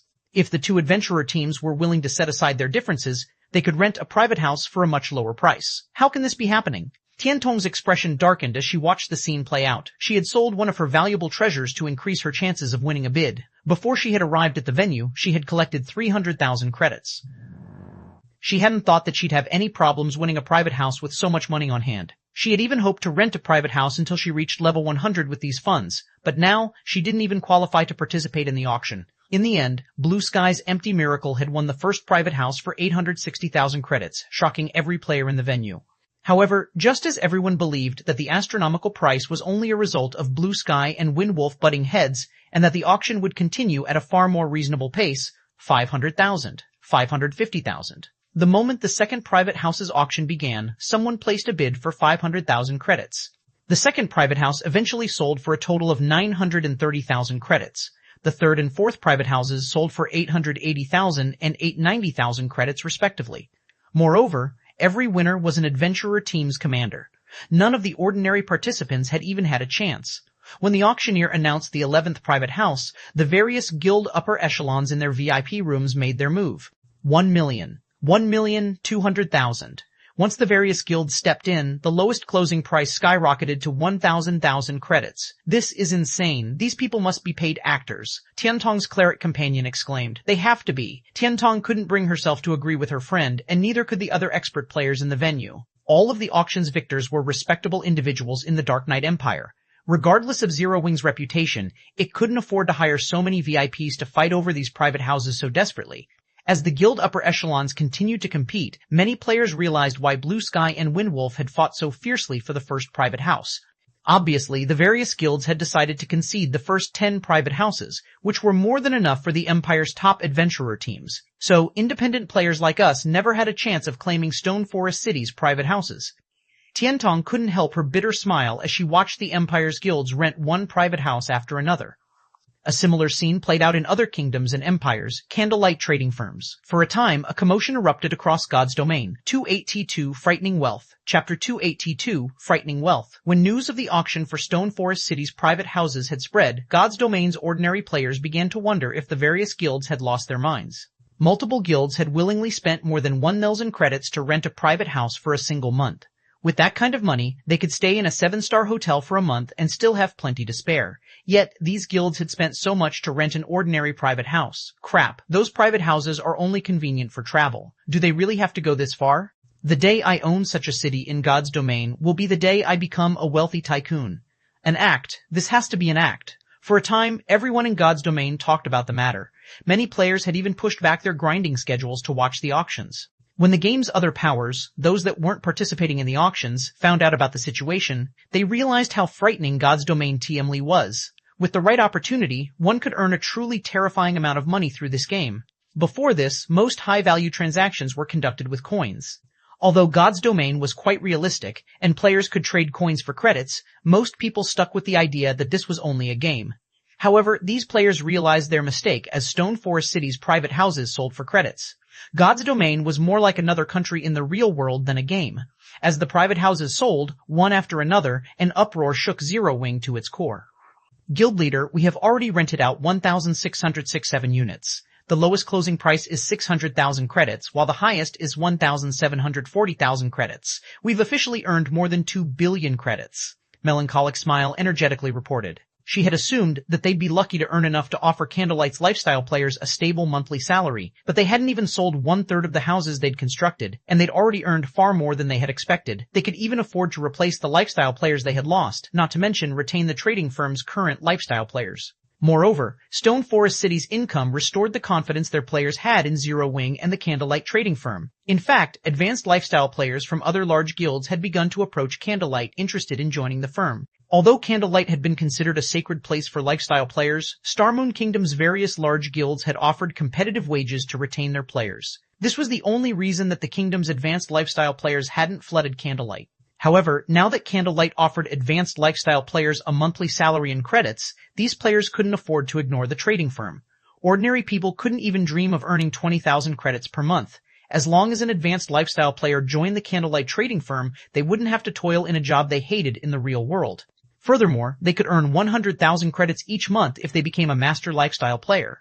During the few hours the auction was happening, Candlelight had received applications from over 600 advanced lifestyle players and 5 master lifestyle players. With so many capable crafters, Candlelight wouldn't have to worry about its development stagnating.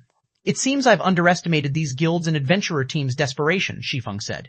Even he was a little surprised to hear Melancholic Smile's report. He'd expected the private houses to rake in more than the 50,000 credit record of his previous life. He had, after all, established Stone Forest City in the bottomless abyss far sooner than any town had done so in the past. Stone Forest City didn't have any competition either, so demand for its private houses would be far greater than normal. Still, he hadn't expected the demand to be this intensive. However, after giving the matter some more thought, Shi Feng found the situation reasonable. Training, leveling, and treasure. The bottomless abyss ranked at the top in all 3 aspects. It was only natural that expert players would go mad over the regional dungeon, especially peak experts from the various large guilds. These experts wouldn't even mind parting with 2,000 credits for such an opportunity, much less a mere 1,000. If they got lucky and encountered a few fortuitous opportunities, they'd gain a massive advantage over their competition.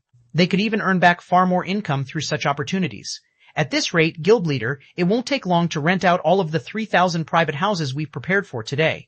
With the money we've earned, Starlink doesn't have a snowball's chance in hell of poaching our members, Melancholic Smile confidently declared.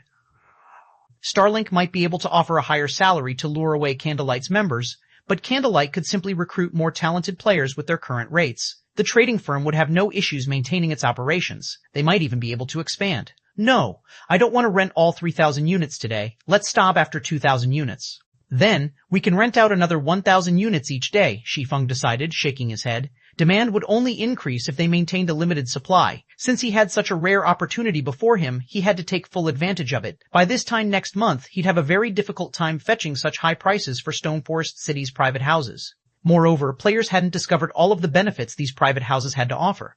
Once they did, prices would rise even higher. 2 billion credits were enough to settle the crisis Candlelight and Zero Wing faced, so he didn't mind waiting a few more days before renting off the rest of the houses. He also wanted to set up his own training center in Fenglan City, which would cost a huge sum of credits. Initially, Shi Feng had planned to build even more private houses and shops in Stone Forest City to earn the necessary funding for his training center, but looking at it now, the first batch should be more than enough. We're only renting out 2,000 units today. I'll inform our auctioneers right away. It didn't take long for Melancholic Smile to recognize what Shi Feng was trying to do. She immediately contacted her staff members in Candlelight's many shops. Shortly after Melancholic Smile relayed the command, the remaining private houses had been rented. Everyone, we've rented out all of the private houses we had prepared for today. Please, visit us tomorrow, the excited auctioneers announced to their audience's disappointment. The announcement caused a ruckus throughout the various auction venues. What's going on? Why aren't there more available? Crap, you guys barely gave us anything. How could you run out so quickly? I was just about to make my move. The various guild representatives expressed their frustration about the auction's sudden conclusion. Many of the representatives that had held back regretted their decisions. Originally, they had planned to wait out their competition before making a move. That way, they could win a private house for much cheaper, but it seemed that their plans had backfired. Tiantong, everyone has gone insane today. Let's wait a few days before we return. The various powers experts should have sated their appetite by then. You shouldn't have any issues winning a bid, the level 56 cleric beside Tiantong advised. I agree. Tiantong nodded. The auction's first few days would be particularly lively, but once the various powers had their fill, prices would fall. The various representatives then returned to their respective cities. Some of the visiting powers had left behind players to keep an eye on the trading firm and report back if anything new surfaced regarding the private houses. Naturally, the players that had won a private house promptly made their way to Stone Forest City to prepare for their conquest in the bottomless abyss. Now, every second counted. 203 Private Houses Hidden Effect. Chapter 203, Private Houses Hidden Effect, Bottomless Abyss, Stone Forest City. As the auctions ended, the players that had won their bids made their way to their new properties. However, these experts were stunned after teleporting to their private houses. How is this possible? Everyone was astonished to find a new buff icon in their status window. High Mana State. While this buff was in effect, players would receive another buff that increased their maximum stamina and concentration by 20% for 12 hours after resting for 8 hours in their private houses. If players rested for 12 hours, the buff's duration would increase to 18 hours. These experts were ecstatic over the new discovery. In the bottomless abyss, stamina and concentration consumption rates were a player's biggest weakness. They could only grind in the God Mode regional dungeon if they found a way to maintain these stats. Now, they discovered that they could have 20% more stamina and concentration by simply resting for some time in their private houses. This would greatly extend their activity time and boost their leveling speed. The visiting expert players wasted no time in reporting this to their respective superiors. What's going on? Players can only accumulate the double EXP buff in Stone Forest City's hotels, but they can gain more stamina and concentration by relaxing in a private house. Doesn't that mean players with private houses will level 20% faster than players who don't have one? If that's the case, we have to get more private houses tomorrow. For a time, the various powers received notifications regarding the private house's hidden effect, re-evaluating their previous opinions. The various powers had only viewed Stone Forest City's private houses as a convenient travel tool. But now that they had learned that these houses could increase players' stamina and concentration, they had taken on a whole new meaning. If they could secure 20 private houses and send an entire team to take advantage of this buff, the team's leveling speed would be far faster than a mere 20% boost allowed. The combat power an individual could exhibit was on a different level than fighting with a team. Moreover, players would drastically reduce their stamina and concentration consumption rates by fighting alongside teammates. If an entire team had a 20% maximum stamina and concentration buff, they'd be able to last in the bottomless abyss for more than 30% longer than teams without the buff. With so much more time, the team could explore more of the dungeon, reducing the number of competitors it would face. Much of the bottomless abyss's first floor was home to dark demonkin as well. These dark demonkin looked similar to humans, but unlike humans, magic circuits covered these demonkin's entire bodies. They also bore a third eye on their foreheads, and they had an affinity for mana that rivaled the elves. Factoring in the bottomless abyss's environment, a random level 65, chieftain-ranked dark demonkin could effortlessly defeat ordinary expert players. If an expert party encountered a lord-ranked Dark Demonkin, the party would lose half of its members before it killed the monster if it didn't react appropriately. To make matters worse, Dark Demonkin were very difficult to sense unless players spotted them. They were skilled with ambush tactics and hid their auras with magic. When exploring the bottomless abyss, players had to remain on high alert, which substantially increased their stamina and concentration consumption rates. Unfortunately, players had no other choice, as even Refinement Realm experts would die if they weren't careful. This situation instilled a deep fear for the various powers teams, making them hesitant to venture too far into the first floor. They constantly worried that they wouldn't have enough stamina and concentration for the return trip, and if that happened, they'd likely die and lose several days of effort. Thus, the various powers expert teams had remained in the first floor's outer region so far. However, if an entire team had the buff Stone Forest City's private houses provided, they could easily venture farther into the first floor. God's Domain's powers immediately began to collect their funds. They also sent more people to the Candlelight trading firm's shops, those that would participate in the auction, to increase their chances of winning more bids. For a time, Candlelight's shops were packed with players. The shops in Stone Forest City, Zero Wing City, White River City, and Dark Knight City in particular held massive crowds. The crowds were so large that players were nearly forced to wait outside. Passing players who had hoped to visit the shops were stupefied. What's going on? Why have so many guilds gathered here? That's right. There weren't this many people during the last auction for Stone Forest City's private houses. Peeking in from the doorways, players spotted representatives from more than 100 guilds in Candlelight's shops. Although most were from small guilds, there were quite a few players from first and second-rate guilds. While everyone wondered why so many powers had flooded the Candlelight trading firms, the firm began the second auction for Stone Forest City's private houses. Due to the increased number of participants, Candlelight had employed entry restrictions. Now, players had to hold more than 500,000 credits to participate. This change elicited curses from the various independent players. Some even criticized Zero Wing for being full of itself, claiming that the guild would never sell so many houses for such high prices. However, when the auction began and news spread, everyone was forced into silence. Unexpectedly, every bid on the second day opened at 2,000 credits, and all of the participating guilds fought to outbid each other. Most of the adventurer teams taking part hadn't even gotten a chance to call out a bid before they had been disqualified from the auction. Only top adventurer teams barely held on. By the time players had claimed the second day's 1,000 units, the income from a single private house had hit a new record at 2,360,000 credits, far more than the 500,000 credits on the previous day. For a time, every player in God's Domain was shaken.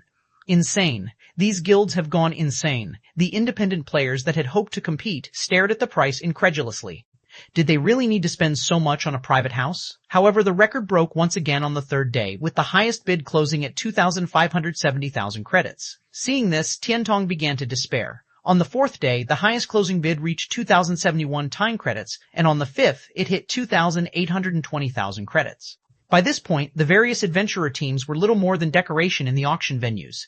Only the various guilds could afford to compete. Aqua Rose and Gentle Snow were astonished. They had never dreamed that Stone Forest City's private houses would be so lucrative.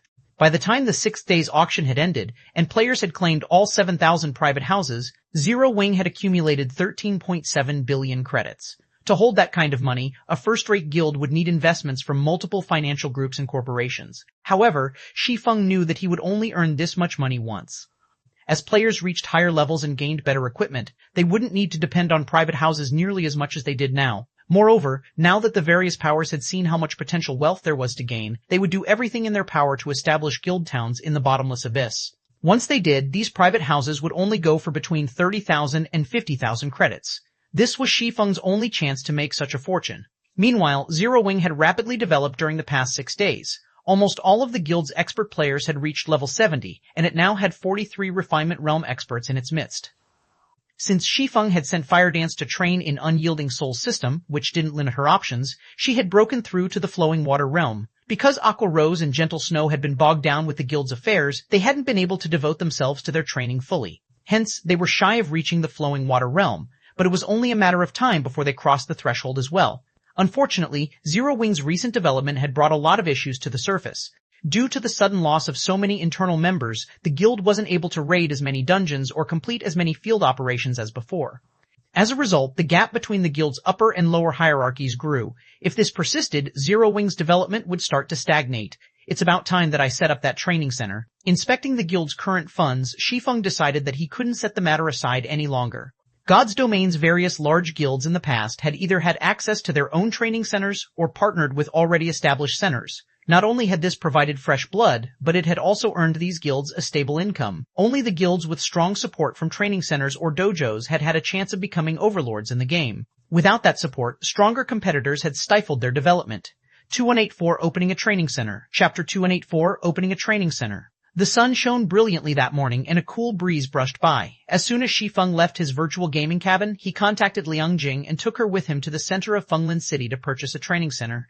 Due to the current trends, professional fighters were far more famous than actors or singers, so tons of people aspired to become one. Naturally, plenty of people wanted to capitalize on that aspiration and open their own training centers and dojos. However, this was also why the competition between training centers and dojos in big cities was so intense, even cruel.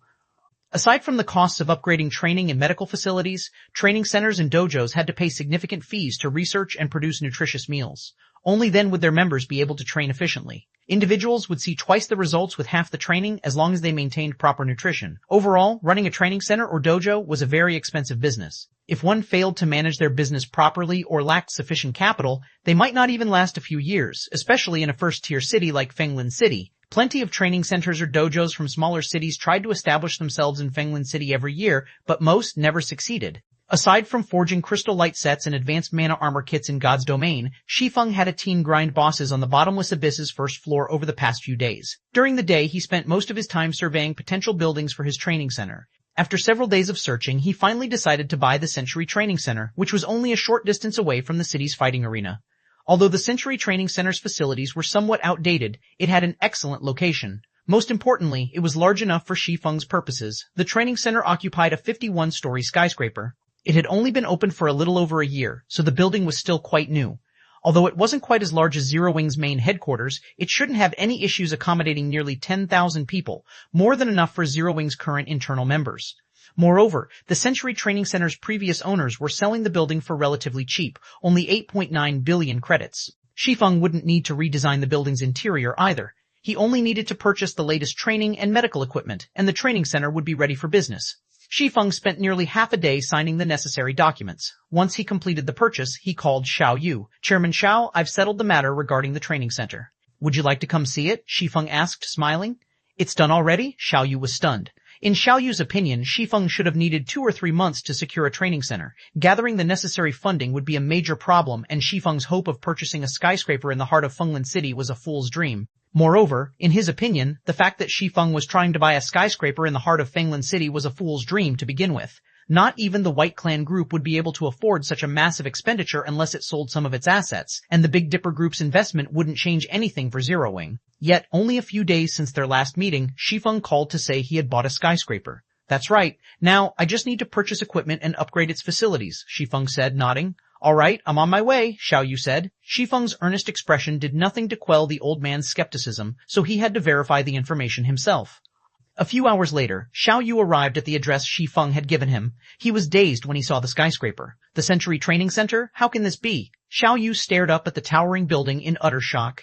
As the Big Dipper Group's chairman and someone who dreamed of opening a training center in a first-tier city, Xiao Yu knew a little about Fenglin City's training centers and dojos. He recognized the Century Training Center the moment he arrived. Since it had failed to produce any skilled fighters in the national fighting competition, it had lost business. Because of that, the Century Training Center had been trying to sell its branch in Fenglin City to recoup some of its losses and fortify its position in second-tier cities. One would need nearly 10 billion credits to purchase Fenglin City's Century Training Center. 10 billion! Not even the Big Dipper Group could afford 1/3 of this building. Chairman Xiao, will a training center of this size be sufficient? Shi Feng asked politely. Sufficient? Of course it's sufficient. As long as we promote the training center and upgrade its facilities, we'll have no issues recruiting new members, Xiao Yu exclaimed, already considering multiple plans for the future. Wonderful. Then I'll have to trouble Chairman Xiao to see to the remaining issues. I'll transfer funds to you in a moment for purchasing equipment and advertising, Xiao Feng said. When he saw the confident light in Xiao Yu's eyes, he knew the matter was as good as dealt with. Now, he'd just need to wait for the training center to recruit and supply skilled fighters for Zero Wing. As long as the training center supplied enough internal members, Starlink would find it far more difficult to hinder Zero Wing's development. The guild simply had too many advantages. Once I receive the funds, I'll contact my suppliers. I believe they can transfer everything we'll need in 1 or 2 days, Xiao Yu said, nodding. Noticing that Shi Feng didn't waver when he spoke of spending so much money, the young man became even more of a mystery to him. Xiao Yu was very familiar with Shi Feng's background. The young man and his niece had been classmates, so he had looked into him.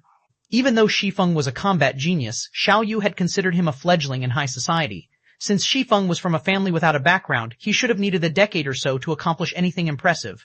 Yet, the more time the old man spent with Shi Feng, the more he became unfathomable he became. First, Shi Feng had snagged Fenglin City's White Clan Group as a partner. Then, he had purchased Century Training Center's old building. Xiao Yu could also tell that Shi Feng was responsible for these decisions. Everything should arrive in 2 days? If that's the case, we should host our grand opening in 3 days. I'll also have to trouble you with hiring instructors and management staff, Shi Feng replied after giving the matter some thought. Time waited for no one. He needed to recruit more internal members for the guild as soon as possible. That won't be a problem, but what do you plan to name the training center, Xiao Yu asked. We can't promote it without a name. Let's call it Heaven's Rumble Training Center, Shi Feng decided. Originally, Shi Feng had planned to give the training center Zero Wing's name as well, but it was too well known right now. Naming it after the guild would only bring the various major powers down on their heads. It was best that he gave it an ordinary name. Alright then, I'll see to the necessary arrangements, Xiao Yu said, nodding. Xiao Yu left, immediately turning his focus to Heaven's Rumble Training Center's management. Of course, the news that the Zero Wing Workshop was preparing to open a training center in Fenglan City quickly spread. 2185 Experts Gather. Chapter 2185. Experts gather Fenglan City, Redstone Restaurant. A thin, middle-aged man respectfully entered one of the restaurant's top-floor VIP rooms. Once inside, he approached an indifferent youth who currently meditated. Although the young man sat there quietly, he felt like the room's overlord. Any enemy of his would become everyone's enemy in the room. Why are you in such a hurry, old Zhuo? Han Yifeng asked as he opened his eyes, glancing up at the middle-aged man. I've just received news that Zero Wing is opening a training center in Fenglan City. Moreover, it purchased one of the city's well-known training centers to do so. The butler, Zhuo Lingqiu, reported. Interesting. It seems Zero Wing is quite capable after all. I had thought that the organization would run to me for help once it faced a financial crisis. I hadn't expected it to earn a fortune through leasing Stone Forest City's private houses. And now, it's even opening its own training center, Han Yifeng calmly mused. Young master, although Zero Wing can afford to open a training center, how can setting one up in Fenglan City be so easy? Zhuo Lingqiu commented disdainfully. According to our information, Lu Xingluo has prepared for this and hired a particularly skilled expert. By the sounds of it, he wants his expert to cause a ruckus in the training center, preventing it from taking root in the city. It was true that one needed enough capital to open a training center, but money wasn't enough to keep one alive. One also needed sufficient strength to defend it, especially in a city as competitive as Fenglan. In that case, I want you to visit Zero Wing's new training center. At the end of the day, we can still use the organization to slow Starlink down, Han Yifeng said as he sent a glance at Zhuo Lingqiu. Understood. With a bow, Zhuo Lingqiu turned and left the room. Meanwhile, news of Heaven's Rumble Training Center's grand opening shook Fenglan City's fighting industry. With the Starline Corporation's Lu Xingluo targeting Zero Wing, no one dared to ally with the organization for fear of attracting the corporation's ire. Now that Zero Wing had opened its own training center, even a fool knew that Lu Xingluo would make his move. At least it would be interesting to watch. Moreover, the various training centers and dojos throughout the city viewed the fact that this company, which focused its business within virtual reality games, was trying to make a name for itself in Fenglan City's fighting industry as both foolish and a blatant insult. Even on the off chance that Lu Xingluo left Zero Wing's training center alone, they wouldn't let the organization get away with this transgression. Otherwise, they'd become laughingstocks in the industry. While the various training centers and dojos discussed Zero Wing's new facility, Xiao Yu had been methodically planning the Heaven's Rumble Training Center's grand opening. 3 days passed in the blink of an eye. Not only had Xiao Yu purchased the latest training and medical equipment available over the last 3 days, but he had also invited many of Fenglan City's VIPs to attend the grand opening. Fortunately, he had far more connections than a young man like Shi Feng. On the day in question, luxury cars stopped by the building's entrance in droves, and many passers-by grew interested in visiting the training center as a result. However, most of the people that visited Heaven's Rumble Training Center that day were young, passionate fighters. They had all seen the advertisements boasting Heaven's Rumble's state-of-the-art facilities, and they were curious to inspect the training center themselves. The world's technology constantly improved, and with the help of proper data analysis, one could build the best training routine possible, improving far faster than training under a famous instructor. The instant these combat enthusiasts entered Heaven's Rumble Training Center, they were flabbergasted. People wearing the uniforms of Fenglan City's various training centers and dojos filled the main hall. Some of them were even well-known experts in the city, and a few of the upper echelons from the city's training centers and dojos had even made an appearance. Crap, what's going on? Why are so many of Fenglan City's experts here? Isn't that Luo Qianjing, who won 3rd place in Fenglan City's annual fighting competition last year? Quick, look, it's Master Yang from the Extreme Light Dojo. I've heard rumors that he stopped participating in public events to prepare for the international fighting competition. Am I seeing things? Isn't that Chen Tianhe, the Martial Heart Dojo's master? I thought he already retired from the public scene. Why is he here? What kind of power does this training center have behind it? With so many of Fenglan City's experts gathered, the young men and women who visited the training center out of curiosity grew excited. They even wondered if they had stumbled upon Fenglan City's annual fighting competition, rather than a new training center's grand opening. Why else would so many well-known experts be here? While the young fighting enthusiasts were shocked over finding so many of the city's VIPs in one place, a group consisting of 2 young women and a young man entered the hall, immediately attracting everyone's attention. The reaction was mostly due to the two young women. One wore an elegant white dress, which highlighted her long flowing hair and exquisite appearance. She had the body of a goddess, and many of the women in the crowd became self-conscious. A second exceptional beauty in a bright red dress stood next to her. When the two women entered the hall, they instantly became the center of attention. Even the young man that accompanied these women was exceptionally handsome, and many of the ladies in the hall swooned. The handsome young man was the previous year's champion of Fenglan City's annual fighting competition, known for possessing a talent that only emerged once a decade in the city. He had also qualified to participate in the international fighting competition, and his status as the heir to the Zhang clan group, one of the city's top 5 financial groups, was just icing on the cake. Qingshui, most of these experts don't seem to be here with honest intentions. I'm afraid that this friend of yours will have a very difficult time maintaining a training center in Fenglan City, Zhang Wuya told Bai Qingshuel as he glanced over the crowd. If your friend can't handle the pressure, I'm willing to step up for him. I suspect that most of these training centers and dojos will take a step back out of respect. Shi Feng is an internal force expert as well, Big Brother Zhang. Shouldn't he be able to handle the situation? Zhao Yuru asked. An internal force expert might be impressive in second and third tier cities, but this is Fenglan City. Every well-known training center and dojo in the city has its own internal force expert. Moreover, they are experienced veterans. Their accomplishments with internal force are far more impressive than a youngster who has just mastered the techniques, Zhang Wuya explained. Bai Qingshui and Zhao Yueru's expressions darkened slightly after listening to their companion. They had never thought that opening a training center would be so difficult. While Bai Qingshui's group chatted amongst themselves, another commotion rattled the crowd in the main hall. An imposing bear of a man entered the room. 2 knife scars decorated his face, and his arrival shocked many of the training centers and dojo's upper echelons. The instant this man appeared, many of the training center and dojo upper echelons present could not help but reveal shocked expressions. Why is he here? When Zhang Wuya saw the new arrival, fear flashed in his eyes. Is he someone powerful? Zhao Yueru asked when she noticed Zhang Wuya's trepidation. Powerful? Zhang Wuya shook his head. That word is no longer sufficient. He's practically a devil. He has earned the nickname T-Rex for how heavy-handed he is in combat. No fewer than 20 internal force experts have suffered defeat at his hands. Some of them are still lying in their hospital beds. He was banned from the fighting world for that very reason. Most of that happened more than a decade ago, but according to recent rumors, it seems he has defeated another internal force expert overseas. I don't even think I can stop him if he tries to make a move. While everyone made a fuss, Wang T-Rex's Zhong Chuan stepped into the center of the hall. I've heard that Heaven's Rumble has set up shop here. Who's in charge? I, Wang Zhongchuan, want to spar. I want to see whether or not Heaven's Rumble qualifies to do business in Fenglan City, Wang Zhongchuan shouted, his voice echoing throughout the hall. Most people immediately took a step back. Heaven's Rumble is doomed. I doubt anyone in Fenglan City can save it now that this demon has shown up. The Starline Corporation is certainly powerful. It's even hired this monster to cause trouble.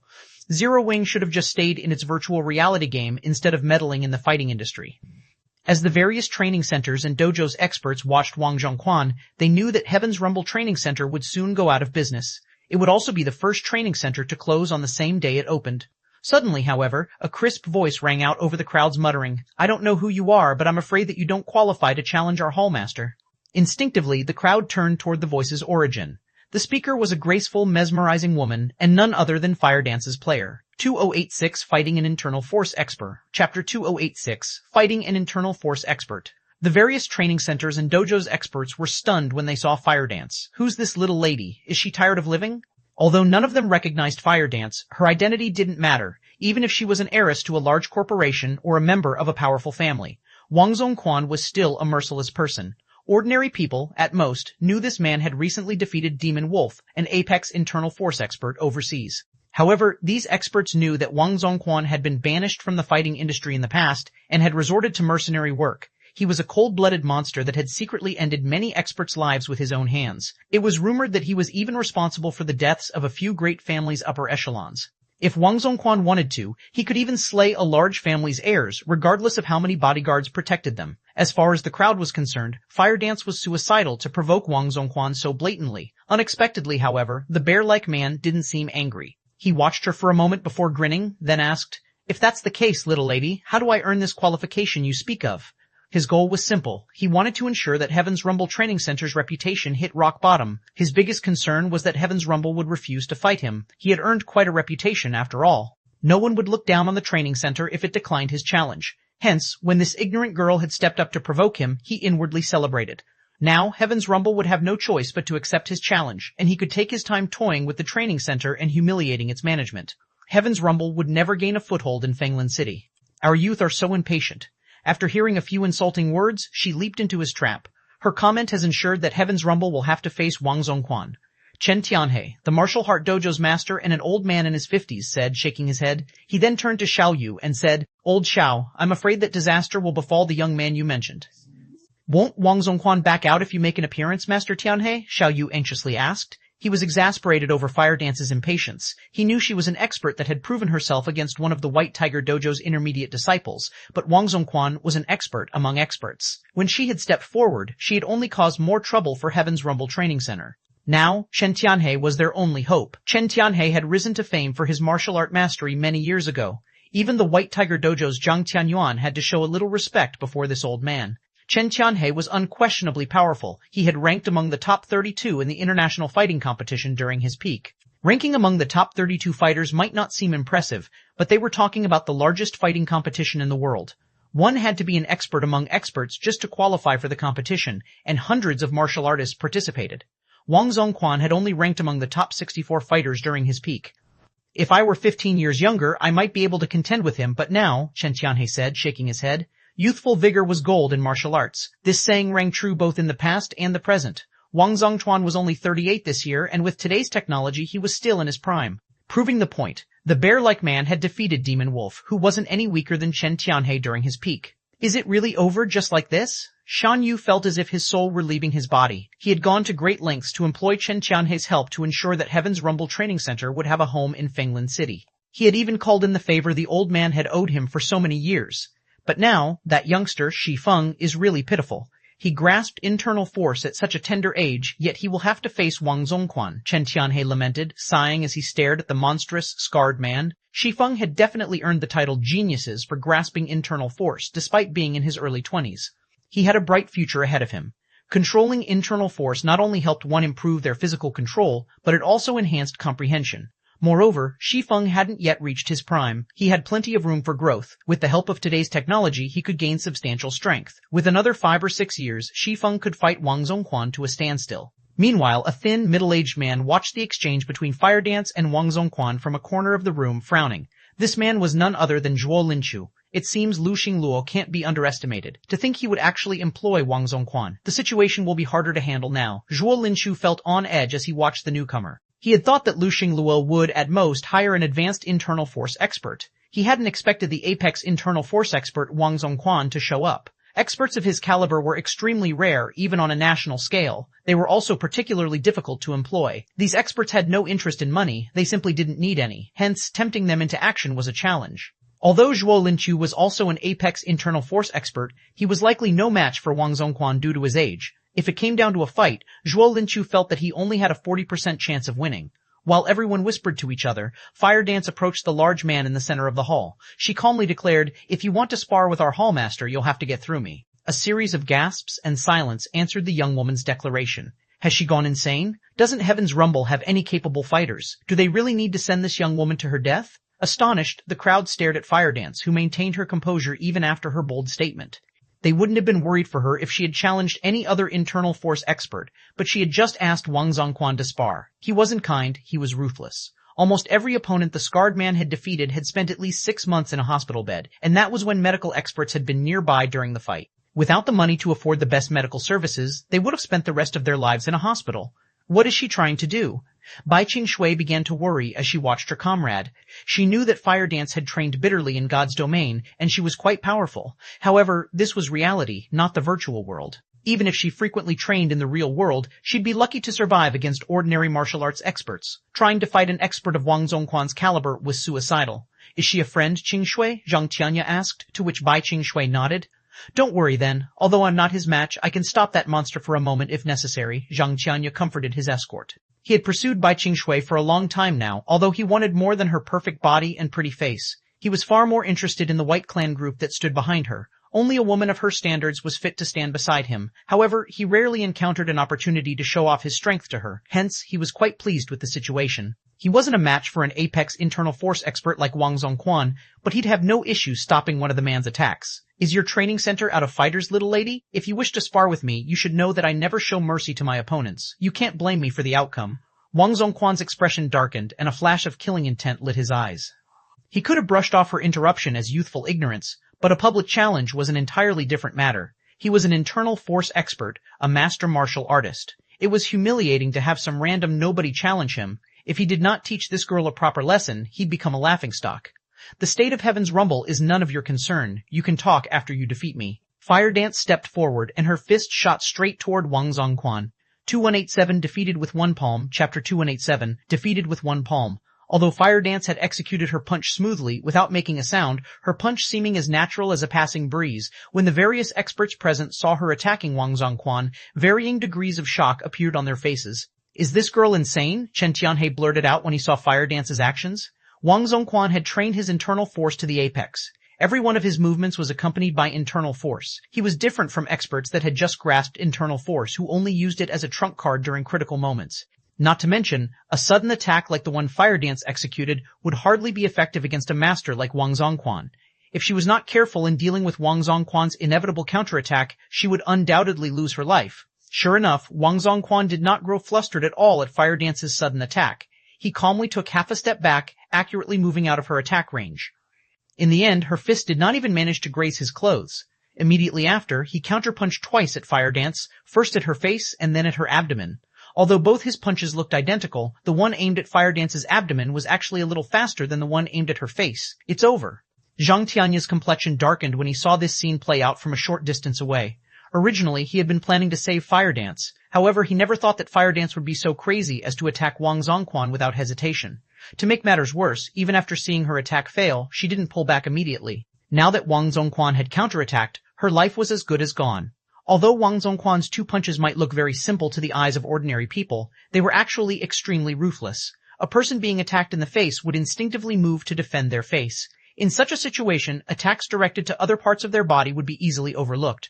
Meanwhile, as an apex internal force expert, Wang Zongquan had an extremely precise grasp on timing and distance. Even well-trained internal force experts would get caught by this move of his if they were not careful, let alone a newbie without any special training like Fire Dance.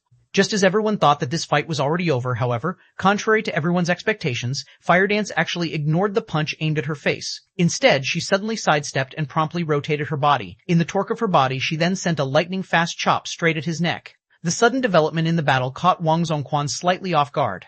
Originally, he thought that his opponent was merely an inexperienced little girl. He never expected this little girl to easily evade his attack, much less launch a counterattack of her own. However, Wang Zongquan was a hitman with many years of experience. He was fully capable of reacting to abrupt changes immediately. Although he wouldn't be able to defend against Fire Dance's attack in time, he could still dodge it. He hastily bent his body forward and leaped backward, narrowly avoiding Fire Dance's chop. Upon seeing Wang Zongquan retreating, the spectating crowd could not help gasping in shock. Is this for real? Wang Zongquan actually got repelled. Who is this young lady? Everyone present was aware of just how powerful Wang Zongquan was.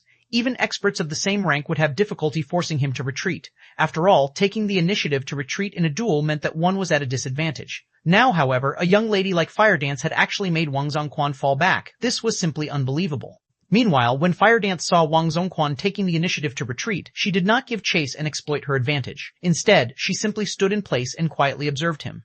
A short moment, she stated calmly. You're only at this standard. I advise you to give up on challenging our hallmaster. When Fire Dance said these words, the spectating crowd could not help but nod in agreement.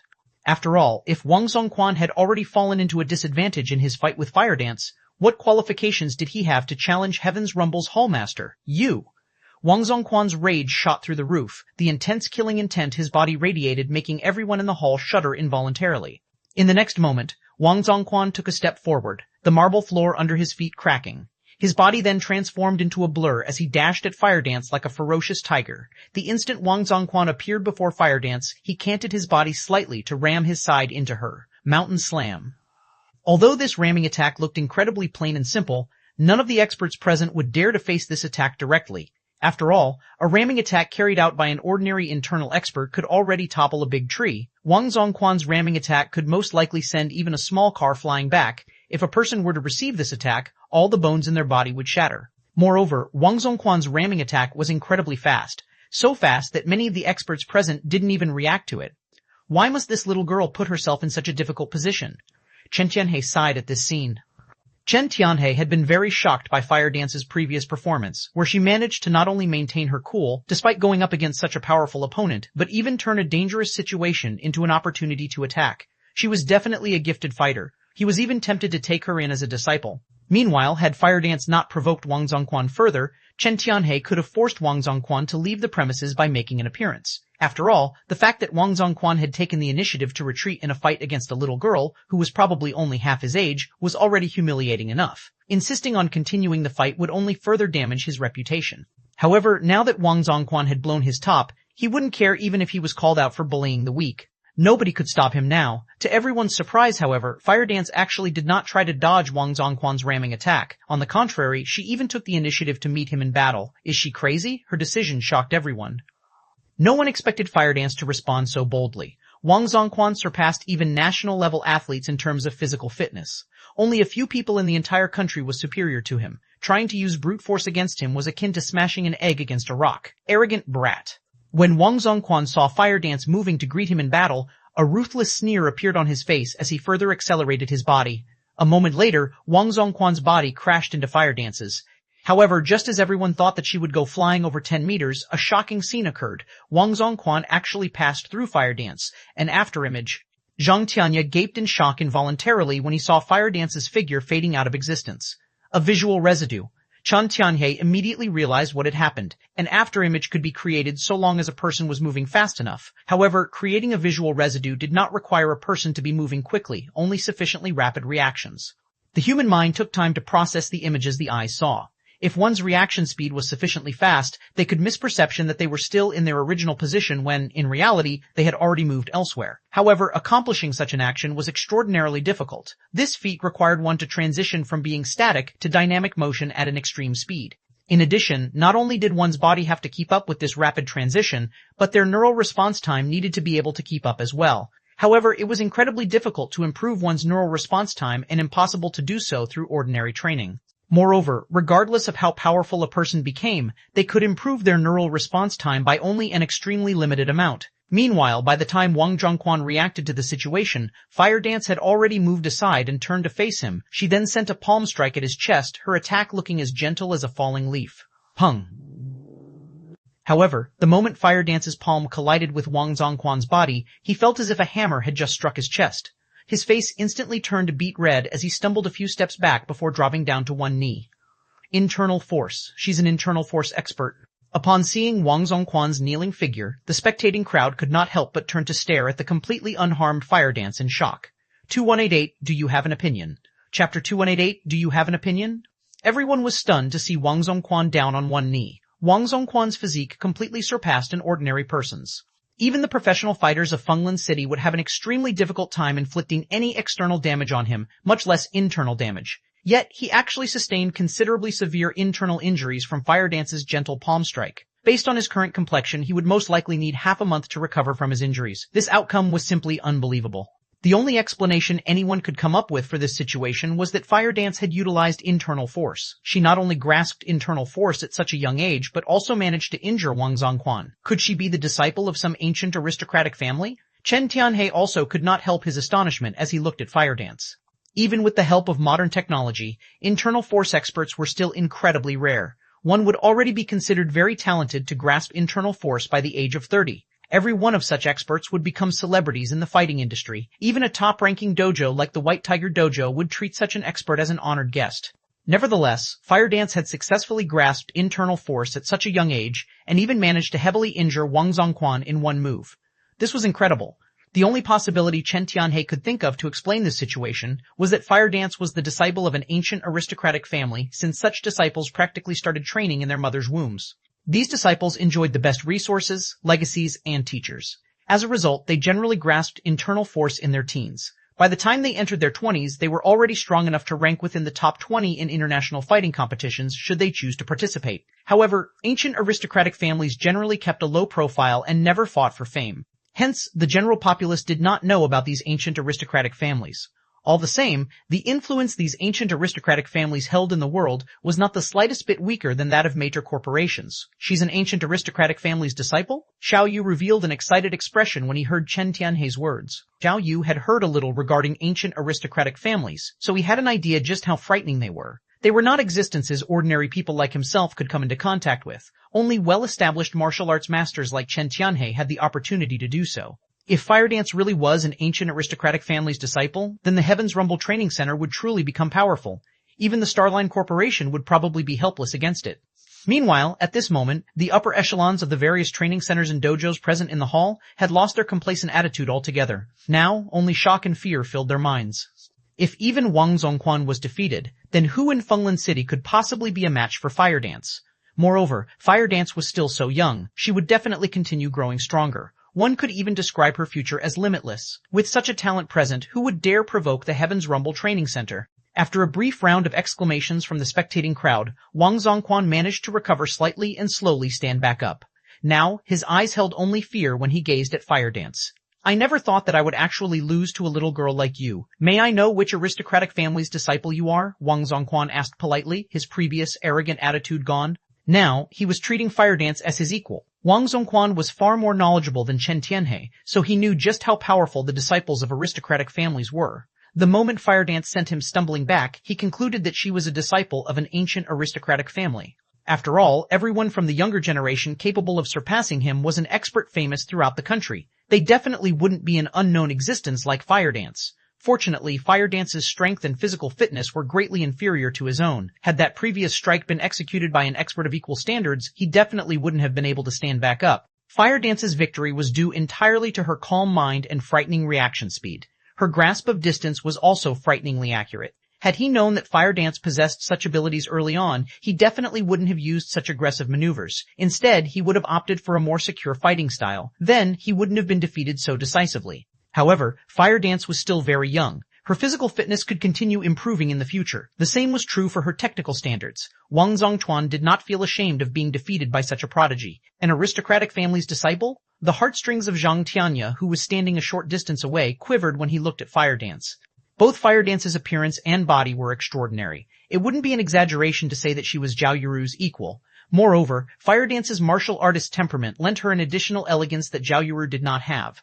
If it was indeed true that Fire Dance had the backing of an ancient aristocratic family, then she would definitely be of great help to him in the future if he could obtain her. Aristocratic family's disciple? Fire Dance, however, was confused by Wang Zongquan's words. She then explained, I am not a disciple of some aristocratic family. I am only a member of the Heaven's Rumble Training Center. As soon as Fire Dance was done speaking, the entire hall fell silent momentarily. Impossible. You grasped internal force at such a young age. You also have that frightening reaction speed and a talent for combat. How can you simply be a member of a small training center? Wang Zongquan was enraged by Fire Dance's response. If you don't want to tell me which aristocratic family you're from, just say so. Is there a need to humiliate me this way? While he could accept being defeated by Fire Dance as a martial arts master, he definitely would not accept being humiliated. Moreover, what he was truly adept at was not fighting but assassination. Outside official settings, he would have plenty of means to kill Fire Dance without anybody tracing the deed back to him. Everyone present also nodded in agreement with Wang Zongquan's words. A member of a training center? What a joke. Even the top-ranking training centers and dojos in the country did not have the ability to produce an expert like Fire Dance. I'm telling the truth. I am not a disciple of some aristocratic family. I am only a member that has been training under our hallmaster all this time. I can't do anything about it even if you don't believe me, Fire Dance said, shaking her head. She gave no further explanation after that. I heard that your hallmaster is just in his early 20s. If you insist on trying to raise your hallmaster's reputation, then I have nothing else to say. However, I will firmly engrave today's matter in my heart. Wang Zongquan was now thoroughly enraged. However, with his defeat at Fire Dance's hands, he no longer had any qualifications to challenge Heaven's Rumble's hallmaster. Even so, he still had many ways to destroy both the Heaven's Rumble Training Center and Fire Dance. Was there a need for this little lady to humiliate him like so? Chen Tianhei could already see that Wang Zongquan bore killing intent toward the Heaven's Rumble Training Center and Fire Dance. The man definitely wouldn't let this matter rest. Even a fool wouldn't believe that a youth in his early 20s could nurture Fire Dance, who was of roughly similar age, into her current state.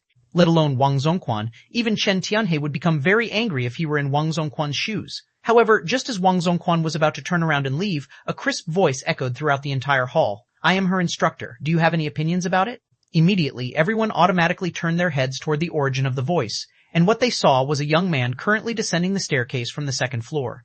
This young man in black was none other than Shi Feng, who had just completed his daily training.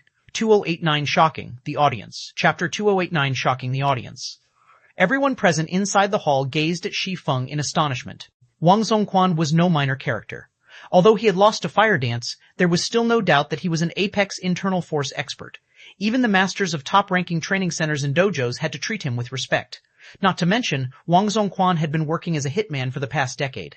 Even if he couldn't openly cause problems for a training center or dojo, he was more than capable of doing so in secret. Is this guy tired of living?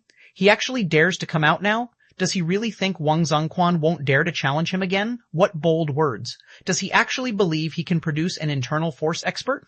The many experts present looked at Shi Feng with disdain when he appeared in the hall. They all felt that Shi Feng was getting too full of himself. Fire Dance had just fought a dangerous battle in order to pull the Heaven's Rumble training center out of a crisis. All Shi Feng needed to do was lie low and wait for Wang Zongquan to leave. He simply had to be tired of living to reveal himself now. Old Xiao, is this the young man you were talking about? Chen Tianhe shook his head as he looked at Shi Feng. He's far too immature and arrogant. Although he has the support of an aristocratic family's disciple, he still shouldn't have provoked Wang Zongquan like this. Although Wang Zongquan could not afford to run afoul of ancient aristocratic families, he would have no problems killing the other members of the Heaven's Rumble Training Center. He could also make it so that the deed couldn't be traced back to him. Even though Shi Feng had already grasped internal force, it wouldn't change his fate. After all, according to the rumors Chen Tianhe had heard, more than 10 internal force experts had fallen at Wang Zongquan's hands, including apex internal force experts. So, he is Shi Feng? Zhang Tianya could not help but reveal some envy as he eyed Shi Feng, an aristocratic family's disciple. The status of every one of these disciples was not the slightest bit inferior to that of an heir of a major corporation. They were existences that even someone like Wang Zongquan had to show respect to. Yet, despite having ordinary looks and an average family background, Shi Feng actually managed to gain Fire Dance's favor and even her support. How could Zhang Tianya not envy him? In fact, Zhang Tianya believed there was an 80% chance that Shi Feng's success in becoming an internal force expert was due to Fire Dance's help. After all, the legacies and resources that ancient aristocratic families possessed were far superior to those of top-ranking training centers and dojos. So long as one possessed even the slightest amount of talent, they would have no problem becoming an internal force expert. If Zhang Tianya had obtained these resources, he would have most likely become an expert on Wang Zongquan's level by now. Meanwhile, during the time the spectating crowd was quietly discussing Shi Feng had arrived at the center of the hall. Fire Dance promptly took the initiative to stand behind him as if she really was just a member of the Heaven's Rumble Training Center. This scene immediately provoked the envy of many of the spectating experts. Crap, what kind of luck does that kid possess to earn the favor of that goddess? What a lucky bastard. With an aristocratic family backing him, even Wang Zongquan can't do anything against him on the surface. That's right, if we could sponge off such a goddess as well, even setting up a top-ranking training center wouldn't be a problem. Many of the men present derided Shi Feng, and as if they were afraid Shi Feng could not hear them, their voices grew steadily louder as they spoke. To most of the experts present, being able to grasp internal force was already a matter worth rejoicing. As for setting up their own training center in a first-tier city and developing it into a top-ranking training center, that was something that they didn't even dream of. However, if they had the help of an aristocratic family's disciple, then such a feat would be a piece of cake. Now that Shi Feng had Fire Dance's support, his becoming one of Fenglin City's powerhouses was almost guaranteed. Fenglin City's fighting industry might even have to adhere to his wishes in the future. Other top-ranking training centers and dojos also wouldn't dare to act against him rashly. Meanwhile, seated in a corner of the hall was Zhuo Linqiu, who was quietly observing the event. So, that's the case. It's no wonder Zero Wing is confident of establishing itself in Fenglin City, Zhuo Linqiu thought to himself as he observed Fire Dance, disregarding Shi Feng entirely. With this, Zero Wing indeed merits the young master's attention. As the butler of the Five States Corporation's heir and an apex internal force expert himself, Zhuo Linqiu knew a lot more regarding ancient aristocratic families than Chen Tianhe and Wang Zongquan did, so he understood just how valuable the support of an aristocratic family's disciple was. During the time everyone was discussing Shi Feng, Wang Zongquan had also arrived before him, his gaze filled with disdain and anger as he glared at the young man. "And here I thought you wouldn't have the courage to show yourself," Wang Zongquan sneered. "Since you're here, do you dare exchange a few moves with me? I want to see whether you truly are capable of instructing such an excellent member or not, Hallmaster Shi." Originally, Wang Zongquan thought that he would not have a chance to reclaim the reputation he had lost due to Fire Dance today. However, since Shi Feng had taken the initiative to appear before him, this was the perfect opportunity for him to do so and fulfill his agreement with Lu Xingluo to wreck the Heaven's Rumble Training Center's reputation, killing two birds with one stone. He naturally couldn't miss this opportunity. That won't be a problem. Only, Master Wang, you were just injured. Do you need a few days to recover? It won't be too late to spar at that time, Shi Feng said. No need. It is only a minor injury. I wish to experience Hall Master Shi's brilliant moves now, Wang Zongquan said. He launched an attack at Shi Feng without hesitation, not giving him any more time to speak. In Wang Zongquan's opinion, Shi Feng was simply trying to find an excuse to buy time and eventually let the matter be forgotten.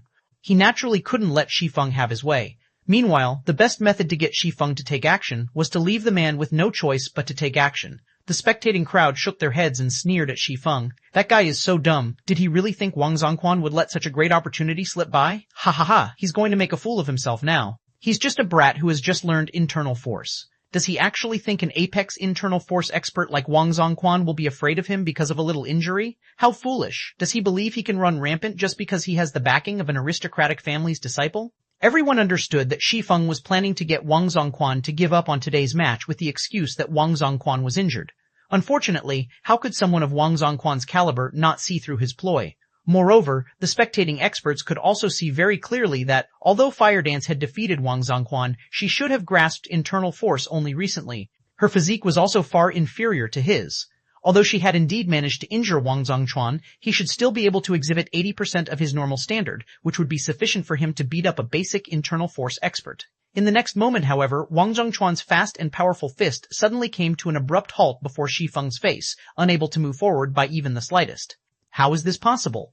Wang Zongquan stared at his wrist, which Shi Feng was gripping tightly, in extreme confusion. Wang Zongquan had given his all in that punch. Despite his injury, his full-powered punch still wasn't something a basic internal force expert could block directly. In his opinion, Shi Feng should have chosen to dodge or deflect his attack. However, Shi Feng had actually used one of the most impossible-to-execute methods to stop his attack, grabbing his wrist. Before Wang Zongquan could shake off Shi Feng's hold, Shi Feng suddenly tightened his grip and swung Wang Zongquan's arm as if he was swinging a sword.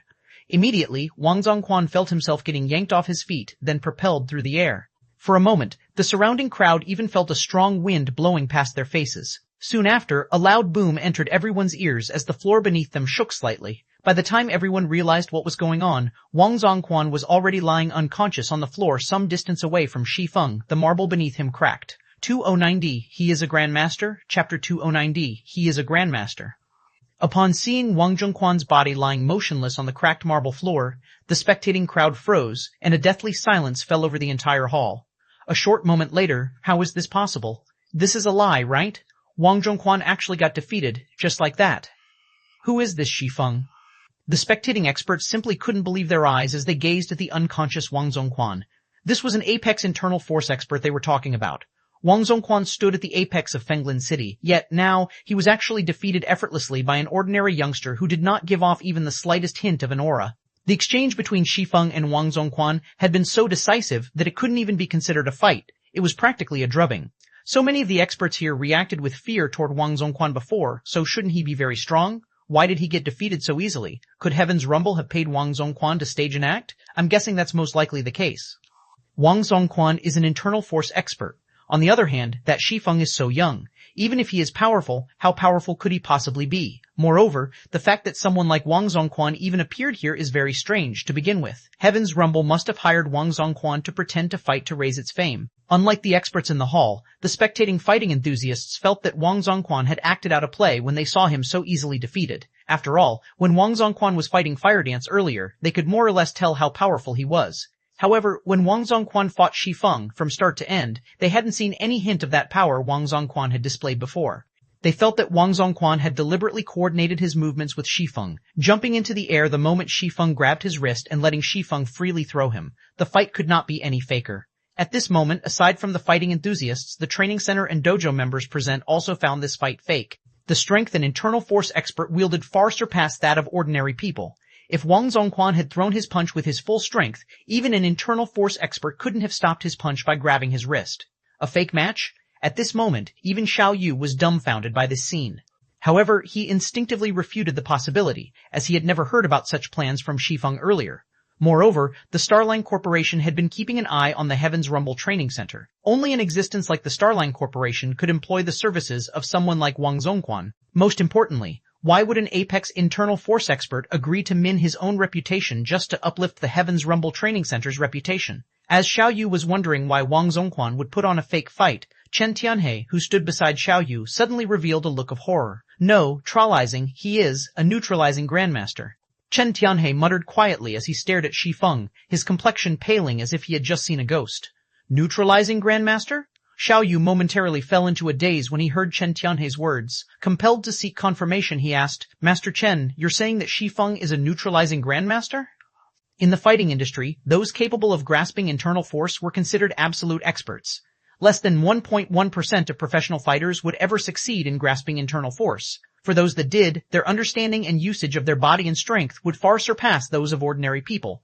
No matter where these experts went, they would have the qualifications to establish a training center or dojo and accept disciples. Hence, internal force experts were labeled masters. However, above internal force experts, there were still neutralizing experts. Ordinary people would already be fortunate to come across an internal force expert. As for neutralizing experts, most ordinary people would most likely never meet one. Every neutralizing expert was a titan in the fighting industry. They were people who could contest for first place in international fighting competitions. The fame and status they enjoyed were far superior to those of people like Chen Tianhe and Wang Zongquan. If one were to draw a comparison between internal force experts and neutralizing experts, the former would be candlelight while the latter would be the blazing sun. It is possible, Chen Tianhe said hesitantly. Only, since when has there ever been such a young neutralizing grandmaster in this world? Even the ancient aristocratic families are incapable of producing a neutralizing grandmaster this young. Ordinary people most likely wouldn't find anything special about Shi Feng's grabbing and throwing motions. In fact, most of the professional fighters present wouldn't. However, Chen Tianhe, who had already mastered internal force to the apex, could tell just how frightening Shi Feng's usage of his body and strength was. First, upon grabbing Wang Zongquan's wrist, Shi Feng had immediately redirected and nullified the force in Wang Zongquan's arm. Then, when Wang Zongquan put more strength into his arm to break free of Shi Feng's hold, Shi Feng made use of Wang Zongquan's strength and coupled it with his own to lift and throw Wang Zongquan to the ground. Although this series of actions appeared very simple, executing it within a mere instant was exceedingly difficult. Only neutralizing grandmasters who could push their muscles to the limit could accomplish such a feat. What made Chen Tianhe doubt his conclusion was that Shi Feng was simply too young. Even now, Chen Tianhe was considered one of the top-ranking experts in the country. He had also been famous for a long time already. In his many years mingling in the fighting industry, he had come across plenty of internal force experts of varying standards and even neutralizing grandmasters. However, despite his extensive experience, he had never even heard of a neutralizing grandmaster who was in his 20s. At this moment, aside from Chen Tianhe, Master Yang from the Extreme Light Dojo, Zhang Tianya, and the other internal force experts present were similarly gazing at Shi Feng in astonishment and horror. Impossible. How can he be a neutralizing grandmaster? Zhang Tianya blurted out in shock. Ordinary people might have failed to discern the intricacies of Wang Zongquan's fight with Shi Feng, but internal force experts like Zhang Tianya managed to roughly discern its crucial parts. In most people's eyes, Wang Zongquan's fight did indeed look like an act. However, this was because Shi Feng's usage of his strength was too ingenious. He was already at the stage of simplifying complex movements, hence his fight with Wang Zongquan looked very fake. A neutralizing grandmaster? Shi Feng is actually this powerful? Zhao Yuru could not help growing excited when she heard Zhang Tianya's words. Although she did not have a clear concept of what a neutralizing grandmaster was, she still understood how powerful grandmaster martial artists were. They were supreme existences within the country, experts that even the various top-ranking dojos and training centers feared greatly. Meanwhile, when Gentle Snow saw the exchange between Shi Feng and Wang Zongquan, she felt an indescribable sense of shock and familiarity. This was because she could tell that Shi Feng's usage of his strength and body very closely resembled the principles of the refinement realm and truth realm. It was as if he had just merged these two concepts and demonstrated them. Only, this should be a technique that existed only in God's domain. Now, however, he had actually displayed it in the real world. As for Zhuo Linqiu, who sat in a corner of the hall, he was gaping in shock at Shi Feng. Zhuo Linqiu had never imagined that Shi Feng was such a powerful expert. He was actually telling the truth. Although an aristocratic family's disciple would indeed daunt an apex internal force expert like Zhuo Linqiu, this would not deter him from taking action against one. However, a neutralizing grandmaster was a different story. It was no exaggeration to describe a neutralizing grandmaster as superhuman. Compared to Shi Feng's identity as a neutralizing grandmaster, Fire Dance's identity as an aristocratic family's disciple was utterly insignificant. Neutralizing grandmasters were existences that even major corporations had to show respect to, because these people held massive influence in the fighting industry. Moreover, there were times when major corporations also needed the help of these experts. After all, the various major corporations' upper echelons were frequent targets for assassination. Only with the protection of a neutralizing grandmaster would one be able to guarantee their safety. At this moment, the various internal force experts present finally understood that Shi Feng had not been lying before. Fire Dance's achievement could very well have been thanks to Shi Feng's guidance. After all, it wasn't impossible for a neutralizing grandmaster to nurture an internal force expert. In fact, there were many precedents. During the time everyone was quietly discussing this situation, Wang Zongquan had regained consciousness. However, when he came to, his mind was a huge blur, and his body ached all over. He could tell that he had several broken bones. He would need more than a month to recover fully from such injuries. Well, Master Wang, do you still wish to continue sparring? Shi Feng asked as he watched Wang Zongquan struggle to his feet. 2991, Fame Spreads in Fenglin City. Chapter 291, Fame Spreads in Fenglin City. When Wang Zongquan saw the faint smile on Shi Feng's face, a chill suddenly swept through him, his body shuddering involuntarily. No need to continue. I admit defeat, Wang Zongquan said hurriedly, afraid that he would be executed if he delayed his answer by even the slightest bit. Although he had clashed with Shi Feng for only a very brief moment, he understood more clearly than anybody else present just how frightening Shi Feng was. It was no exaggeration to say that, if Shi Feng had wanted to, he definitely could have consigned Wang Zongquan to eternal rest with that previous move. Now, when Wang Zongquan looked at Shi Feng, he felt that he was seeing a humanoid demon. Aside from this conclusion, he could not think of any other possibility. After all, despite having wandered the entire world, he had never heard of anyone becoming a neutralizing grandmaster in their early 20s. Moreover, unlike other people, Wang Zongquan had personally clashed with neutralizing grandmasters before, so he knew full well just how frightening in existence they were. Neutralizing grandmasters could no longer be considered human, they were superhuman. Even ordinary firearms were useless against neutralizing grandmasters, as grandmasters could preemptively take evasive maneuvers by relying on their extraordinary senses. Meanwhile, before a neutralizing grandmaster, apex internal force experts like Wang Zongquan were akin to little children. Their life and death were no longer within their control. At this moment, Wang Zongquan started to feel animosity for Lu Xingluo. Had he known that Shi Feng was a neutralizing grandmaster, with even 10 times his courage, he still wouldn't have dared to kick up a ruckus at the Heaven's Rumble Training Center. Since we have solved your concerns, then we can discuss the matter of you coming here to cause a commotion, Master Wang, Shi Feng said. As soon as Shi Feng was done speaking, Wang Zongquan's complexion turned ashen. Even top-ranking training centers and dojos could not bear the wrath of a neutralizing grandmaster.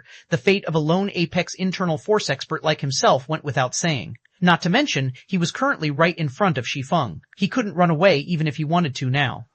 Hall Master Shi, just state however much compensation you want. I'll pay it so long as I have it, Wang Zongquan said with great anxiety. Right, I just received 6 bottles of the Green God Company's life potion. Let's add them to the compensation as well. Neutralizing grandmasters were different from the average person. The amount of nutrients their bodies required daily far exceeded the average person's. Moreover, if they wanted to improve their physical fitness further, consuming ordinary food and nutrient fluids would no longer suffice. At the very least, they needed S-rank nutrient fluids. Meanwhile, the life potion was something even more valuable than S-rank nutrient fluids.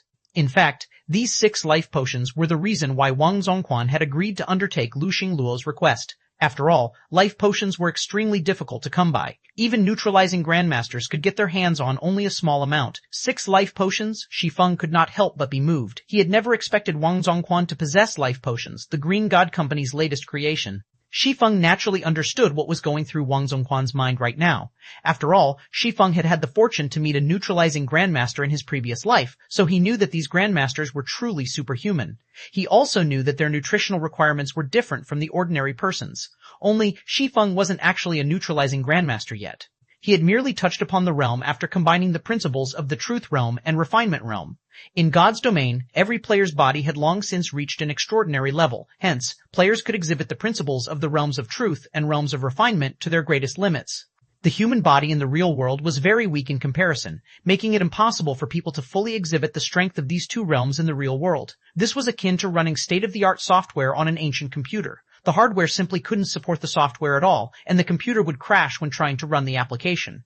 The reason why Shi Feng was able to apply the principles of the Truth Realm and Refinement Realm in the real world was mainly his having reached the Ascension Realm and Domain Realm in God's domain. Even so, he had already sustained some minor internal injuries from executing that one move. He still needed to improve his physical fitness further before he could reliably display the principles of the truth realm and refinement realm in the real world. Meanwhile, the life potion was something Shi Feng had only heard of during his previous life. He had never actually seen one before, much less consumed one. The life potion was not sold to the public. It was many times more valuable than even S-rank nutrient fluids. Although the life potion couldn't resurrect the dead, it could cure all internal injuries and strengthen the user's physique. It was even rumored that long-term consumption of the life potion could rejuvenate the user. Moreover, these were still not the most important point about the life potion. The truly amazing aspect of the life potion was its ability to invigorate a person's brain cells, making cerebral development easier. Due to these reasons, after God's domain had spread its influence throughout the entire world, the life potion became something all powers fervently competed over. Those powers that managed to secure themselves a stable supply of life potions had been able to nurture a batch of peak experts and apex experts quickly. Shi Feng found Wang Zongquan's possession of 6 life potions simply unbelievable. However, Wang Zongquan misconstrued Shi Feng's comment as a complaint that this amount was too little.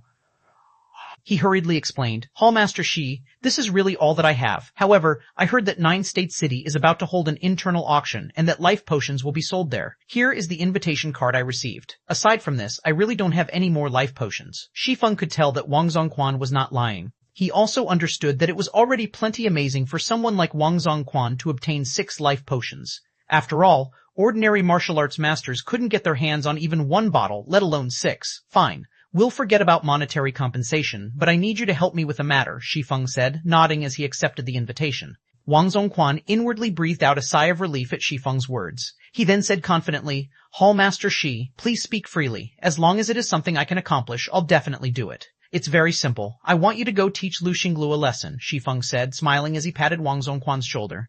Since Lu Xingluo had already taken the initiative to make trouble for him, Shi Feng naturally had to respond in kind. Although Shi Feng was currently slightly stronger than Wang Zongquan, he was quite inferior to the professional hitman when it came to dealing with people outside of an official competition. If he tried to take action against Lu Xingluo, his actions would no doubt get exposed very quickly. Not to mention, Shi Feng didn't have that much free time to take part in such matters. He had his hands full dealing with Zeroing. This, Wang Zongquan could not help being shocked by Shi Feng's request. "Hallmaster Shi, Lu Xingluo is the Starline Corporation's heir. If I do so, since that is the case, let's continue discussing the commotion you've caused," Shi Feng said, his voice taking on a chill. If not for Shi Feng having improved sufficiently quickly and displaying absolute strength against Wang Zongquan would have definitely continued trying to make trouble for the Heaven's Rumble Training Center even after suffering defeat at Fire Dance's hands. Hence, Shi Feng naturally couldn't let him off the hook too easily. Shi Feng did not doubt Wang Zongquan's ability to meet his demand in the slightest. As for the consequences for Wang Zongquan after carrying out this feat, this was not something Shi Feng cared about. "I'll do it. I'll make sure Hallmaster Shi won't be disappointed," Wang Zongquan assured hurriedly while nodding after sensing a trace of killing intent from Shi Feng. Wang Zongquan had an instinctive fear of neutralizing grandmasters stemming from his understanding of their power. So long Shi Feng wanted to, unless Wang Zongquan fled to the ends of the world, he wouldn't be able to escape Shi Feng. Compared to earning Shi Feng's ire, provoking a major corporation's heir held much lighter consequences. Not to mention, Shi Feng had only told him to teach Lu Xingluo a lesson, not to kill the man. If Wang Zongquan limited his actions, the Starline Corporation wouldn't go all out in dealing with him. In fact, the corporation would avoid making a huge fuss about this. After all, if news of this matter were to leak to the public, the Starline Corporation would become a laughingstock for its rivals. Moreover, Wang Zongquan was originally already furious at Lu Xingluo for sending him to pick a fight with a neutralizing grandmaster. He could use this opportunity to get some payback as well. Upon seeing Wang Zongquan leave the Heaven's Rumble Training Center dejectedly, the upper echelons of the various training centers and dojos present promptly went to Shi Feng and Xiao Yu to congratulate them. They even sent the Heaven's Rumble Training Center huge gifts. These training centers and dojos no longer entertained any thoughts of causing trouble for Heaven's Rumble. In fact, they even showed signs of submitting themselves to Heaven's Rumble, a scene that stupefied the fighting enthusiasts in the hall, who all wondered what kind of background the Heaven's Rumble Training Center possessed. News of this matter quickly spread throughout Fenglin City. 219-2, Seizing Fenglin City. Chapter 219-2, Seizing Fenglin City. After Wang Zongquan's departure, many of the training center and dojo members present were tempted to join the Heaven's Rumble Training Center. The various fighting enthusiasts present, on the other hand, immediately started applying to join Heaven's Rumble. Previously, everyone thought that the Heaven's Rumble Training Center was a sham. However, After seeing Shi Feng, Heaven's Rumble's Hallmaster, defeat Wang Zhongquan easily and overhearing the comments of the various internal force experts present stating that Shi Feng was a grandmaster martial artist, they realized that Heaven's Rumble possessed genuine ability that was far superior to that of the other training centers and dojos in Fenglin City. Moreover, Heaven's Rumble was equipped with state-of-the-art training and medical facilities. Just these points alone already held a great temptation for the various fighting enthusiasts. After just a few hours, the Heaven's Rumble Training Center had gained more than 5,000 members already. As for becoming a disciple of Heaven's Rumble, not everyone could do so since Shi Feng had set certain requirements. The Heaven's Rumble Training Center's main purpose wasn't to generate profits. It would serve as a talent pool for Zero Wing to recruit from. Hence, ordinary people couldn't become disciples of the training center. Moreover, the disciples of training centers and dojos generally enjoyed much better treatment than ordinary members. They would be taught things that were not shared with the public. The recruitment requirements for disciples naturally had to be strict. Even so, after half a day of testing, Heaven's Rumble still managed to recruit more than 200 disciples. This situation excited Xiao Yu greatly. Despite having managed the Big Dipper Training Center for many years now, he had never seen so many people joining a training center on the day of its grand opening. Moreover, this was only the beginning. As Heaven's Rumble's name spread, even more people would join. Afterward, so long as Heaven's Rumble managed to nurture some disciples that achieved high rankings in Fenglin City's annual fighting competition, the Heaven's Rumble Training Center could easily become the head of Fenglin City's fighting industry. As the Heaven's Rumble Training Center bustled with activity, Zhuo Linqiu suddenly approached Shi Feng. Zhuo Linqiu's appearance had been completely silent. Most of the people inside the hall had overlooked his existence. Only a small number of internal force experts had managed to notice him. What a powerful person. His strength is most likely on par with Wang Zhongquan's, Chen Tianhe exclaimed in his heart when he saw Zhuo Linqiu approaching Shi Feng. Wang Zhongquan had an overbearing and explicit aura. On the other hand, Zhuo Linqiu gave off a sense of emptiness and restraint. The two of them were polar opposites of each other. If an ordinary person were to compare the two of them, they would definitely judge Wang Zhongquan to be stronger. However, those who had trained to Chen Tianhe's standards no longer judged people's strength based on aura alone. Moreover, concealing one's aura was much more difficult than simply letting it run wild. This was also a technique Chen Tianhe had been studying for quite some time now. Unfortunately, he had just barely scratched the surface of the technique thus far and was definitely inferior to Zhuo Linqiu. One could say that, in terms of technique and spirit, Zhuo Linqiu was above Wang Zhongquan. Zhuo Linqiu. Why is he here? Zhang Tianya was stunned when he saw Zhuo Linqiu. Unlike Chen Tianhe, Zhang Tianya was not only an internal force expert, but also the heir of one of Fenglin City's top 5 financial groups. Zhuo Linqiu had once visited Fenglin City. Back then, the various financial groups of Fenglin City had promptly gathered to welcome him to the city. Moreover, the leaders of every financial group, including the Zhang clan group, had been present during this gathering. These leaders all treated Zhuo Linqiu with great respect. As for Zhang Tianya, as he was part of the younger generation, he could only watch the gathering of VIPs from the sidelines. Zhuo Linqiu was someone who was only half a step away from becoming a neutralizing grandmaster. Unfortunately, due to his advanced age, his physique could no longer keep up with his mind. As a result, he could never cross the final threshold and remained stuck at the apex of the internal force realm. Whether it was in terms of status or strength, Zhuo Linqiu was an existence that Zhang Tianya could only look at in awe. Now, however, Zhuo Linqiu was actually taking the initiative to greet Shi Feng. During the time Chen Tianhe and Zhang Tianya were wondering about Zhuo Linqiu's purpose here, Zhuo Linqiu arrived before Shi Feng. Hall Master Shi, are you free for a private chat? Zhuo Linqiu asked in a low tone. At this moment, Zhuo Linqiu no longer viewed Shi Feng with contempt. On the contrary, he now looked at the youth with a trace of fear and respect. Neutralizing grandmasters were existences beyond the circle of ordinary internal force experts. However, as the butler of the 5 States Corporation's heir, Zhuo Linqiu was quite familiar with the existence of neutralizing grandmasters, so he knew intimately how powerful they were. Even major corporations would not dare slight neutralizing grandmasters. Sure, let's head upstairs, Shi Feng said, nodding. He had long since known about Zhuo Linqiu's arrival in the Heaven's Rumble Training Center as well as the man's purpose for visiting. He also knew about Han Yifeng's determination to invest in God's domain. Meanwhile, with how successful Zero Wing currently was in God's domain, the temptation it held for Han Yifeng went without saying. Given these two things, it was obvious that Han Yifeng was waiting for an opportune moment to make Zero Wing an offer it could not refuse. Only, Zero Wing's strength surpassed Han Yifeng's expectations. Now, even Starlink could not make short work of Zero Wing and could only pursue a war of attrition. After today's performance, it would be very normal for Han Yifeng to grow impatient and take action immediately. Shi Feng led Zhuo Linqiu to the top-floor reception room, leaving the training center's matters to Xiao Yu, Fire Dance, and Bai Qing Shui to manage. How is this possible? Zhang Tianya gaped in shock at the respectful attitude Zhuo Linqiu showed Shi Feng. Zhang Tianya could tell that Bai Qing and Shi Feng's relationship was not simple at all. Otherwise, Bai Qing wouldn't have invited him to help the Heaven's Rumble training center. Previously, although Zhang Tianya felt that Shi Feng's strength as a neutralizing grandmaster was indeed amazing, he did not consider himself inferior to Shi Feng. After all, he was still young.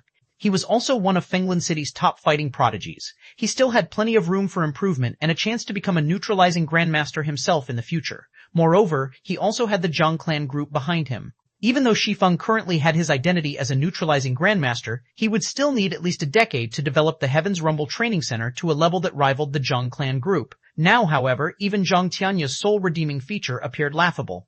The only person capable of commanding Zhuo Linqiu to pay someone a personal visit was Han Yifeng, the heir of the Five States Corporation. This meant that Han Yifeng was trying to make contact with Shi Feng. If Shi Feng had Han Yifeng's backing, then getting the Heaven's Rumble training center to surpass the Zhang clan group would truly be a piece of cake.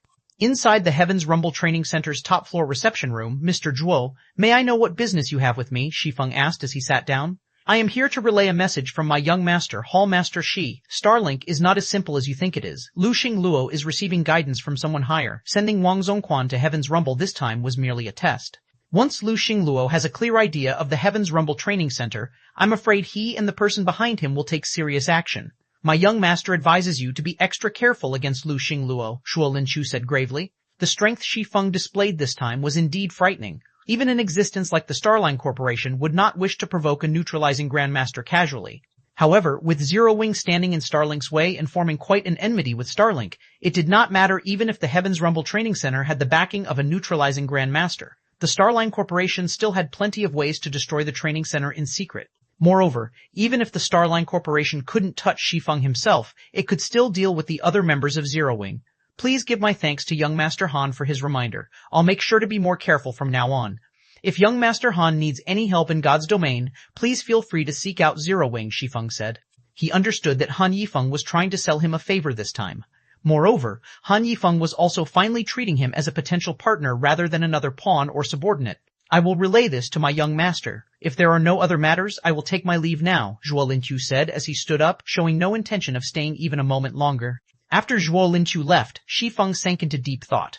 Although his strength had already improved by a significant margin, and many of the dangers he would normally have to worry about were no longer a concern, just like Han Yifeng said, the various major corporations were not as simple as they made themselves out to be. The Starline Corporation would have no difficulty dealing with both the Heaven's Rumble Training Center and Zero Wing from the shadows. It seems I have to improve my strength quickly, nurture more experts, and develop my power in Fenglan City. Shi Feng understood that even though the Starline Corporation seemed helpless against the current Zero Wing, if it took covert action, Zero Wing would be helpless to do anything about it. The only way to avoid such an outcome was to increase Zero Wing's status and influence in the real world. Afterward, Shi Feng took out one of the life potions, which Wang Zongquan had someone secretly deliver to him. He admired the icy blue liquid contained inside the glass bottle, then popped the cap and drank the liquid. He needed to improve his own physique first, above all else. 293 Life Potions Effects. Chapter 293 Life Potions Effects. The instant Shi Feng consumed the life potion, a cool sensation spread across his entire body. Shortly after, his body started heating up as if all its cells had just gained new life. Amazing. My injured muscles recovered significantly as soon as I drank it. With this, I'll be completely healed in less than half an hour. Shi Feng was shocked to feel his injuries healing at a rapid pace. The injuries he sustained from overexerting his muscles had been severe and would have taken at least 2 or 3 days to fully recover even with the help of the most advanced medical facilities in the world. Now, however, he would need only half an hour to make a full recovery.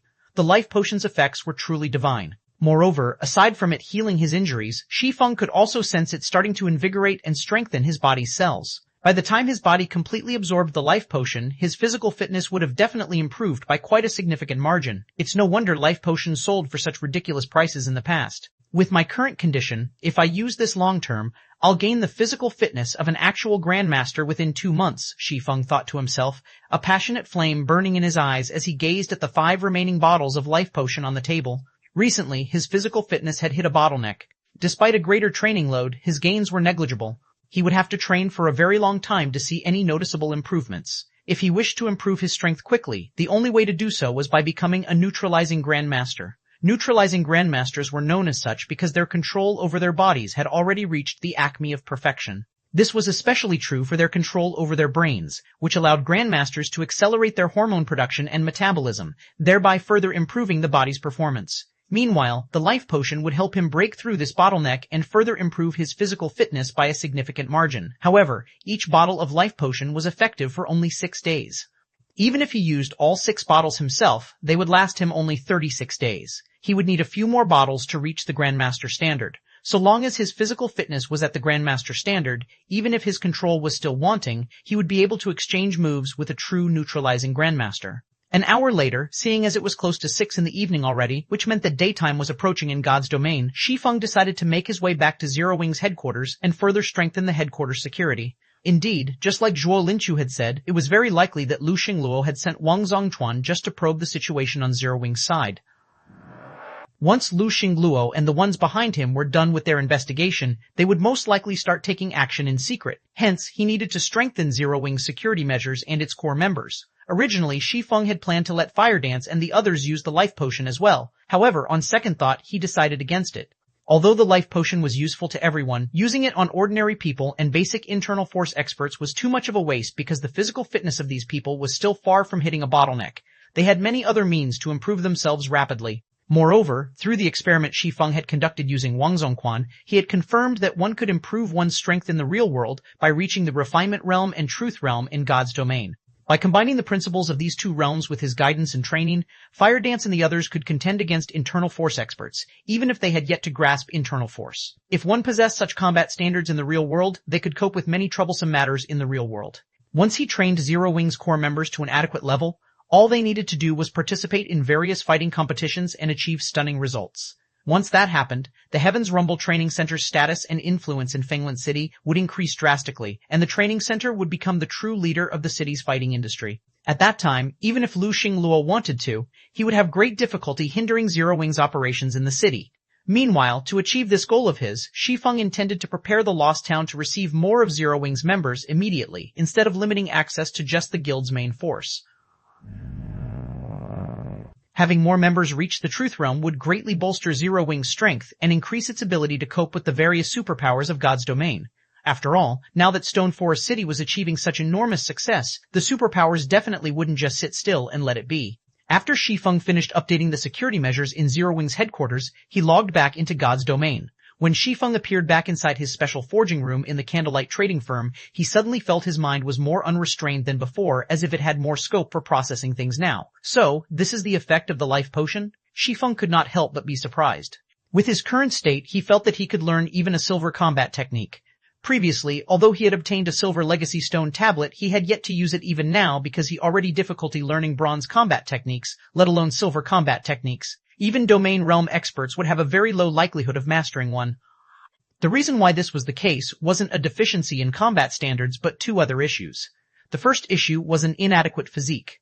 Executing a silver combat technique required a physique at the Tier 3 standard at minimum. The second issue was an insufficient brain capacity. Silver combat techniques were extremely complex. If one's brain was not sufficiently active, it would not be able to process the complex actions required to execute the technique. Of course, this problem could be solved so long as one continuously improved their physique in God's domain. However, a Tier 2 physique was still far from the point where it could lower the mental difficulty of learning a silver combat technique.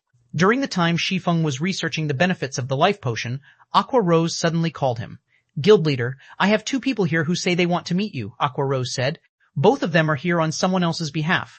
They say it's related to an agreement you have with the Midnight Tea Party's vice commander, Endless Scars." Endless Scars? Nodding, Shi Feng said, "All right, I'll head over right away." Endless Scars had previously sought his help with a matter, and he had agreed to help her out in his personal capacity. However, there had been no word from her after that, so he had gotten the impression that the woman had already forgotten about their agreement. He never thought that she would contact him now. However, an agreement was an agreement. Since Endless Scars had sent someone to contact him, he naturally had to go meet with these representatives. He took out a guild transfer scroll and teleported back to the White River City Guild residence. Inside the top-floor reception room of Zero Wing's residence in White River City, aside from Aqua Rose, there were currently 2 other people, a man and a woman, in the reception room. Both looked to be around 30 years old. Although the man had a gaunt frame, he gave the impression of a wild wolf. The aura he radiated was sharp and unruly in nature. As for the woman, her appearance was not the slightest bit inferior to Aqua Rose's, only more mature. She also radiated the aura of a predator. Burning, what do you think is going through Scars' mind? She's actually wasting a slot on Black Flame, the other woman in the room asked the man sitting beside her, her eyes filled with confusion. Although Black Flame has indeed reached the domain realm, our task isn't something that can be accomplished with just superior combat standards. In my opinion, Black Flame isn't comparable even to Lygia. I don't know, but the slot belongs to Scars. How she decides to use it is beyond my control. If we find out that Black Flame really isn't good enough, it won't be too late to replace him with someone else, the man named Burning Sea replied, smiling as he shook his head. While the two were conversing in private, Shi Feng had entered the room. The instant Shi Feng entered, the pair started scrutinizing him. Similarly, Shi Feng studied the duo. Who are these two people? Shi Feng was surprised when he inspected the duo using omniscient eyes. The man was a level 72 berserker named Burning Sea, and he had 5 pieces of epic equipment on him. As for the woman, she was a level 72 cleric named Frozen Gem. Although she sported only 3 pieces of epic equipment, the quality of her staff was indiscernible even with omniscient eyes. The equipment standards of these two players were undoubtedly among the best available in God's domain right now. Ordinary peak experts definitely were no match for them. Moreover, both players actually radiated an aura that was much more intense than that of a great lord. They also gave Shi Feng a strong sense of danger. However, Shi Feng couldn't pinpoint the source of that danger. Your Black Flame? Burning Sea asked in a questioning tone. That's right, Shi Feng answered, nodding. May I know what business Scars has sent you two over for? Good. In that case, let me see whether you are qualified or not. Upon receiving a positive answer from Shi Feng, Burning Sea immediately unsheathed the greatsword slung on his back and sent a sword light slashing at him. In the next moment, the sword light split into 12 copies of itself, each copy seemingly having a life of its own as they cut at Shi Feng from 12 different directions. Moreover, each sword light carried strength rivaling that of a great lord of the same level. All 12 sword lights attacked together like 12 great lord-ranked wolves pouncing on him simultaneously. Even domain realm experts might not be able to replicate Burning Sea's proficiency in combining a combat technique and a skill. 294 Spiritualization Realm, Chapter 294, Spiritualization Realm. Although Burning Sea was a Tier 2 berserker, his attacks were faster than even that of Tier 2 assassins. As if they had a life of their own, the 12 sword lights locked down Shi Feng, leaving him no room to dodge at all. How merciless. Frozen Gem was surprised by Burning Sea's attack. She had never thought that he would be even more ruthless than herself. The combat technique Burning Sea was using was an advanced combat technique called Wolfpack and was his trademark move. When he combined it with the Tier 2 skill Chaotic Flash, even domain realm experts would have an extremely difficult time coping with this move. After all, this was not a move that could be seen through and blocked easily. If Shi Feng wished to retreat unscathed in this cramped space, he would have to use a life-saving skill. Otherwise, if even one of the sword lights hit, Burning Sea would be able to capitalize on the situation and follow up with a series of moves, giving Shi Feng no room to breathe at all. Against such an assault, even shield warriors and guardian knights would fall quickly. However, contrary to Frozen Gems and Burning Sea's expectations, Shi Feng did not activate a life-saving skill despite the imminent arrival of the 12 sword lights. Instead, he brandished his 2 swords and met the 12 sword lights in battle. Sword's Orbit. The sword's orbit that Shi Feng was executing was markedly different from before. Now, the technique looked much plainer and simpler. He also executed only a handful of slashes. Even so, these few slashes created a seemingly airtight defense around him, as all 12 sword lights had their attack trajectories twisted by an invisible force in the next moment. Like a pack of hungry wolves that stumbled across a mighty lion, the 12 sword lights took the initiative to detour around the swordsman.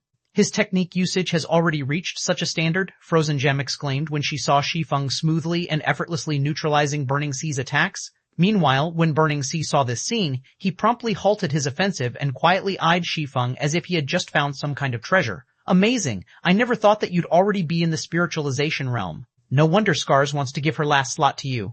Burning Sea raved in excitement. While Burning Sea was talking, Aqua Rose had completed the incantation for her spell and was about to attack Burning Sea. However, Shi Feng stopped her midway, then calmly asked, May I know what you two are doing here? Also, what is this spiritualization realm you mentioned? Shi Feng was aware that Burning Sea's attack was some sort of test for him. This was obvious from how Burning Sea had stopped attacking as soon as Shi Feng neutralized the berserker's first move. As for the spiritualization realm the two spoke of, this was Shi Feng's first time to hear about such a thing. Sorry. We're inviting you to help us with a very important mission. We cannot afford any carelessness on this mission, so we needed to test you. Still, I never thought you would be this powerful. As expected of the person Scars views favorably, Burning Sea apologized sincerely. As for the spiritualization realm, it is a realm referring to the usage standard of combat techniques, which we discovered in God's domain. Of course, this is only a name we coined ourselves. As for what it is actually called, we aren't very sure either. I see. Realization immediately dawned upon Shi Feng when he heard Burning Sea's words. May I know what Scars is asking me to do? The only realm he could think of that could be found in God's domain was the realms of truth. Apparently, Burning Sea's group had yet to come into contact with NPCs knowledgeable about the realms of truth or find any related information. Hence, they were referring to the realms of truth using a name of their own. It was also no wonder Shi Feng felt that Burning Sea's Wolfpack was special. The Berserker's execution of Wolfpack was completely different from the average combat technique. He had obviously applied the principles of the realms of truth. However, when Shi Feng thought about how other people had also come into contact with the realms of truth and had even achieved a certain amount of success in them, he was still surprised. Burning Sea, in particular, had clearly entered the truth realm already. This definitely wasn't good news to Shi Feng. Now that other people were exploring the realms of truth, Zero Wing's advantages would undoubtedly decrease considerably. The only thing worth celebrating now was that Zero Wing had a systematic training system for the realms of truth, whereas other people would have to slowly explore and master the realms of truth on their own. We discovered a mysterious secret land in the Sea of Death, and we wish to raid it. Only, that place is very special, tools cannot be used there, and everyone is suppressed to Tier 0. We can use only the most basic skills and spells. Moreover, entering and leaving the secret land are extremely difficult. Contact with the outside world is also impossible. We have gone through great lengths to obtain the entry slots for this secret land, so we need the help of experts like yourself to secure the treasures there, Frozen Gem explained. In a situation where tools could not be used and skills and spells were heavily suppressed, players could rely only on their own combat standards to fight inside the secret land. A mysterious secret land in the Sea of Death? Shi Feng concealed his surprise at Frozen Gem's words. Could they be talking about one of the Thunder God's secret lands? The Sea of Death was considered a forbidden land for players because the Sea of Death was where the Thunder God had perished. The Thunder God had set up plenty of secret lands in the Sea of Death, every one of which contained a considerable number of treasures. There were even fragmented legendary items and peak legacies in some of these secret lands. In the past, players had gradually discovered the Thunder God's secret lands after level 80. The various powers then frantically explored these secret lands. Since these secret lands were one of the first few places where players started encountering fragmented legendary items, the intensity of the competition over these secret lands was obvious. However, the Thunder God's secret lands were located in another space, making them impossible to enter and leave through normal means. There were several ways to enter these secret lands, and one of the most reliable ways was by obtaining special quest items that were dropped only by level 70+ sea monsters in the Sea of Death, and then completing the quest these items provided. Another method was by obtaining the entry pass through killing special sea monsters. However, these special sea monsters did not appear in specific locations. Even if a first-rate guild went all out in search of these special sea monsters, they might not necessarily find one. The last method was by obtaining the guidance of the Thunder God's legacy and then completing a series of quests, which would then allow one to enter the Thunder God's secret lands. Shi Feng had never imagined that Endless Scars would be lucky enough to be able to enter one of the Thunder God's secret lands now. Alright, but I want priority selection over one of the dropped items, Shi Feng said after giving the matter some thought. He naturally couldn't provide his help for free. There were far too many excellent items inside the Thunder God's secret lands. Every item in these secret lands was a treasure that could help improve a player's strength significantly. However, these were not the things Shi Feng was aiming for. Currently, the various superpowers were keeping a close eye on Zero Wing. So long as these superpowers spotted an opportunity, they would surely strike at the guild. Moreover, even with the advantages Stone Forest City provided, Zero Wing was only capable of keeping itself alive, but not contending against these superpowers. If Zero Wing wished to face the various superpowers in a frontal confrontation, the guild itself needed to grow stronger. Now that Zero Wing had a stable supply of internal members, it was only a matter of time before the guild gained a new batch of experts. The only problem now was that these new experts would be very underleveled and would not be able to exhibit their full strength. Although the veteran experts of the guild normally help the guild's low-leveled experts level up, these low-leveled experts would still take a long time to catch up to the frontline experts. Meanwhile, there was one item available inside the Thunder God's secret lands that could help players level up quickly. It was also something that countless powers had sought to obtain in the past. The Guild Alchemy Workshop Design. The Guild Alchemy Workshop was an advanced construction that allowed the production of potions exclusive to guilds, such as the Experience Potion. Guild members could purchase up to 2 Experience Potions from the workshop every day. Moreover, only players that were at least 5 levels lower than the average level of frontline players could purchase and use this potion. This potion was a miracle drug that enabled new players to catch up to frontline players quickly. However, the Guild Alchemy Workshop design was extremely rare.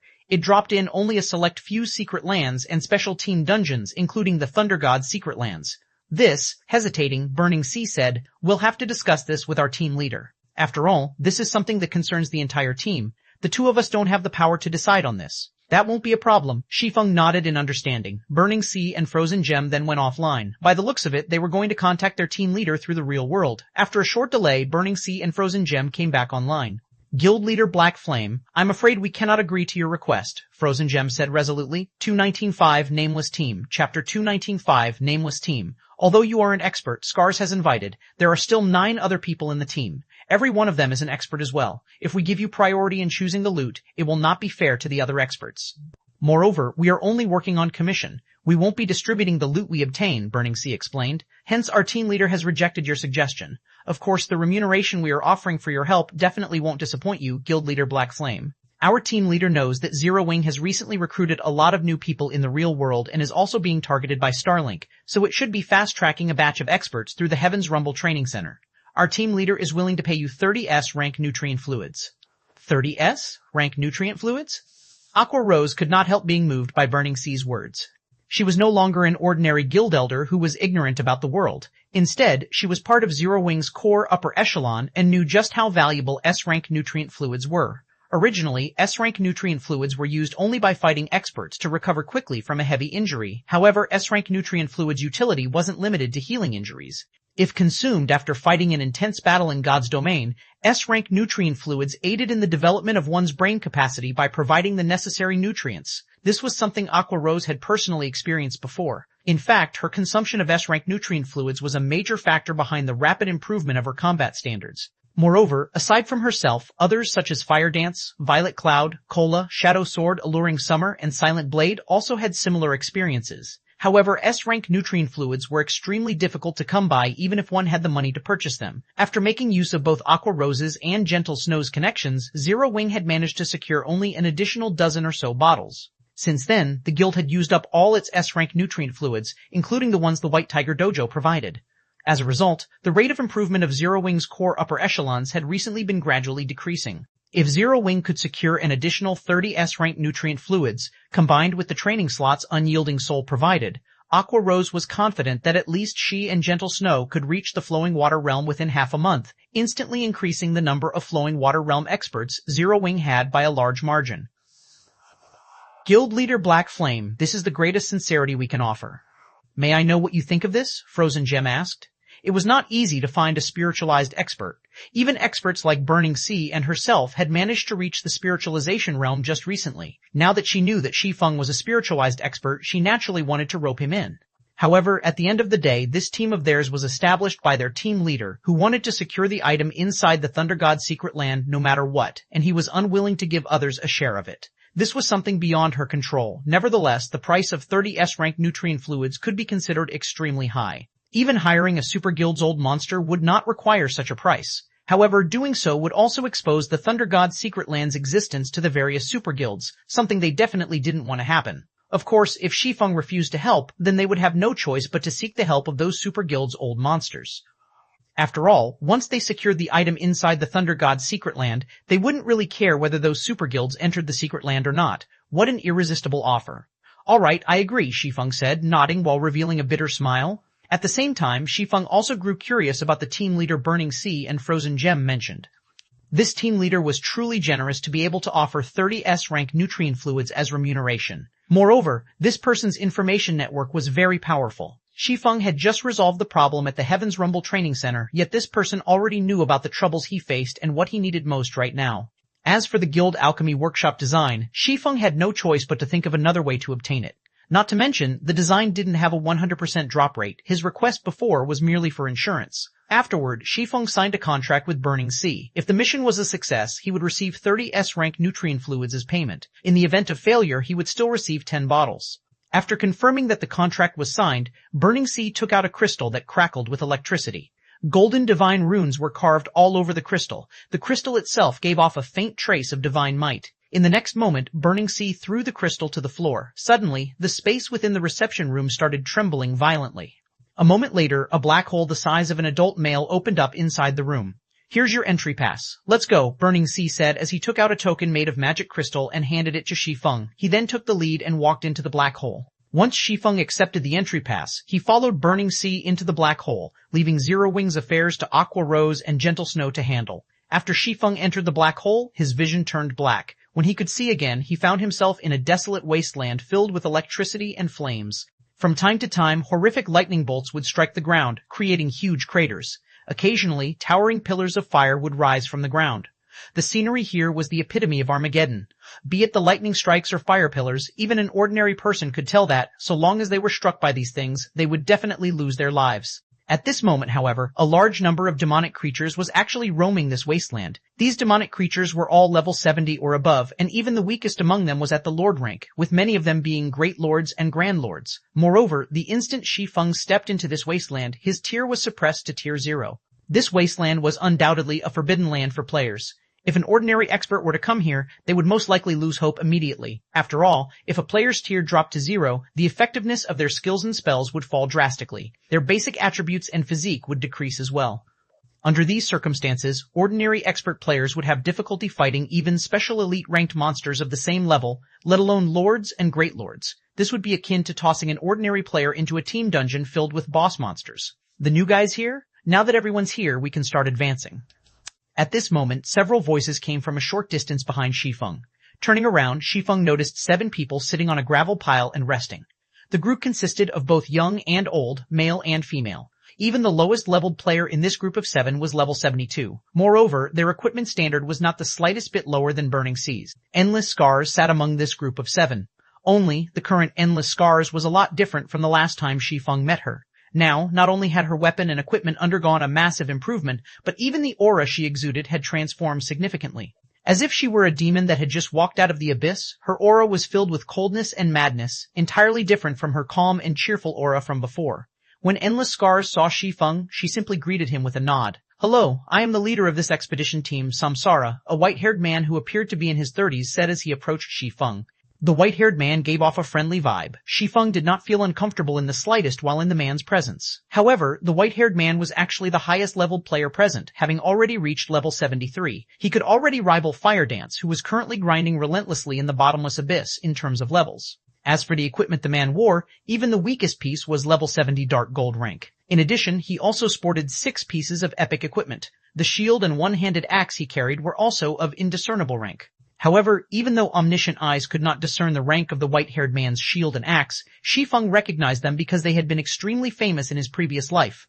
They were a set of magic weapons called the Purple Thunder set. The set's overall performance was much better than that of individual magic weapons. "Hello." Shi Feng nodded as he looked at Samsara, his mind filled with confusion. His confusion was because he had never heard of the name Samsara in his previous life. Moreover, the Purple Thunder set's owner should be a tier 5 female Guardian Knight, and the Purple Thunder set had never changed owners as far as he knew.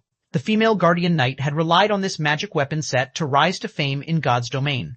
Our mission this time is to reach the Thunder Temple in the deeper area of this plane. You've seen the situation here for yourself already. Since you're a swordsman, you and Happy Art will be responsible for the healer's safety as well as supporting the others in the team. "Do you have any problems with this arrangement?" Samsara asked as he pointed at a female shield warrior with a beautiful appearance and a magnificent body. At this time, Shi Feng was only 1 level away from the level 80 threshold. Currently, however, he had disguised himself as a level 72 swordsman, a very standard level in this team. As for his equipment standard, he had matched it to the equipment standard of current Apex experts. Anyone using an identification skill on him now would find that he was wearing 5 pieces of epic equipment, with the rest being level 70 Dark Gold equipment. Unless someone in the team could see through the concealment ability of his fragmented legendary ranked Nightwalker's cape, they would see only this information and nothing more. "That's fine," Shi Feng nodded. In such a poor environment, fights would undoubtedly be drawn out and challenging, hence the healer could be said to be the backbone of the team. If the healer died, the team would not be able to advance at all. Moreover, the poor environment here had a much greater effect on magical class players, as their life-saving skills would be much less effective than usual. Hence, prioritizing the protection of the healer was indeed the best decision. "Since there are no problems, everyone, let's move according to the original plan," Samsara said to the others in the team. Upon hearing Samsara's command, everyone quickly fell into formation. The Guardian Knight Samsara took the lead while Burning Sea and Endless Scars supported him from the sides. The assassin and ranger of the team went to lure monsters over. As for Shi Feng and the shield warrior Happy Art, they flanked Frozen Gem, who was the team's healer. "New guy, the monsters here are very powerful. Run to me if you find yourself unable to hold on," Happy Art said as she clapped Shi Feng's shoulder in a friendly manner. "Alright, I'll be troubling you at that time," Shi Feng responded. Shi Feng could tell that this beautiful shield warrior was very powerful. Her strength was most likely on par with Burning Sea. She would be treated as a genius even in super guilds, although he had never heard of the name Happy Art in both his past and current lives. As a shield warrior, she would be much better at tanking monsters than a swordsman like himself. Since the other party was showing him goodwill, he naturally wouldn't reject it. After Samsara finished making sure everyone knew what they needed to do later, he led the team deeper into the desolate wasteland. 296 Monstrous Strength, Chapter 296, Monstrous Strength Lightning bombarded the desolate wasteland. Even expert players, if they weren't careful, would be struck and turned to ash. However, Samsara and the others advanced through the wasteland as if the lightning didn't exist at all. Only the swarming demonic creatures gave them any trouble. Thunder Tiger Demonic Creature, Lord. Level 76, HP 36,000, Hell Python, Demonic Creature, Great Lord, Level 77, HP 63,000 even. Under normal circumstances, these demonic creatures were already tough opponents, but in the Thunder God's secret land, where players' tiers were reduced to 0, these monsters were even more of a challenge. These monsters attacked in groups of 20 or more, and could easily annihilate a 100-man team of ordinary experts. Everyone, get ready. Old Locust and Formless lure some of the monsters away. Everyone else, follow the plan. Samsara calmly directed his team as he watched the approaching demonic creatures. Leave it to this old man, the elderly assassin named Maple Locust declared as he charged forth. Meanwhile, the young ranger, Formless Arrow, freed his bow and fervently fired his arrows. He released 36 arrows hitting 18 3-meter-tall Thunder Tigers in the blink of an eye. Moreover, every arrow found its target in the Thunder Tiger's eyes, blinding the demonic creatures even if they didn't cause any substantial damage. Unable to see their prey, the Thunder Tigers halted their advance and swung their heads in confusion. Maple Locust made his way to the group of demonic creatures and used a smoke bomb, obscuring the area with smoke. The smoke drastically limited visibility in the area, and the Thunder Tigers were not immune to its effects. Meanwhile, Maple Locust quickly located the 7 demonic creatures he hadn't blinded and threw his daggers, each dealing over 6,000 damage. His damage was overwhelmingly low for a Tier 2 expert. The 2 Hell Pythons and 5 Thunder Tigers bellowed with fury as the daggers found their marks. Enraged, they charged through the smokescreen and pounced on the assassin. Even ordinary Tier 2 experts would likely die instantly under an assault from 2 Great Lords and 5 Lords, but Maple Locust had predicted these attacks and dodged the Thunder Tiger's strikes. Although he failed to dodge the Hell Python's attacks, his timing with wind steps was perfect, and using the skill's brief invulnerability to block the Great Lord's attacks, he used the impact to pull more than a dozen yards away from the demonic creatures. The techniques Maple Locust and Formless Arrow displayed were frighteningly impressive. Their timing and use of their surroundings were amazing. Even peak experts would be shocked to see it. After all, both players were currently Tier 0, not Tier 2. The assassin quickly lured the 7 demonic creatures through the smokescreen and toward the team. Seeing this, Samsara, Burning Sea, and Endless Scars promptly aggroed the 2 Hell Pythons, with Samsara and Burning Sea working together against one, while Endless Scars pinned down the other by herself. The shield warrior, Happy Art, aggroed 3 of the remaining Thunder Tigers, and Shi Feng worked with Heartless Sword against the last 2. Maple Locust and Formless Arrow then got to work, luring the other 18 Thunder Tigers away from the team. All of these players wore the best equipment available in the game right now, and although their tiers had been suppressed, their basic attributes rivaled ordinary Tier 2 players of the same level. Hence, they had no trouble pinning down a level 76 Lord. However, whether or not they killed the Lord would depend on their individual standards. The tier suppression in the Thunder God's secret land also affected players' skills and spells. As a result, players would not deal a lot of damage within the secret land. If players wished to increase their damage against these monsters, they had to maximize their efficiency with their combat standards, skills, and spells. As the team fought, each member skillfully combined their combat techniques with their skills and spells. The power they exhibited was far beyond what ordinary skills and spells were capable of, and they didn't waste a single hit as every attack struck the demonic creatures. As a result, the demonic creatures' HP continuously decreased. The team's overall DPS was only slightly less than that of ordinary Tier 2 experts. Who are these people? Shi Feng watched his teammates fight, shocked. Could this be the butterfly effect? The fact that 5 of his 9 teammates were Domain Realm experts was already surprising, but the fact that these 9 players had reached the Truth Realm was even more frightening. However, aside from Endless Scars, Shi Feng had never heard of these experts. While Shi Feng had been the guild leader of a second-rate guild in the past, he hadn't exactly had access to a lot of information, but he had enjoyed greater access than ordinary players. Any expert capable of reaching the Domain Realm had been an apex powerhouse in God's domain, able to reach Tier 5 at the very least.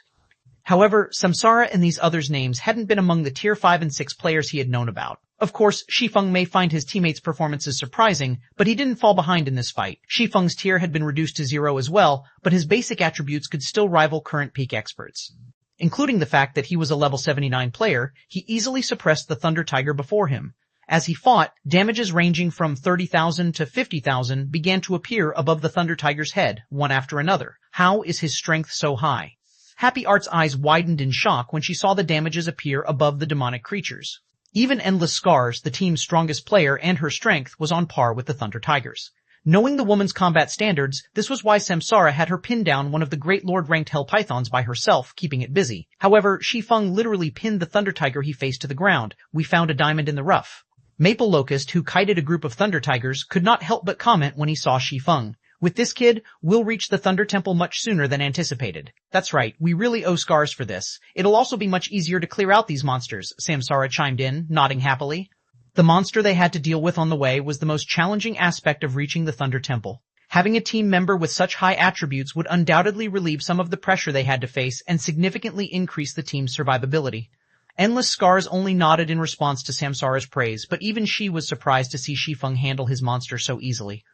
Shi Feng's extraordinary basic attributes were precisely the reason that she had chosen him to help with this mission, but she hadn't expected his attributes to be this high. She had drastically improved since they had last seen each other, replacing almost all of her previous equipment. She had also encountered a few fortuitous opportunities. Now, the power of her spells could easily overwhelm ordinary berserkers, and yet Shi Feng still surpassed her. It was unbelievable. Seeing the swordsman's powerful attributes also changed Samsara's attitude towards the boy. He stopped treating Shi Feng like a simple mercenary. Instead, he entertained the fleeting thought of recruiting this swordsman into his team. Meanwhile, the team advanced far faster than their last visit due to Shi Feng's contributions. After 3 days of fighting and resting, these players finally arrived before a magnificent temple. The temple was 10 meters tall, with a total of 3 floors. The very building radiated divine might that kept monsters at bay, creating a natural haven. Every member of the team had leveled up once after defeating higher-tiered monsters. Now, Shi Feng was only 9% away from reaching level 80. However, Shi Feng detected several dozen sources of killing intent as the team approached the Thunder Temple. Players? Shi Feng mumbled as he spotted several dozen people exit the temple. Entering a Thunder God's secret land was not an easy task, especially for current players. Shi Feng had already been surprised to learn that Samsara's group had entered one, yet they encountered other people in this secret land as well. Moreover, Shi Feng found a familiar face among this group. Hidden Soul, the player known as Pride in the Flower of Seven Sins. You're late, Samsara. Unfortunately, the Flower of Seven Sins has claimed this Thunder Temple, a keen-witted man in his 40s said. Smiling at Samsara, he continued, hand over the Thunder God's secret key, and I won't hold you accountable for your previous transgressions. Supreme Sky? Crap. Everyone, retreat, Samsara shouted, paling when he saw the middle-aged man. It's too late. Activate the array. The man named Supreme Sky barked with a scornful expression. Immediately, over 20 Tier 2 assassins appeared around Samsara's team. They exploded into scattering blood mist.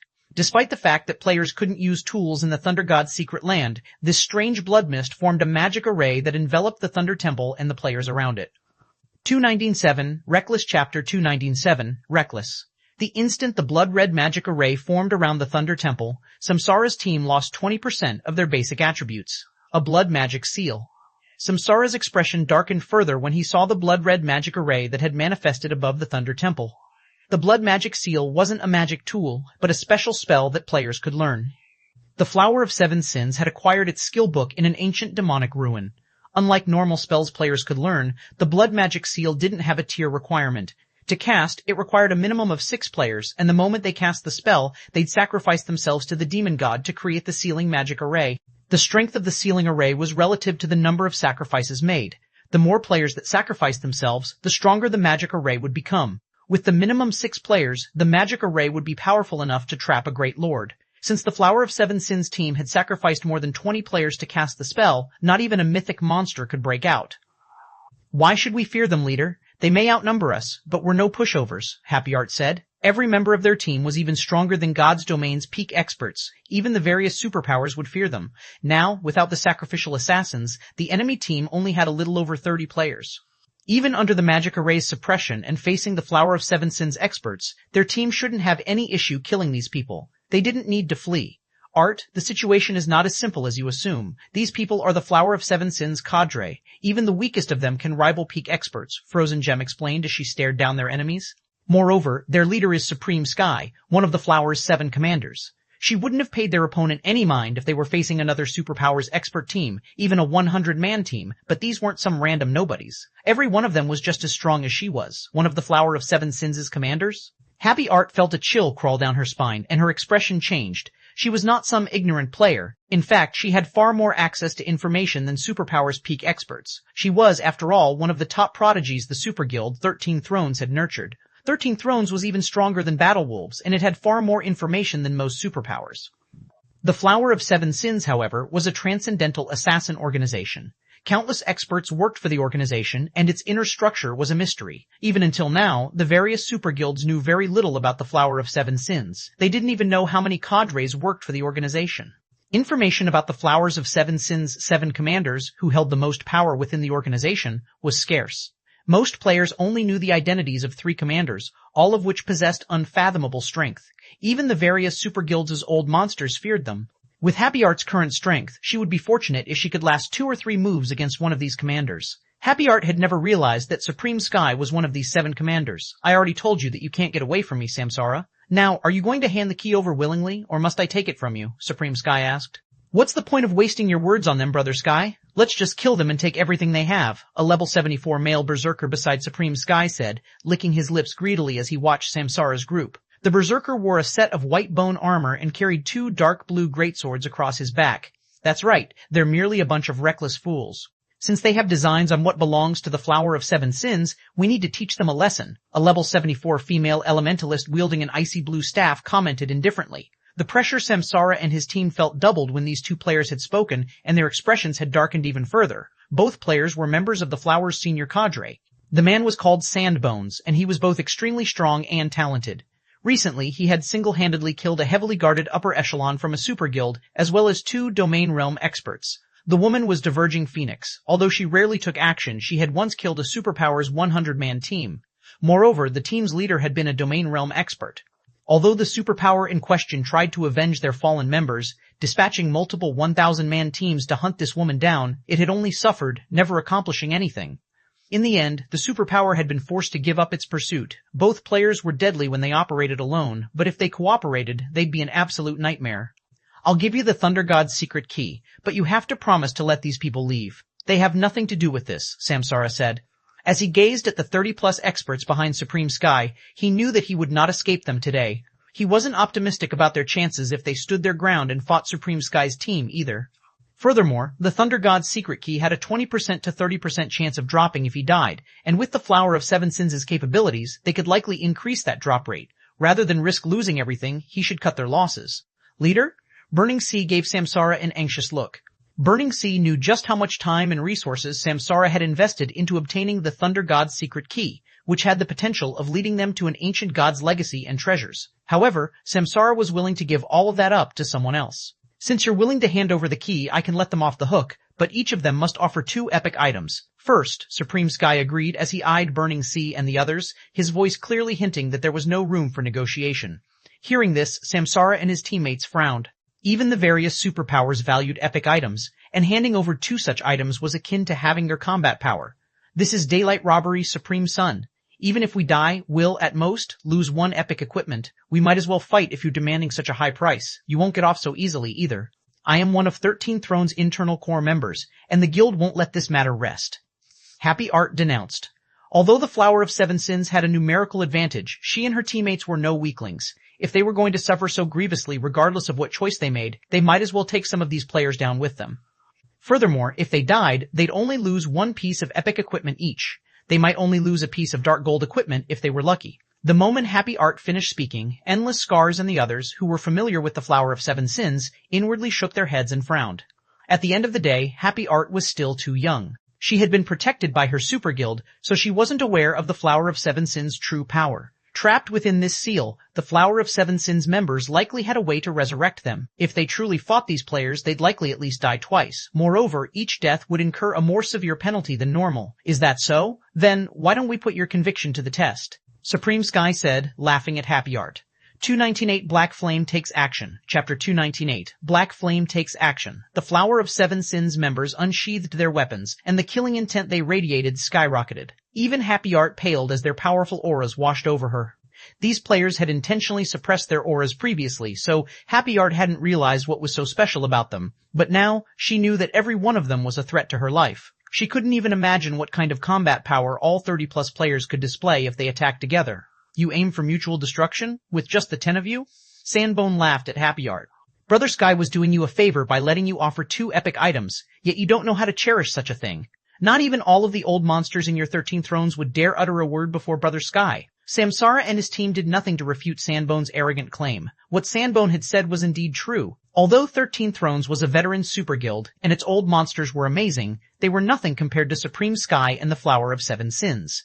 Even if Supreme Sky killed its guild leader, 13 Thrones could do nothing but endure, much less if he killed a budding prodigy like Happy Art. Only the top 5 super guilds had any hope of picking a fight with the Flower of 7 Sins.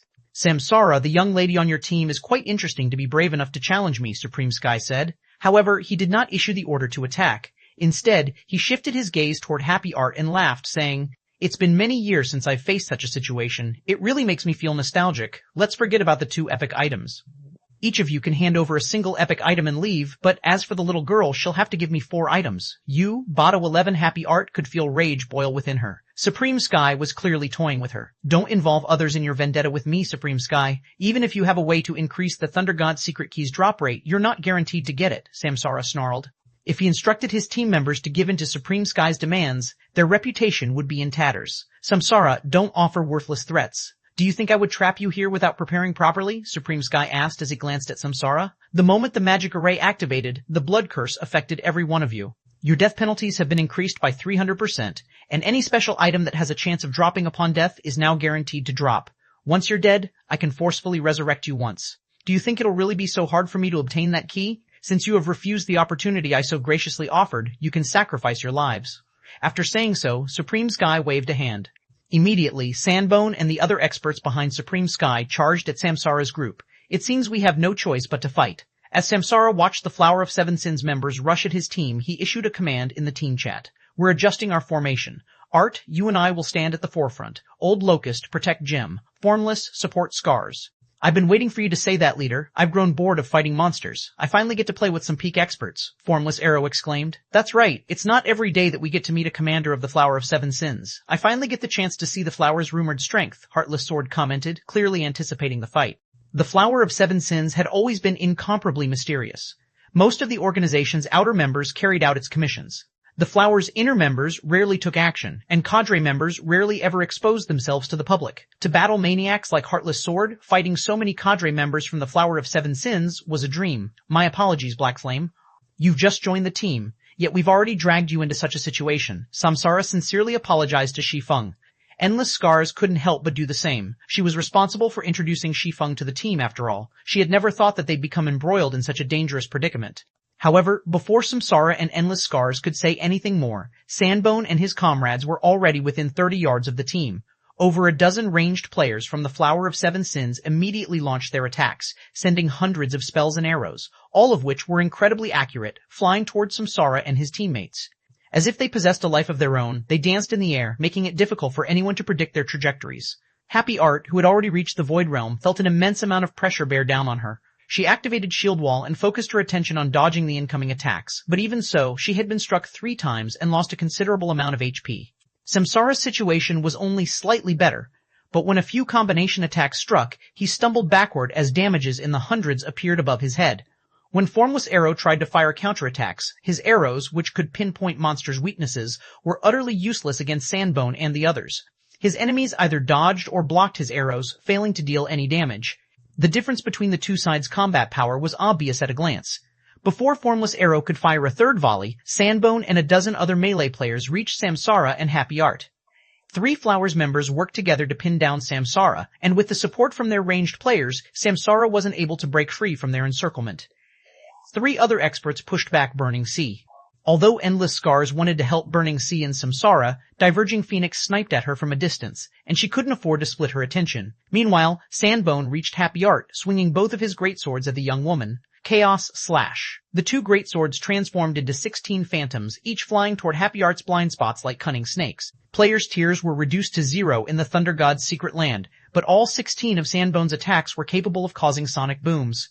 His strength was definitely on par with the Great Lords of the same level. Seeing this, Happy Art quickly adjusted her footwork and tried to deflect the attacks. You're overestimating yourself. Sandbone sneered as he abruptly altered his attack trajectories, ensuring that Happy Art could only block them, not deflect them. Happy Art's defense was thorough, but Sandbone's combat standards and basic attributes were higher. When his attacks collided with her shield, they gradually shook apart her defensive stance. After taking a dozen or so hits, Happy Art finally exposed a hole in her defense, allowing one of the greatswords to slip past her shield. But just before the greatsword bit into Happy Art, a blue longsword stopped the weapon 3 inches away from the girl's side, and no matter how Sandbone pushed, he couldn't budge his weapon an inch farther. The unexpected development surprised Sandbone. His slash had contained a Grand Lord's strength. No one inside the Thunder God's secret land should be able to block his attack, yet when his greatsword had met the blue longsword, he felt as if he had struck an impenetrable wall. Before Sandbone could react, another blue longsword flew toward him. On instinct, Sandbone brandished his other greatsword to defend himself. Boom. The impact forced Sandbone to stumble 2 steps back, the greatsword in his hand trembling violently. "Who are you?" Sandbone demanded, staring at the figure that had appeared beside Happy Art with a seriously unhappy expression. Anyone that could neutralize his attack and wielded even greater strength than his wasn't an ordinary expert. Not even Samsara could perform the feat. Black Flame. 299. Suppressing the Mighty with Technique. Chapter 2999, Suppressing the Mighty with Technique, Black Flame. Sandbone's lips curled slightly when he heard the name, a trace of excitement flashing in his eyes. "So, you're the guild leader of Zero Wing, the guild that foiled one of our previous operations. I've heard that you've defeated Sword Demon. It seems the rumors were true. With such strength, you qualify as a serious opponent." After saying so, Sandbone's aura transformed. If he had felt like a tiger freed from its cage, he now felt like the calm ocean. Despite the lack of aura, great danger hid within him. Be careful, Black Flame. His attack trajectories constantly change and are unpredictable. Happy Art hurriedly warned Shi Feng when she noticed the transformation to Sandbone's aura. The fact that Shi Feng had saved her and that his strength was higher than Sandbone's had surprised her, but she had learned just how frightening this berserker was after her brief clash with the man. Experts like her were stronger than ordinary experts because they could sense an enemy's attack trajectories and defend themselves or launch fatal counterattacks. However, she had been overwhelmed against Sandbone's assault. She couldn't predict any of his trajectories and, as a result, couldn't defend herself effectively. If a shield-wielding shield warrior had struggled to block Sandbone's attacks, then melee classes without shields, like berserkers, swordsmen, and assassins, would have an even more difficult time fighting this flower's member. But before Happy Art could finish her warning, Sandbone had activated Charge against Shi Feng, transforming into a blur before he reached his target. The Charge skill was guaranteed to inflict the fainted debuff. Normally, ordinary experts avoided the debuff by activating a skill that made them immune, but Shi Feng was quite familiar with God's Domain's various main classes. He knew that the fainted debuff would not take effect until less than 1 yard separated the user and their target. Hence, Shi Feng responded with a slash, Shadow Blade. Multiple sword lights cut at Sandbone. Players, including Domain Realm experts, in the midst of activating Charge, couldn't easily move while using the skill. Sandbone had no hope of stopping all 10 of Shi Feng's attacks, each of which had enough power to make a Great Lord stumble. In a clash between experts of their standards, the slightest sign of weakness could be fatal. Knowing this, Sandbone forcibly cancelled his charge and followed up with a whirlwind slash, deflecting all of the incoming sword lights with his greatswords. Meanwhile, he relied on his forward momentum to reach Shi Feng. Suddenly, Sandbone's 2 greatswords merged, and the resulting weapon radiated a blue glow. He then swung the glowing greatsword at Shi Feng. The 2 swords merged.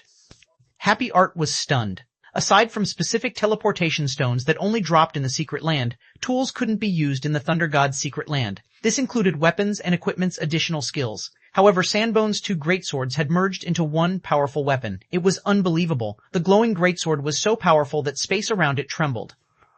It definitely contained more power than a Great Lord. As the greatsword was about to smash into Shi Feng, it transformed into 4 clones of itself. Even a Domain Realm expert would struggle to respond to such an abrupt change. Weapon merging and quadruple shadow slash? Shi Feng also could not help his surprise to see the 4 sword lights fly toward him. Weapon merging was a super rare skill for the Berserker class, one that would be useful even after reaching Tier 5. The skill was even rarer than a fragmented legendary item, and it was so powerful because it allowed the user to elevate their weapon's quality by 1 rank. If the user used weapon merging on 2 dark gold weapons, they would become a single epic weapon. If the user wielded 2 epic weapons, however, the result would be a fragmented legendary weapon. The only downside to the skill was its short 20-second duration. Of course, the resulting combat power from combining 2 epic weapons into a fragmented legendary weapon was no laughing matter. In a fight between peak experts, the sudden increase could decide the fight's outcome in an instant. Fortunately, weapon merging could, at most, produce a fragmented legendary weapon. If it were possible to create a legendary weapon, any berserker with this skill would be nearly invincible among players of the same tier. The 4 sword lights closed the distance to their target in an instant. However, Shi Feng didn't activate a life-saving skill as Sandbone had expected. Rather, the swordsman unsheathed the second longsword that hung at his waist and brandished it. Sword's transmigration. The trajectories of Sandbone's 4 powerful sword lights abruptly altered, and 2 of them spun to attack their own wielder. Caught off guard, Sandbone defended himself with his merged weapon, but he had only deflected one of the sword lights, taking the full brunt of the other. Like a cannonball, he shot backward by more than 30 yards before crashing into the ground, losing over half of his HP in the process and entering a heavily injured state. In response, the battlefield fell silent. How was that possible? Diverging Phoenix, who fought Endless Scars, was flabbergasted. She was very familiar with Sandbone's strength, particularly when the berserker used weapon merging. Unless she activated a berserk skill, even she would have to focus on her defense for a time. However, berserk skills were prohibited in the Thunder God's secret land, and she couldn't believe that someone had actually thrown her companion. Even Maple Locust, who battled Hidden Soul, was astonished when he saw this. Black Flame? When Happy Art saw the collapsed Sandbone, she could not help but turn to look at the swordsman beside her. She felt as if she were meeting this swordsman for the first time. He is actually so powerful? Had he hidden his strength earlier? Endless Scars wondered, watching Shi Feng in confusion. She knew he had high combat standards, but she hadn't known they were this high. Even the various super guilds feared the Flower of Seven Sins' senior cadre members, yet Shi Feng had rendered one of these players powerless. No one would believe her if she retold this tale. During the brief moment of silence, Shi Feng glanced at the Thunder Temple and shouted in the team chat, "Everyone, retreat to the Thunder Temple's side building. I'll cover you." His and his teammates' basic attributes were suppressed while they were in the magic array. They were dreaming if they thought they could kill the Flower of Seven Sins cadre members. Not even Shi Feng had much hope of success. Although he had repelled Sandbone, he couldn't kill him. In fact, while he had told his team to run, the Flower's healers had already restored Sandbone's HP to full. Unfortunately, Shi Feng could only afford to use Sword's transmigration a limited number of times, and it was only a matter of time before his enemy wore him down. As if Supreme Sky understood the Thunder God's secret key's value, he hadn't moved from the Thunder Temple's main entrance since the fight had begun. He was also flanked by more than 10 ranged players. Breaking past that blockade and escaping into the Thunder Temple itself wasn't possible. Hence, the Thunder Temple's side temple was their only hope. The side temple was a special level 90,100-man team dungeon and a land of death for current players. However, fleeing into the dungeon was better than staying and letting the Flower of Seven Sins slaughter them. When he heard Shi Feng's command, Samsara glanced at the side temple and noticed the dark red dungeon entrance. The color signified the wide gap between the dungeon's level and the team's average level, but after some quick mental calculations, he realized that entering the dungeon was better than staying out here. "Everyone, listen to Black Flame. Maintain formation and move toward the side temple," Samsara said. "I'll open a path. Cover me," Endless Scars said, gritting her teeth as she glared at the ring of Flower's members around their team. She then used the dozen or so elemental blades rotating around her to form a defensive net that would block incoming ranged attacks. She followed up with chanting an incantation, pulling some of her attention away from Diverging Phoenix. In response, a powerful force suppressed the area around her, blurring it. The mana within the space began to rampage, somewhat affecting players that came in contact with it. When Diverging Phoenix recognized what Shi Feng and his teammates were planning, she pointed a finger at Endless Scars and growled, "Don't think you can get past us so easily. Everyone, focus your attacks on her." Receiving the command, 8 of the Flowers of Seven Sins melee players charged at Endless Scars to interrupt her casting, but before they could come within 20 yards of her, arcs of lightning snaked out to counterattack. These lightning strikes were the result of Shi Feng's lightning edge, and the 8 melee players were forced to scurry back. Suddenly, a massive gash, 3 meters deep, split the ground between the Flower's melee players and Endless Scars. "If you want to get to her, you'll have to go through me first," Shi Feng said, smiling as he appeared beside Endless Scars. "Black Flame," Diverging Phoenix bellowed. She immediately activated her strongest legacy skill, Divine Frost Lance. Under Diverging Phoenix's control, hundreds of frost lances flew toward Shi Feng and Endless Scars. She planned to blow both players to smithereens. Meanwhile, the 8 melee players continued to make their way toward their target. Although Shi Feng had incredible strength and had defeated Sandbone, all of them were peak experts. He couldn't protect Endless Scars from their coordinated and focused attacks. However, before the 8 melee players could move within 15 yards of the woman in question, the surrounding temperature abruptly plummeted. As the cold embraced their bodies, their movement speed and basic attributes decreased slightly. Chilling Field. Due to the Thunder God's Secret Land's effects, Chilling Field had been reduced to a Tier 0 skill, but it was still a domain skill, suitable for group combat. Each containing 70% of Shi Feng's strength, 6 icicles formed around the swordsman, with more than enough power to deal with the Flower of Seven Sins members before him. Sword's Orbit. Dazzling stars glittered within a 15-yard radius around Shi Feng. His defense was far more solid when he combined the technique with his 6 icicles than when he executed it with 2 swords. Not only had his use of the technique prevented the 8 melee players from approaching, but he had also stopped the hundreds of descending frost lances. Isn't this a little too powerful? Burning Sea, who watched from afar, was astonished. He was already struggling against 3 Flowers members and the occasional ranged attack. From time to time, he even took a hit, yet despite facing 8 melee players and Diverging Phoenix's vicious bombardment, Shi Feng emerged unscathed. The man was simply a monster. The situation even surprised Shi Feng. He had never expected the life potion to be so effective that it improved his sword's orbit. Without it, his defense wouldn't have been nearly as solid. With Shi Feng to defend her, Endless Scars finally finished casting her spell. Under her control, powerful streams of air shot up from the ground, each with the strength of a great lord. The Flower of Seven Sins members were forced to evade, which allowed Samsara and the others to break away from their opponents. Quick! This spell won't last long, Endless Scars shouted. Samsara and his companions shook off the Flower's members and followed Shi Feng into the side temple. Their enemies were left to watch as their prey escaped their grasp. Just before Shi Feng and his team could enter the side temple, a frosty sensation assaulted them. Instinctively, Shi Feng turned toward the sensation's source. Black flame, is it? Very good. I'll remember you, Supreme Sky coldly told the swordsman. Samsara and the other experts on the team shuddered when they heard Supreme Sky's declaration. For a moment, they felt as if the Grim Reaper had set his sights on their lives, which were no longer under their control. Is that so? I'll be waiting, Shi Feng said, flashing Supreme Sky a grin. Shi Feng had heard plenty about Supreme Sky during his previous life. The man had been famous for killing super guilds' guild leaders many times after all. However, since he had already ruined the man's plans, provoking him further didn't matter. Shi Feng was no longer the player he had been in the past, and now, he too, stood at the apex of God's domain. As the Flower of Seven Sins members watched, Shi Feng led Samsara and the team into the Thunder Temple's side temple.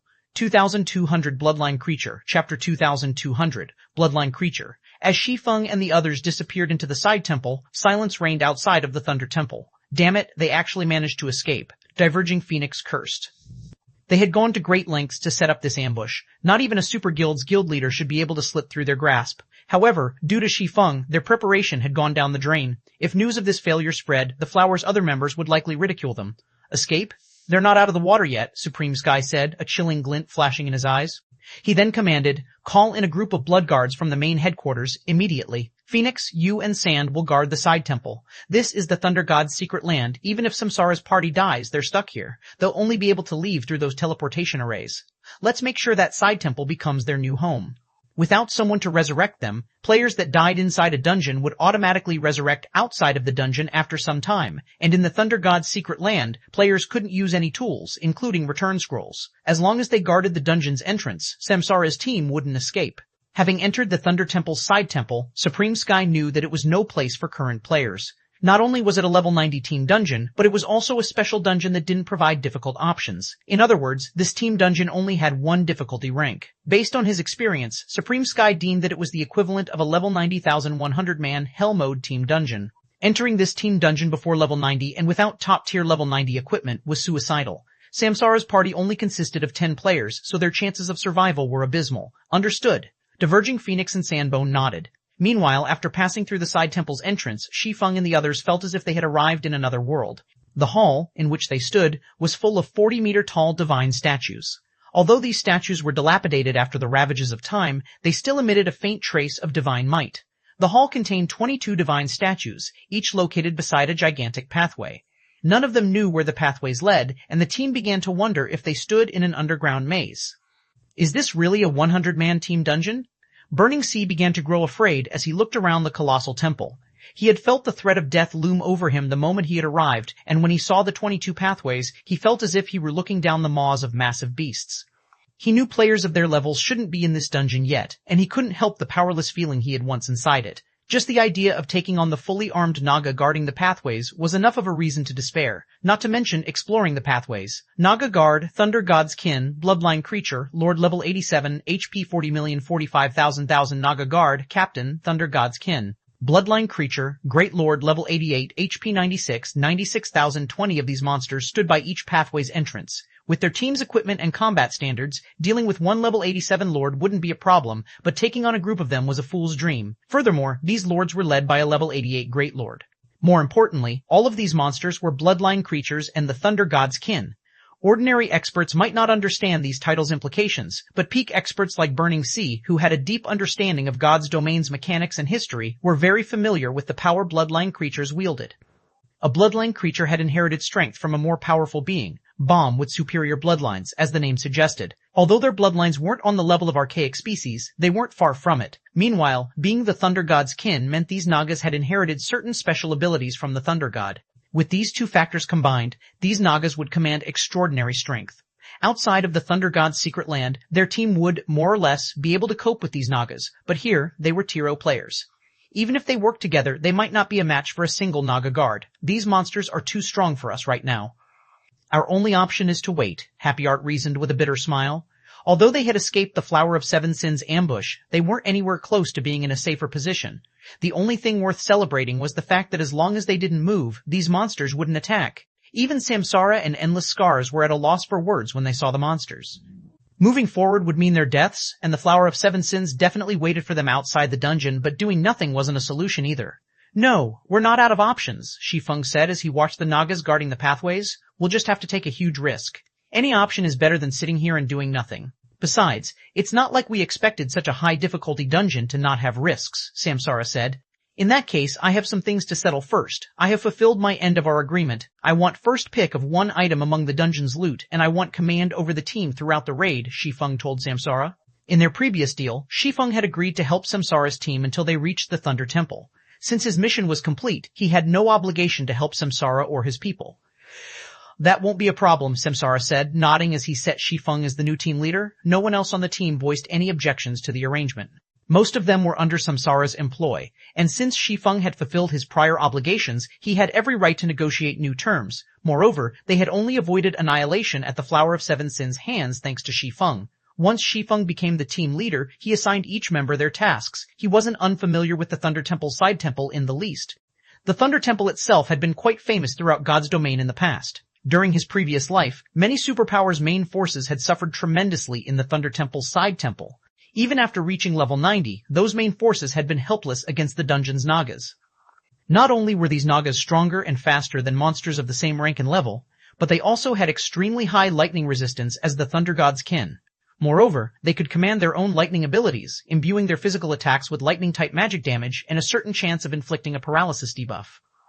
Melee players had a particularly miserable time in this dungeon, especially MTs. Even if an MT successfully blocked the Nagas' attacks, there was a chance that they'd be paralyzed for 1 or 2 seconds. To make matters worse, this dungeon's Nagas had high combat standards. 1 or 2 seconds was more than enough for them to land 2 or 3 more hits. Fortunately, the various superpowers had discovered these Nagas' weakness after repeated attempts to raid the dungeon. This weakness was the Nagas' slow turn rate. Although the Nagas had very high movement and reaction speeds, they couldn't immediately follow a player in a sudden turn that was greater than 100 degrees. The Nagas often overshot, missing their fleeing prey and forced to make a U-turn. Although Nagas could make the U-turn in 1 or 2 seconds, that was more than enough time for peak experts to distance themselves from the monsters. If peak experts used this moment appropriately and had an accurate grasp of timing and distance, they could easily kite the Nagas. They wouldn't have to face these monsters head-on. Of course, a single mistake would send any player to their grave. This tactic didn't change the fact that Nagas were far faster than players. Hence, Shi Feng had Maple Locust and Formless Arrow replace their current equipment with items that focused on agility and movement speed. As those attributes were his focus already, Shi Feng didn't need to readjust his equipment at all. Even with his tier suppressed, his movement speed was still far higher than ordinary Great Lords. Later, Shi Feng took the lead, luring a lone Naga guard that wandered the hall, with Formless Arrow and Maple Locust moving alongside the Lord. The 3 of them then took turns aggroing the Naga, and when the monster moved within 20 yards of a player, someone else would attack and draw its aggro. With Shi Feng's high damage and Formless Arrow's provoke skill, the team's other ranged players could attack the Naga guard with impunity. Since the hall was so spacious, Shi Feng and his companions had plenty of room to kite around the monster. Their low DPS was the only problem they faced. Even with Endless Scars and the others attacking the Naga guard with everything they had, its HP fell at a snail's crawl. Yet, the team persisted. A moment ago, they had been stuck with no options. They were fortunate to have the opportunity to kill these Nagas. Time passed quickly as they fought. Finally, after fighting for more than 20 minutes, one of Endless Scars' spells took down the first level 87 Naga guard. Everyone's experience bars immediately grew by a small chunk, and as they did, the crisp sound of a system notification reached their ears.